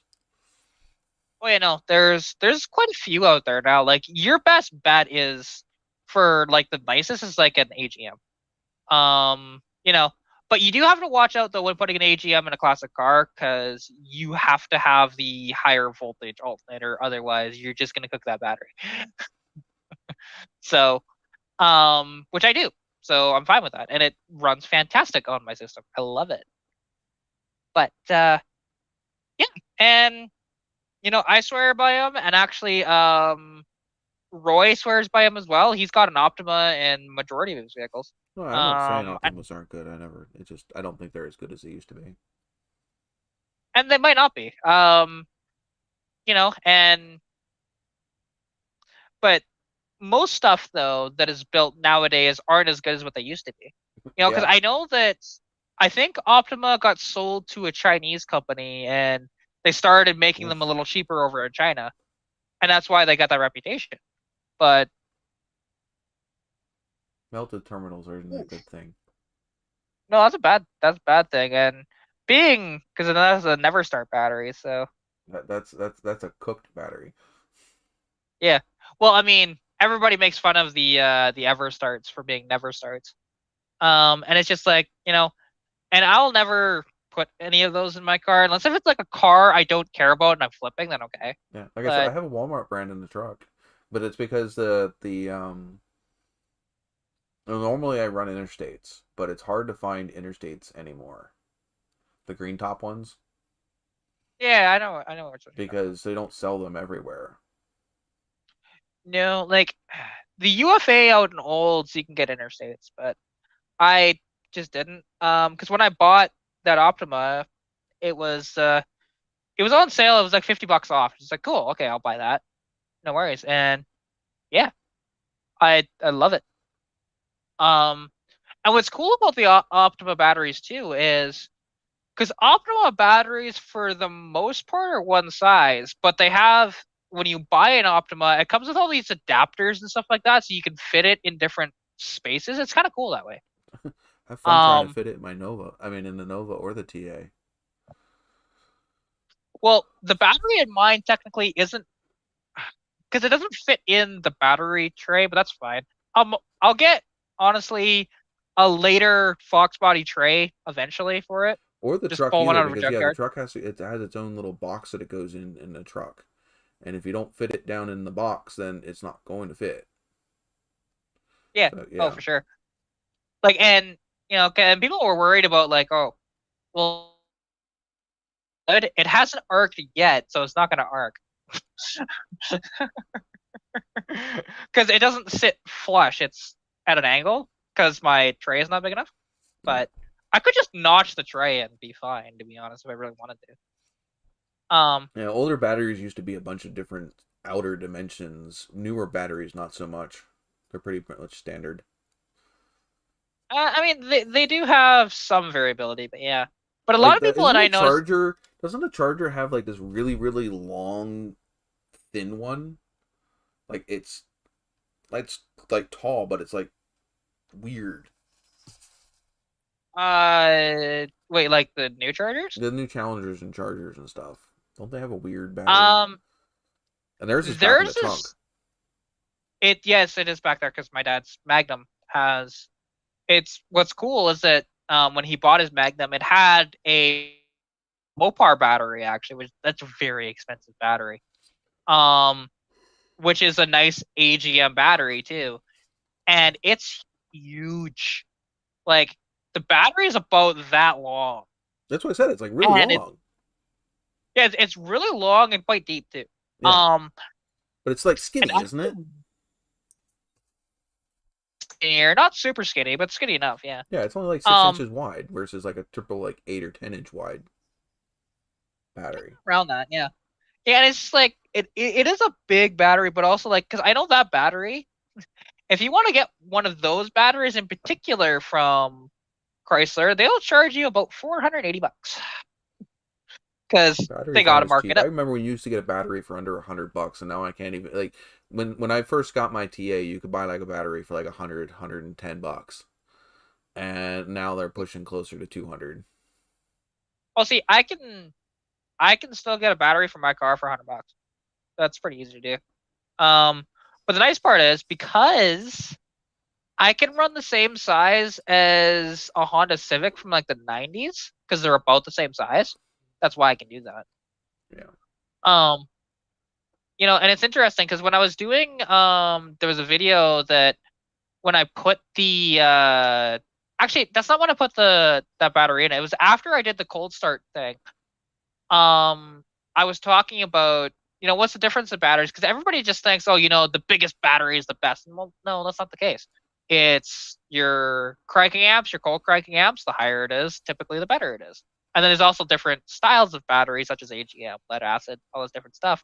I went through a little bit of it. Top and side post. Yeah, well, actually, the Optimas are top and side. Mm-hmm. So just in case if your vehicle is that way. So, and yeah, like the Lumina has a side post battery, but it's really freaking annoying to get the battery out because the battery's like dead. But to be fair, it's an 11-year-old battery. It's fine. I understand that. My Nova is a top post.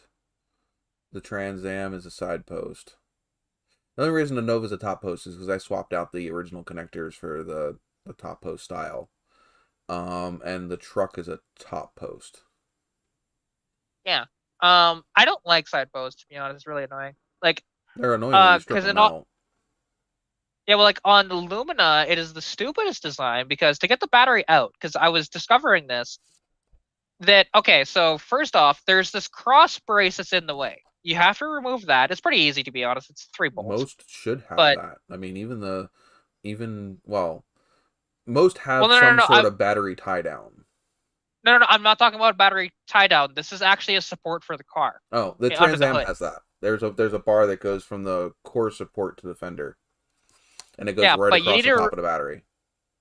But okay, you need to remove that, and then after, because if you try and get them out, you'll realize, okay, like you can get the screws out, but then you realize, wait, the space is not big enough to pull the battery out. You Welcome actually to the have to Trans Am. remove the air box to get it out, which is so stupid. It's like, why would you do it that way? I have to play. You kind of like when you have an engine and you're trying to get an engine out of an engine bay without taking everything off. I have to play the whole tilt and move friggin' to get the battery out of the TA because you can't just drop it in. You have to play, Tetris to get that thing in. Yeah, and you should have some kind of a battery tied on that, absolutely. Because I have a bungee cord on mine, which I need to replace the bungee cord because it's starting to fray. I should have one on the truck. It's sitting in my back seat because I keep forgetting to put it back on. Well, see, and it's funny because like a friend of mine, and I understand why. He's a firefighter or whatever else, and he's seen what can go wrong with a bungee cord on there. Because, but if I crash my car, and it's a big crash, I'm sorry. It doesn't matter what kind of hold down it is. It's not keeping that thing down. Not my car.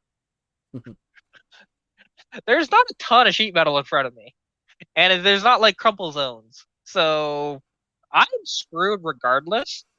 If that battery starts arcing, battery and engine are going to become one. Exactly. I'm not too worried about that. Now, yes, I might eventually go to a ratchet strap because that is better. But I'm gonna upgrade to a ratchet strap. It's funny. He actually recommended me do that because at least they don't stretch. Yeah, well, it's funny because I told him like what he's like, well, why don't you have a proper battery or hold down on your car? Because of what they came with from the factory on a Fox body was awful. At least early Fox bodies. Later Fox bodies had better ones, but the hold down basically, okay, it was this bar that went up, and then it was just like a little L at the top, and that's it. It did not go over the top the other side, so that's not really holding it. It's just making it so it doesn't go side to side. The Trans Am and the Nova, they have this little rubber wedge that the battery hooks down on the bottom lip of the battery hooks down on the one side of the battery tray, and then it has a little rubber wedge with a bolt that goes down through it that holds the other side of the bottom lip of the battery down. There's nothing that goes over top of the battery. You see, that's just a terrible. Something needs to be over top of it, regardless. I think, because otherwise, it's not doing anything. Battery. Yeah, it's not doing anything. Yeah, it is. You try getting that battery out with that clamp in. You're not doing it. You can take a sledgehammer to that battery. It's still not coming out. You'll rip the whole battery tray out before you rip the battery out.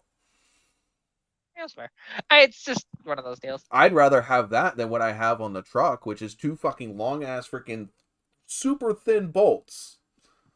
Okay? With a metal plate and two holes in the end of it, and I have to remove both of those stupid freaking bolts with a little ass tiny thread to get that battery out, and the bolt closest to the fender is almost underneath of the fender, so you can't really get a socket on it. It's annoying. Yeah, I would much rather have the one bolt that holds my battery in the Nova and the Trans Am, and out it comes. Yeah, and it's a big, thick bolt, so it's less likely to rust shut. Okay, go ahead. Yeah. Sorry. Although, and I have discovered actually, if you want to get a rusty bolt out or rusted anything out, because it was recommended to Roy by somebody. Actually, I think it was Mr. Mach 1. Oddly enough, I think he said it was Croil oil, and I've heard of it before, but I didn't realize how good it was. We sprayed my distributor. In less than 5 minutes, it was free. I'll have to go find it. Yeah, it's amazing stuff. I mean, I use liquid wrench, PB Blaster, or WD-40. I will probably go towards PB Blaster first, then liquid wrench and WD-40 last. I use WD-40 to keep something from rusting, but not necessarily to break it free when it's already rusted. I will use PB Blaster for that. Yeah, see, Corolla, it is expensive, but it's well worth the money, because if it can do that, because nothing else was touching that. I tried a few different things. Nothing was doing it. and like it was ouch. It was a good because I think And he I'm said guessing no. liquid wrench is what he's talking about for L/W. Yeah, yeah, PB Blaster has it beat. I hate to tell you that.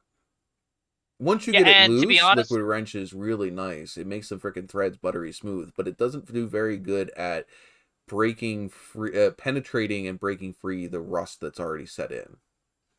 yeah. Well, and that Croil oil, the can's only about that big, You only and need like a drop or two on it, do you? not really. Like you hardly need any. Like Like I we said, it takes. sprayed quite a bit, but the thing is, Ew, not WD it's about 40. but it's about $30 a can, which is expensive, but well worth it. When I was a kid, I used to think that WD 40 was the shit. But when I started using other products, I realized really quickly that something like PB Blaster or Liquid Wrench literally is 10 times faster Yeah. Oh, than WD 40. the thing is, the stuff that I use outside of using that thing before, because I mean at um that's at Roy's place, and actually I think he got donated that can and just like for him to use. And like I typed in the chat of what it's called That's it. because and that stuff it's so worth it, worth every penny. I would buy that stuff absolutely I any day wonder of the if week. that one channel that I watch, if they did a comparison for the different penetrating oils. Because I know that well, a buddy of mine actually did the um he did a comparison himself. I think no, it was one of his friends did it. Um, and show the differences. And the thing is, there's this stuff. Actually, it's kind of ironic. The name. It's called cat's ass. It's great. Um, that they found to be the best without spending too much money, of course. And yeah, I've used it and I don't mind it at all. I've never had any gripes with it. Um, and I use it just like a a penetrating oil or as a grease type idea. It works both ways. Sorry, I'm looking for that channel that I watch that has the different comparison stuff. Something farm, I think. And actually, it's spelt like this. Hang on. Oh, you spelled it wrong. No, no, no. With Jesse. Um, it's spelt like that.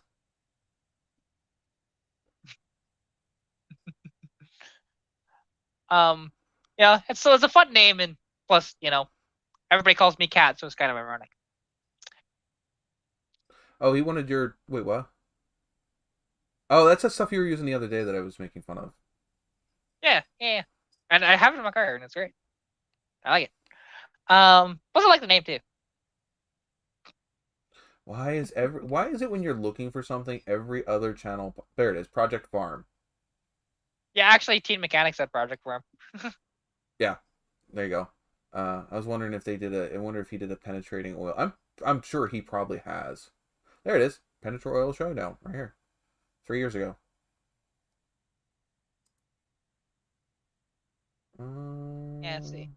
Yeah, and I just know now that nothing is going to be able to beat that Corolla. Because the thing is, you want to be in a well-ventilated area. Because holy crap, after we sprayed that stuff, I couldn't sit in the garage for about 5 minutes because it was that toxic. I've never felt any penetrating oil that was that toxic to me, ever. So, That's the YouTube video for um, that penetrating oil on Project Farm.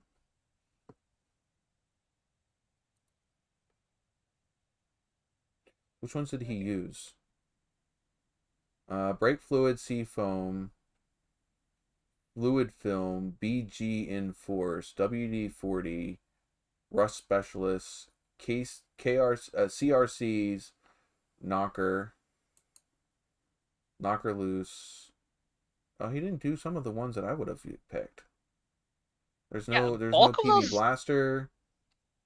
bulk of those I haven't even heard of. Right. Like, see if he did another one. oh, whoops, fail. Um,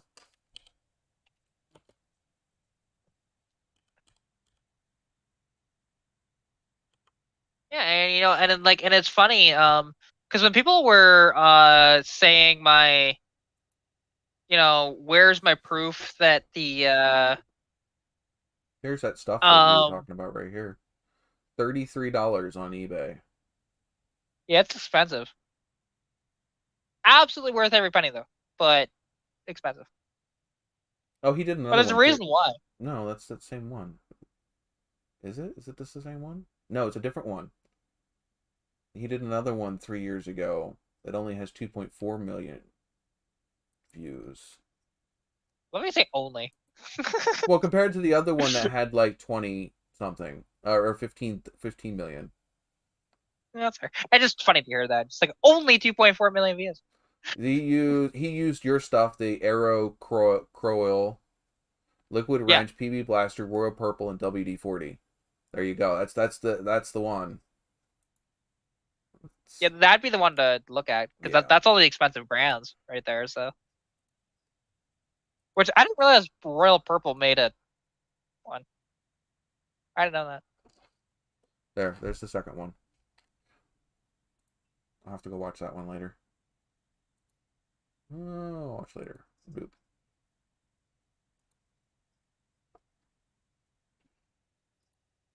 What do I watch on YouTube?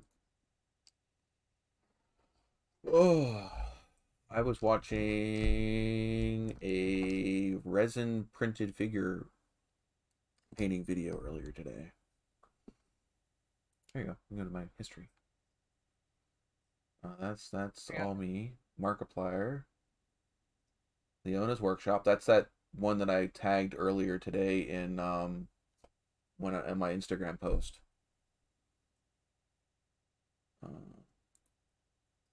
Oh, the No More Fucks to Give, freaking guy. I love that song. That is a great race. Song. I love that channel. If you like a car video game stuff, shenanigans.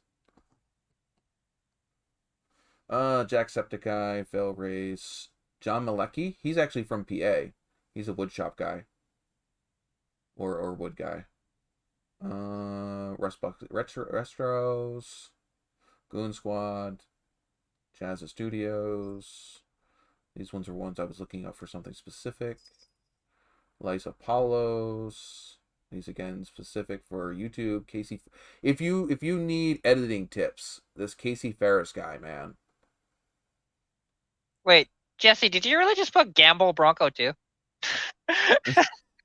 Is that gonna work? If you lose, do I get your Bronco? But yeah, this guy, if you need editing or YouTube stuff, rendering stuff, all that kind of stuff, this Casey Ferris guy. You can't see any of that stuff. Hold on. It's the end of the live stream. We can get silly. There we go. What does NOVAtazz watch on YouTube? Hopefully there's nothing bad on here. Bowtime Gaming. I like, if you're into War Thunder and stuff, he's freaking, I like his stuff.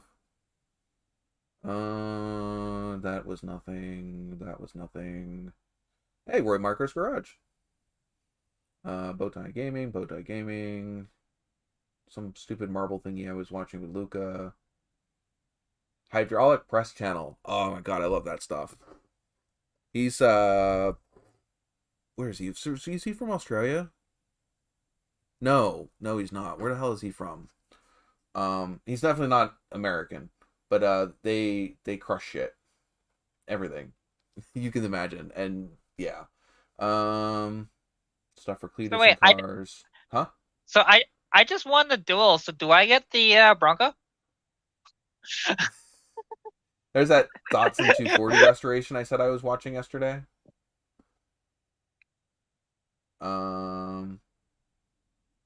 More Cletus and Cars stuff. Gran Turismo. Oh, Donut Media. Can't go wrong with Donut Media. More Jacksepticeye. Narcs. Well, so what? Markiplier. So Skippy. are you delivering the Bronco to me? What do we got going on over here? What am I missing? Well, the thing is, because he bet the Bronco too, He said that, if, one, that He he would says he's give going to it. keep it in his possession and he's going to make sure it's well taken care of, but you'll own it. Yeah, you can pretend it's yours in videos. It doesn't work that way. Especially when it's not in front of me. There's another Roy Marco video. That's 2 in not long. Demolition Ranch. Well, he's been playing around actually with the YouTube Shorts lately too, and he's been really enjoying those. He's got me on a few of them that I've accidentally clicked on a short instead of a video. There's 2 Talls. Yeah. Did I know him from you, Cat, or is it somebody else? Who? 2 Talls Model Garage. I thought it was from you. No, I don't think so. Or maybe it's Roy. Probably Roy, because I don't think I have anybody that is model car except for you and Roy. Yeah, how ridiculous. So. Rust Bucket Restros. He's doing an awesome fucking rebuild on an old Charger. More modeling stuff. Lots of modeling stuff. Junkyard Digs. Finnegan's Garage. KSR. Well, see, one, and actually, I need to watch his most recent video because actually, I need to watch his past 2 videos. Well, Dylan McCool, actually, if you've ever heard of him. Yes, I follow him. He has the Challenger that he pulled out of the freaking weeds. Yeah, well, he just pulled out because he did a video. Did he do a Fiero? I can't remember. Like, he did the Mustang 2, and actually just his last video. No, it was the Mustang 2 that I was watching. That's what it was. Well, his last video, he got a 1970 Charger that has been sitting for 20 years. I haven't watched that one yet. Yeah, that one just got posted, like, yesterday, I think. I haven't watched it yet. Yeah. Bourbon Moth. Like, one thing is, woodworking and you like comedy, Bourbon Moth is a really good... Or if you like whiskey, Bourbon Moth is a really good channel. I was gonna say, and the one thing with Dylan's stuff is that I love his channel, but all of his videos are like about 45 to 50 minutes long minimum, it seems like. I like, when I want to sit down and watch YouTube, I like videos like that. Oh, don't get me wrong, I love videos like that, but there are times when I just don't have the time to watch that. That's why I save them to the save for later. Like, I'll probably watch it because, I mean, after the live stream, I'm going to go have a bath and watch, YouTube in there. And I'll probably end up watching it.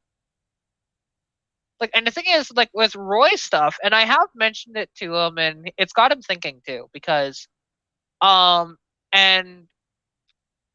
he knows that I'm probably not the only one. I just mentioned it to him just because, like, I physically can't watch a lot of his videos. I can watch his shorts because the camera's not shaky on his shorts, right? Because it's his phone. Yes, right. He needs to get himself... Oh, shoot, do I even have it in here? No, it's out in the garage.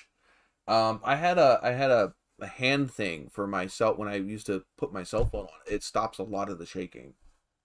It wasn't a gimbal. It wasn't a gimbal. It was just it was actually a handheld for a bigger camera. I just stuck the cell phone mount to it. Oh, that would be a gyroscope. No. It's no gyro, nothing in it. It's just hold on. Well, I mean, the camera he has is a cheap camera that it's put on a stick and everything. But it's not good quality video through it, to be honest. And it's very, like, you move the camera even slightly because you cannot keep it perfectly still. It's not a good enough camera for that. This. Not this particular brand, but pretty much this. You can't see that because it didn't open it up in the same fucking window. But it's this one that's over here. Yeah, hang on. Once it pops up on my computer, I'll be able to see it better. It's called. It's basically just a handle grip for a computer. I mean, a camera. Oh, yeah. There's another one over here called Pro Grip, but they're basically all the same thing. Well, see, I've considered getting a gimbal so that I don't have to use the stabilization feature on my phone, and then I can shoot at 60 frames a second, which would be kind of nice. Not that I really need it, but it makes it a little crisper though. Yeah. So. But yeah, no, That's all. I run a bunch of different stuff. Like I think this is this the one that you use? Yeah. I have this one. I have I have this one here. This one's more of a set it down and forget it, not something you're going to take on and off all the time. I have this one that's sitting on here, which you can't really And see actually, too well. This one's a stretchy one. I have a bunch of different ones. And Jesse, I've never watched. I've never even heard of Matt's off-road recovery. Actually. Ooh, I think I've seen some of his stuff. Yeah, I've never heard of it. I think he's the one that pulled the Mustang off the freaking off the side of a cliff face. It was a blue Mustang that went off the freaking. Or it's the one where he takes the Jeeps out onto the trails and pulls stuff off. Well, and actually, and something that was kind of cool. Oh, okay. This is the guy. Because It's the guy that takes the Jeeps out and off onto the off-road trails, like the when you're trail riding in your rig, and you slide it off the freaking the trail. He's the guy that goes out and freaking pulls your Jesse, ass out. I'm just gonna do that. Don't careful. There was some guy who lost his whole job doing that, not even doing that, but he got accused of doing that. Well, you know what's so stupid about that whole thing? Because yes, white supremacists have tried taking that over and blah blah blah. But I'm sorry, this has always been nice. Yeah, it's like nice, okay. You know, I don't give a fuck who takes that over. I will always keep doing this. I found it ridiculous, and people will know what I mean. I mean, and that's like I almost lost my job the one time by doing the what I grew up knowing as the nanny nanny boo boo, which is where you stick your thumb on your nose and you wave your fingers. In other cultures, that's considered fuck you. Yes, it is. I never knew that growing up. When I grew up, it was considered nanny nanny boo boo. It was a joke like I'm teasing you, da da da da da da. It was never meant as offensive. But then again, you know, obviously, like I said, it could mean perfect or okay. It's supposed to be okay. That's that symbol's technically supposed to be okay, because you're and now I was gonna say with that now though, because there is two different things. It's like you know perfect okay, but then also there is the well, you've probably seen the videos, fucking mint, right? You do that now, and because it's part of that meme that created. Because you know, you see something that is like absolutely terrible, like horrible welds and something like that. It's about to snap in half, and you're just like, you know, just mint, right? That's what I think of. You know, I don't think of this white supremacist thing because that's what they try to hijack it. It's and just it media failed. And the thing is it wasn't. It was a Reddit thing, and it was meant as a joke originally. And the media, social media, just like the Let's Go Brandon thing, social media blew it out of proportion, and yeah, they got the thing is I don't think it was actually used by anybody that would have been an actual intelligent person from that.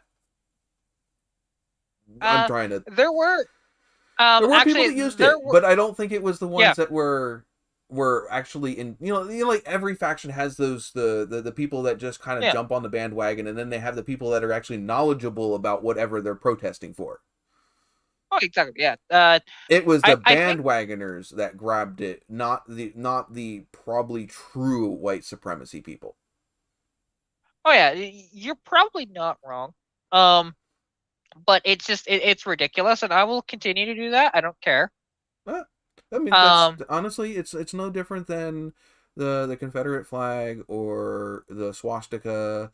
It is, you know, not what it was intended to be.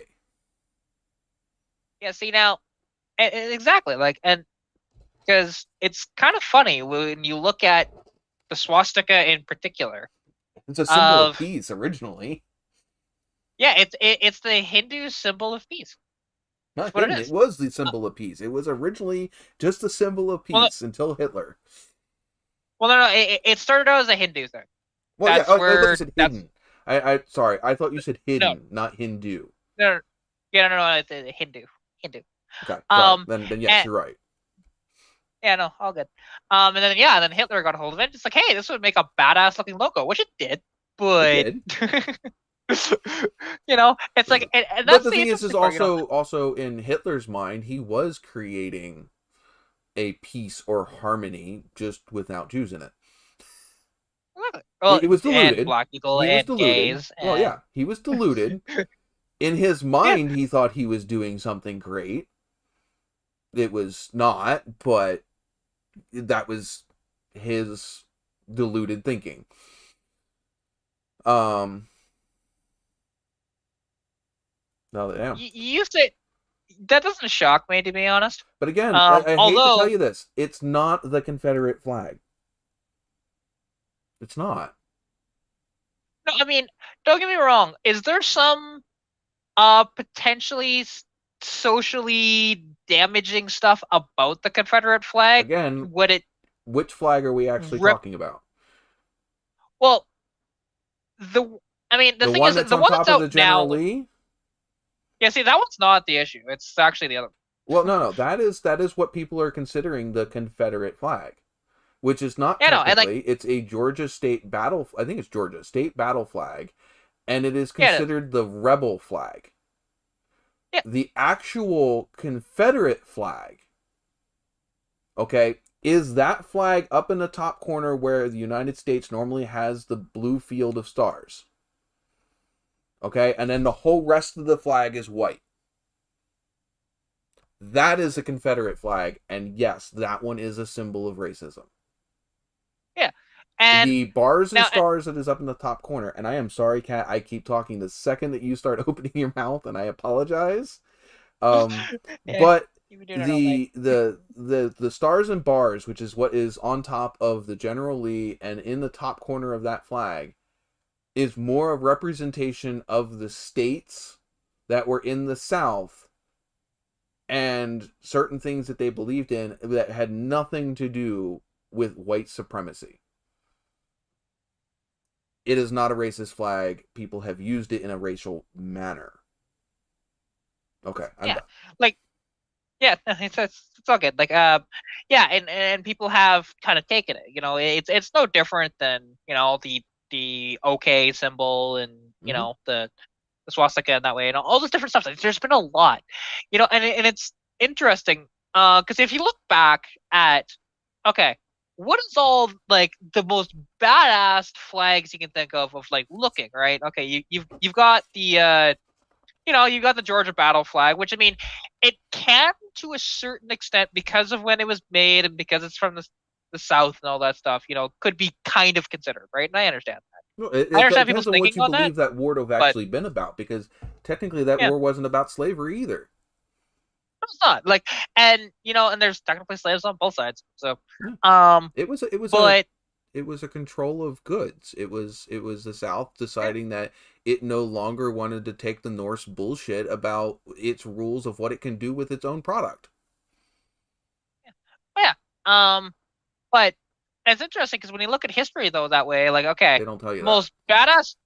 Yeah, exactly, they don't. But then also like the most badass sort of symbols out there that look really cool but mean or can at least now mean horrible things. Like, you look at the swastika that way, and especially like the eagle with the swastika looks really sweet. That's, you know, the SS flag that way. But then also look at the hammer and sickle.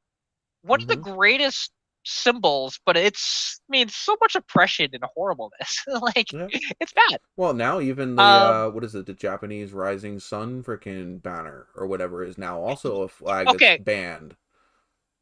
No, actually it's not. The thing is with the rising sun thing, because it's only white people that are getting offended by that. Because you ask a Japanese person about it, I don't think Um, it is. I think it's more of the Koreans that were upset about it. a little bit.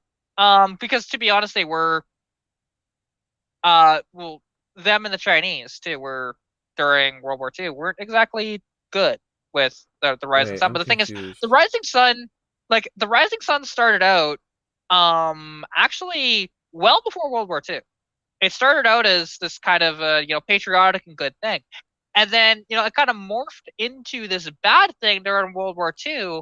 But during the 80s, Japan reconstituted the Rising Sun to be a patriotic symbol again that is not oppressive at all. Because I mean, Japan isn't oppressive now. They're not. They wanted to reconstitute this symbol that they had known for a long time. And so now you ask a lot of people actually, except for obviously the ones that dealt with the oppressive side of it, they're they don't mind it at all. It's totally fine. To me, You it's a know, symbol of it's Japan. I mean, that's what it is. I mean, well, like a friend of mine, um,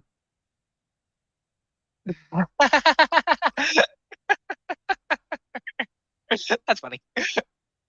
Um, you read his and the thing comment. is, I didn't get it. You found it funny. I don't get it. I'm not sure. I'm not sure if he's saying he's got to go to bed because I'm confused. But anyway, doesn't matter.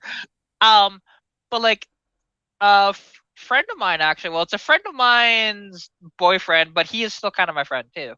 Is he has a Mazda Speed 3, and he painted the reverse lights on his Mazda with the rising sun. So when he puts his reverse lights on, it shines out like a that, lot and of it's people so with cool. RX-7s and Mazdas did that, Oh yeah. But the thing is, or he have the got a the few the people saying "Oh no, you have to take that down." But the funny thing is, it was all white people saying that. They were all white. everybody thinks that you need to do something just because somebody else is offended. No, I don't have to do something because somebody else is offended. I do what Yeah, I it's want like because it's what I want to do. If you're offended about it, okay, don't look at it. yeah, and it's no different like than people saying, which it's really ironic because if you ask Japanese people, they don't care. Is if a woman, for example, wears a like just some white girl, right, wears a kimono, right, which is the Japanese ceremonial dress for women, right? It's a very nice looking thing, and Japanese people don't care as white people do. And it's like it's not even your culture. I know, Calm down. I know. And it that drives me nuts because a lot of time they actually welcome it. It's just like, hey, cool, you're embracing our beliefs and stuff like that. That's cool, and you can do that.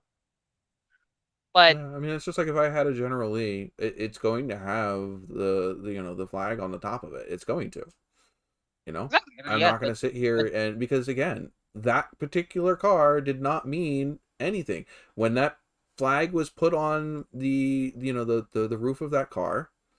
It was to symbolize Southern pride, and it's also a rebel. It's a finger up at the law. That's kind of the whole point of the rebel flag, and that's kind of the reason why people used to fly it up until it was no longer deemed socially acceptable to fly it.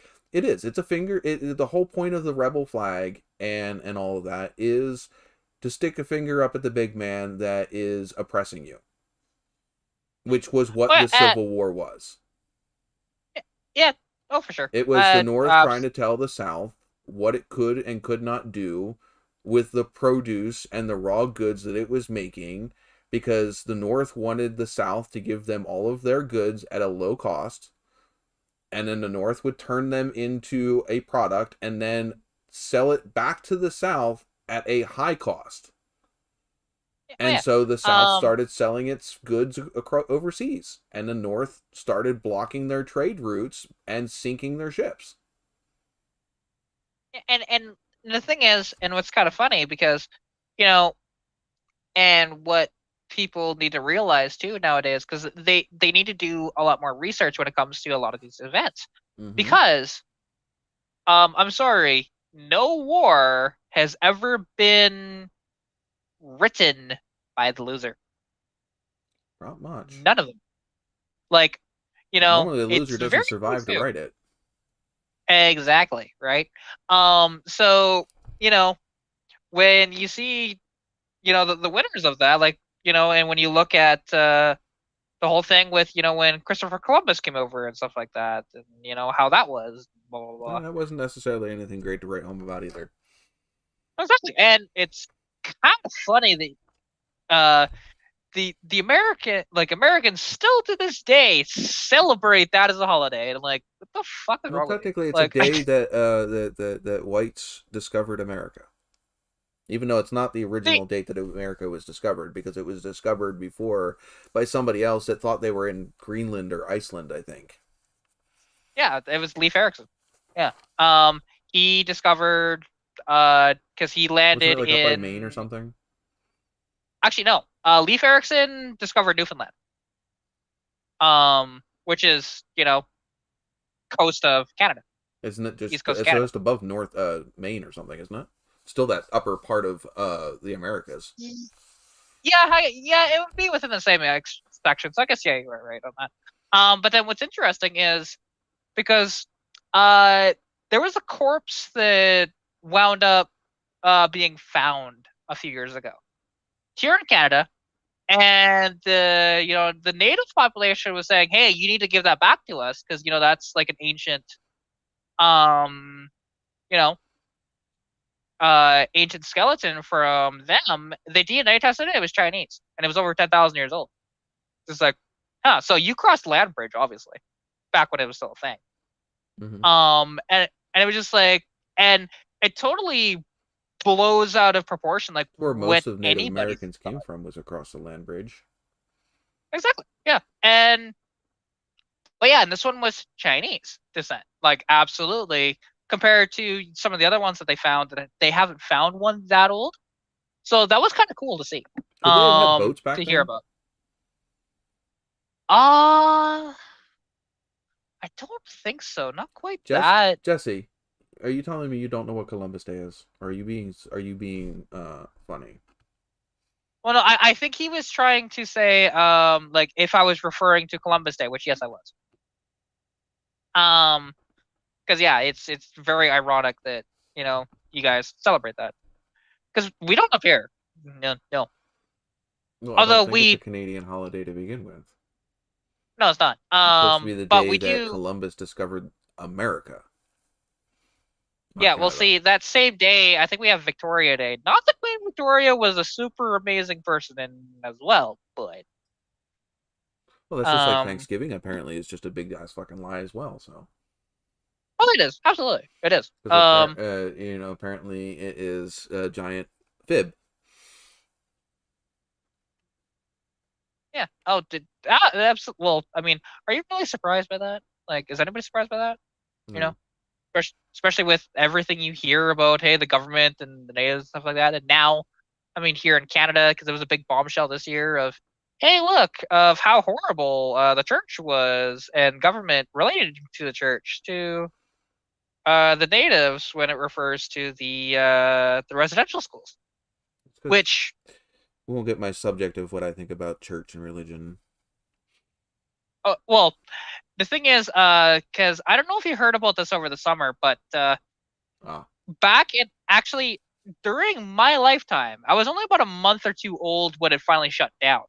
But still, um, the last residential school in Canada closed in I think it was August of '96.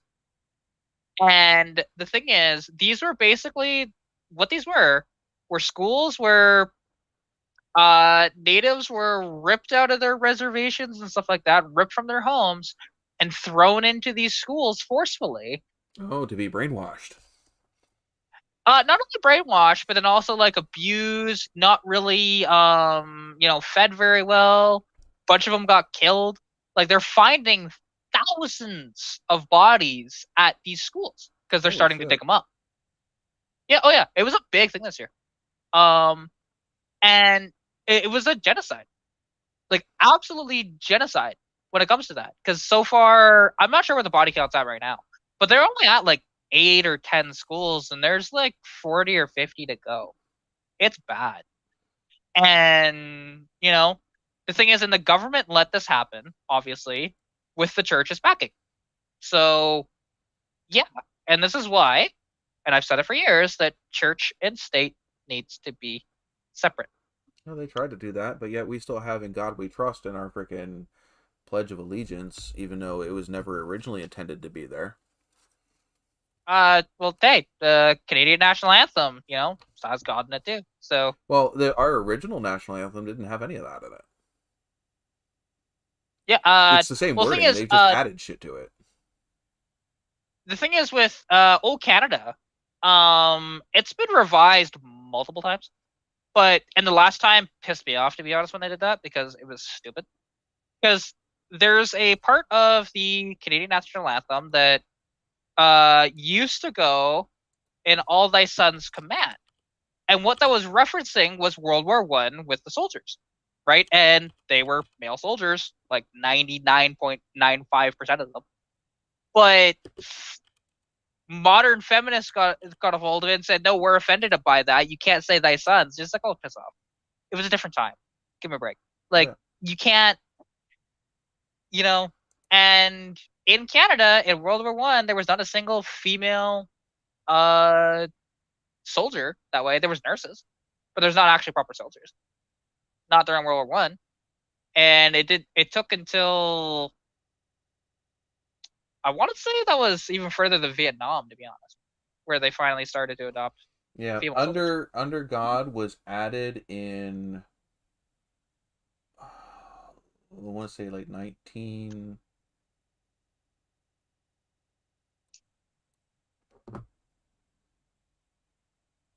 Meaning 1948.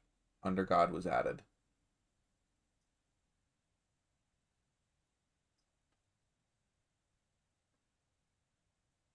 Yeah, see, like in ours, we say, "God keep our land glorious and free," and I don't know if that's always been part of O Canada, which it may have been. It wouldn't shock me if it was, but there's been a lot of revisions of O Canada throughout the years. There's probably been about 10 or 15, but I was just like, they just need to stop.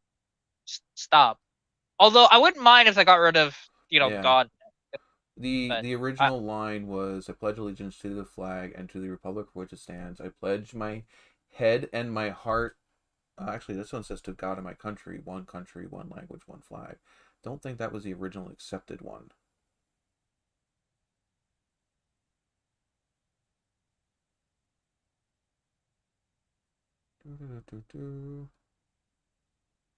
There, this is it.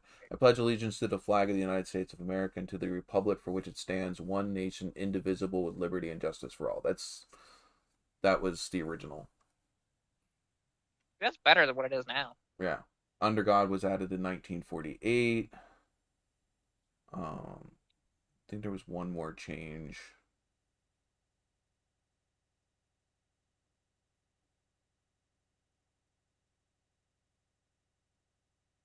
Oh, the phrase "under God" wasn't incorporated until 1954.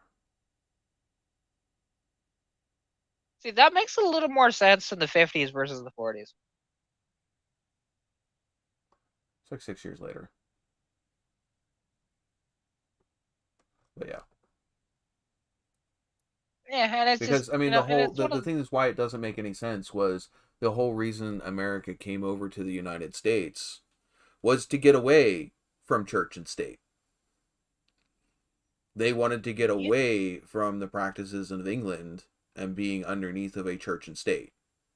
So why would we throw church into our, that was one of the things in our U.S. Constitution was separating church and state.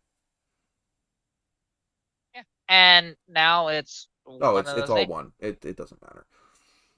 Yeah, like, and it doesn't help either that, hey, every church is, they don't have to pay tax, and it's just like, you have to pledge that you're going to not lie in court on a Bible. Number one, if you're not religious, what is that doing for you? Yeah, to be honest, if I ever had to do that, I would refuse that, and because I know you can request at least here in Canada, you can do it on the Bill of Rights, if I'm not mistaken, like a copy of it. And I think you might be able to do that in the States as well, Yeah, because to to do it me, another way. pledging over it doesn't. My opinion would offend a lot of people, but Yeah, and to be honest, I think we probably have the same opinion, because like I'm not religious. I am atheist through and through. You know, and there are people that it's kind of funny when they try and attack me for that, mm-hmm. but I just find it really funny because other than there's only two religions I can't pick apart, but they're usually not the rudest people out there. They're usually the nicest, which is Hindu for that and Buddhist. So they're both fantastic religions, to be honest, when it comes to equality. But yeah, Paganism isn't too bad either. yeah, paganism. I don't mind paganism either. I haven't met a pagan that was horrible. So Well, that's good to know. I've met assholes, but not horrible. Because I mean, if I So had to have a religion, that would be it. Because technically, that would be the religion from where my ancestry is from, anyway. yeah, and for me, mine's from all over, so like I could pick wherever, because and what I've been told, it's mostly I'm in that area. Don't get me wrong, but I am mostly a mix of Irish and come on, brain. They're right next to each other. Ireland and Scotland. yeah, Scottish. Irish and Scottish. Yeah. So For my me, brain like for the I don't it just would not grab that word. it's all good. I get it. And like with me, because I know at least what I was told, and I have reason to believe it because my family's huge and they're from everywhere. Um, is for with me, I am Yes, I Welsh, do, Jesse. Norwegian, French. Obviously, I'm Canadian. Uh, Apparently, I'm somewhat Métis, and I could potentially claim a status card. Apparently, if I really tried hard enough, I could. Um, which is kind of funny that way, even though I'm white as a ghost. Who else do I have? I think there might be a little bit of Swedish in there too, which wouldn't shock me being blonde hair, blue eye, and Bushy tall. tailed? Not going there. Bright eyed, blue eyed, bushy tailed. Not going there. Oh, sorry, I was just going off of the old saying. All good. But yeah, like, and the thing is, and if you look at, it's interesting because I always thought, because I wasn't sure, and my parents honestly you don't even know why they named me Katarina. To be honest, it's just a name they like. But if you look at the roots of it, for that specific spelling of my name, it's either Swedish or it's Russian. But I So, thought you were Russian. I don't know why. well, it's because of the name. Probably. It's more of a Russian name, or at least because Russia's bigger and there's more people called Katerina in Russia. So, as opposed to Sweden, that doesn't have as much of a population with the Cutie name. Pie is from So, Sweden. yes, he is. He's annoying. Sometimes. I like Jacksepticeye and Markiplier better as far as those type of You YouTubers. see, I don't watch those type of channels. Jacksepticeye's Irish. Can't keep your hands off that. Oh,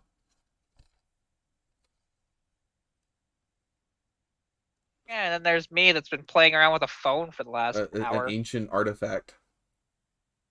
It's great. It's an old Sanyo, a piece of crap phone. But yeah, it's weird that it's survived and it still works. Till you fuck with it tonight and it breaks. It had a nice ride. Oh well, you can tell it's taken a few tumbles with this thing, but That if I Sanyo, the tumble is what killed mine. I had it in my pocket and I pulled it out of my pocket to check it, and I fumbled, and it went flying out in front of me. And ever since that day, the speaker that you would have for regular phone never worked. The speakerphone would work, but the regular speaker wouldn't work, and I'd have to either use a set of headphones or actually have it on speakerphone to be able to hear anything on it.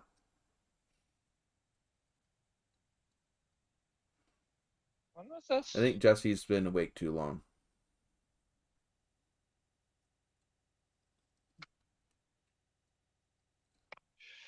What? Just because a cute girl is playing with a phone doesn't mean it's phone sex. Just say it. It's not how that works. I promise you that. And if you think that, you're not going to get very far in dating life. Just say it.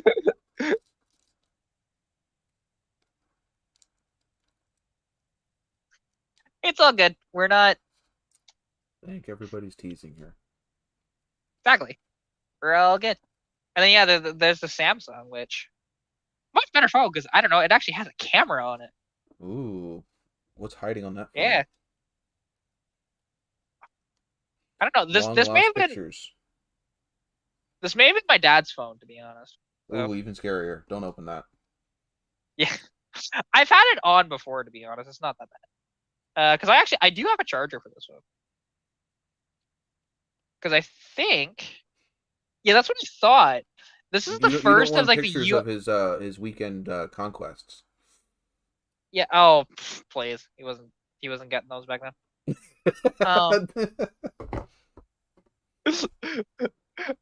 And I don't mean to, put my dad down like that, but he wasn't getting a lot of that back. I do know that. Because when he had this phone, I think we need to end this before we dive into really bad subjects.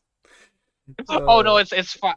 It's fine. I was just trying to think. No, I'm just saying the live stream. I think we need to. I think it needs to. We have traveled down the rabbit hole, and I don't want to travel down it any further. Not on live camera. But anyway, all right. So we will catch you guys next week. Hopefully. Peace out, and have a good week.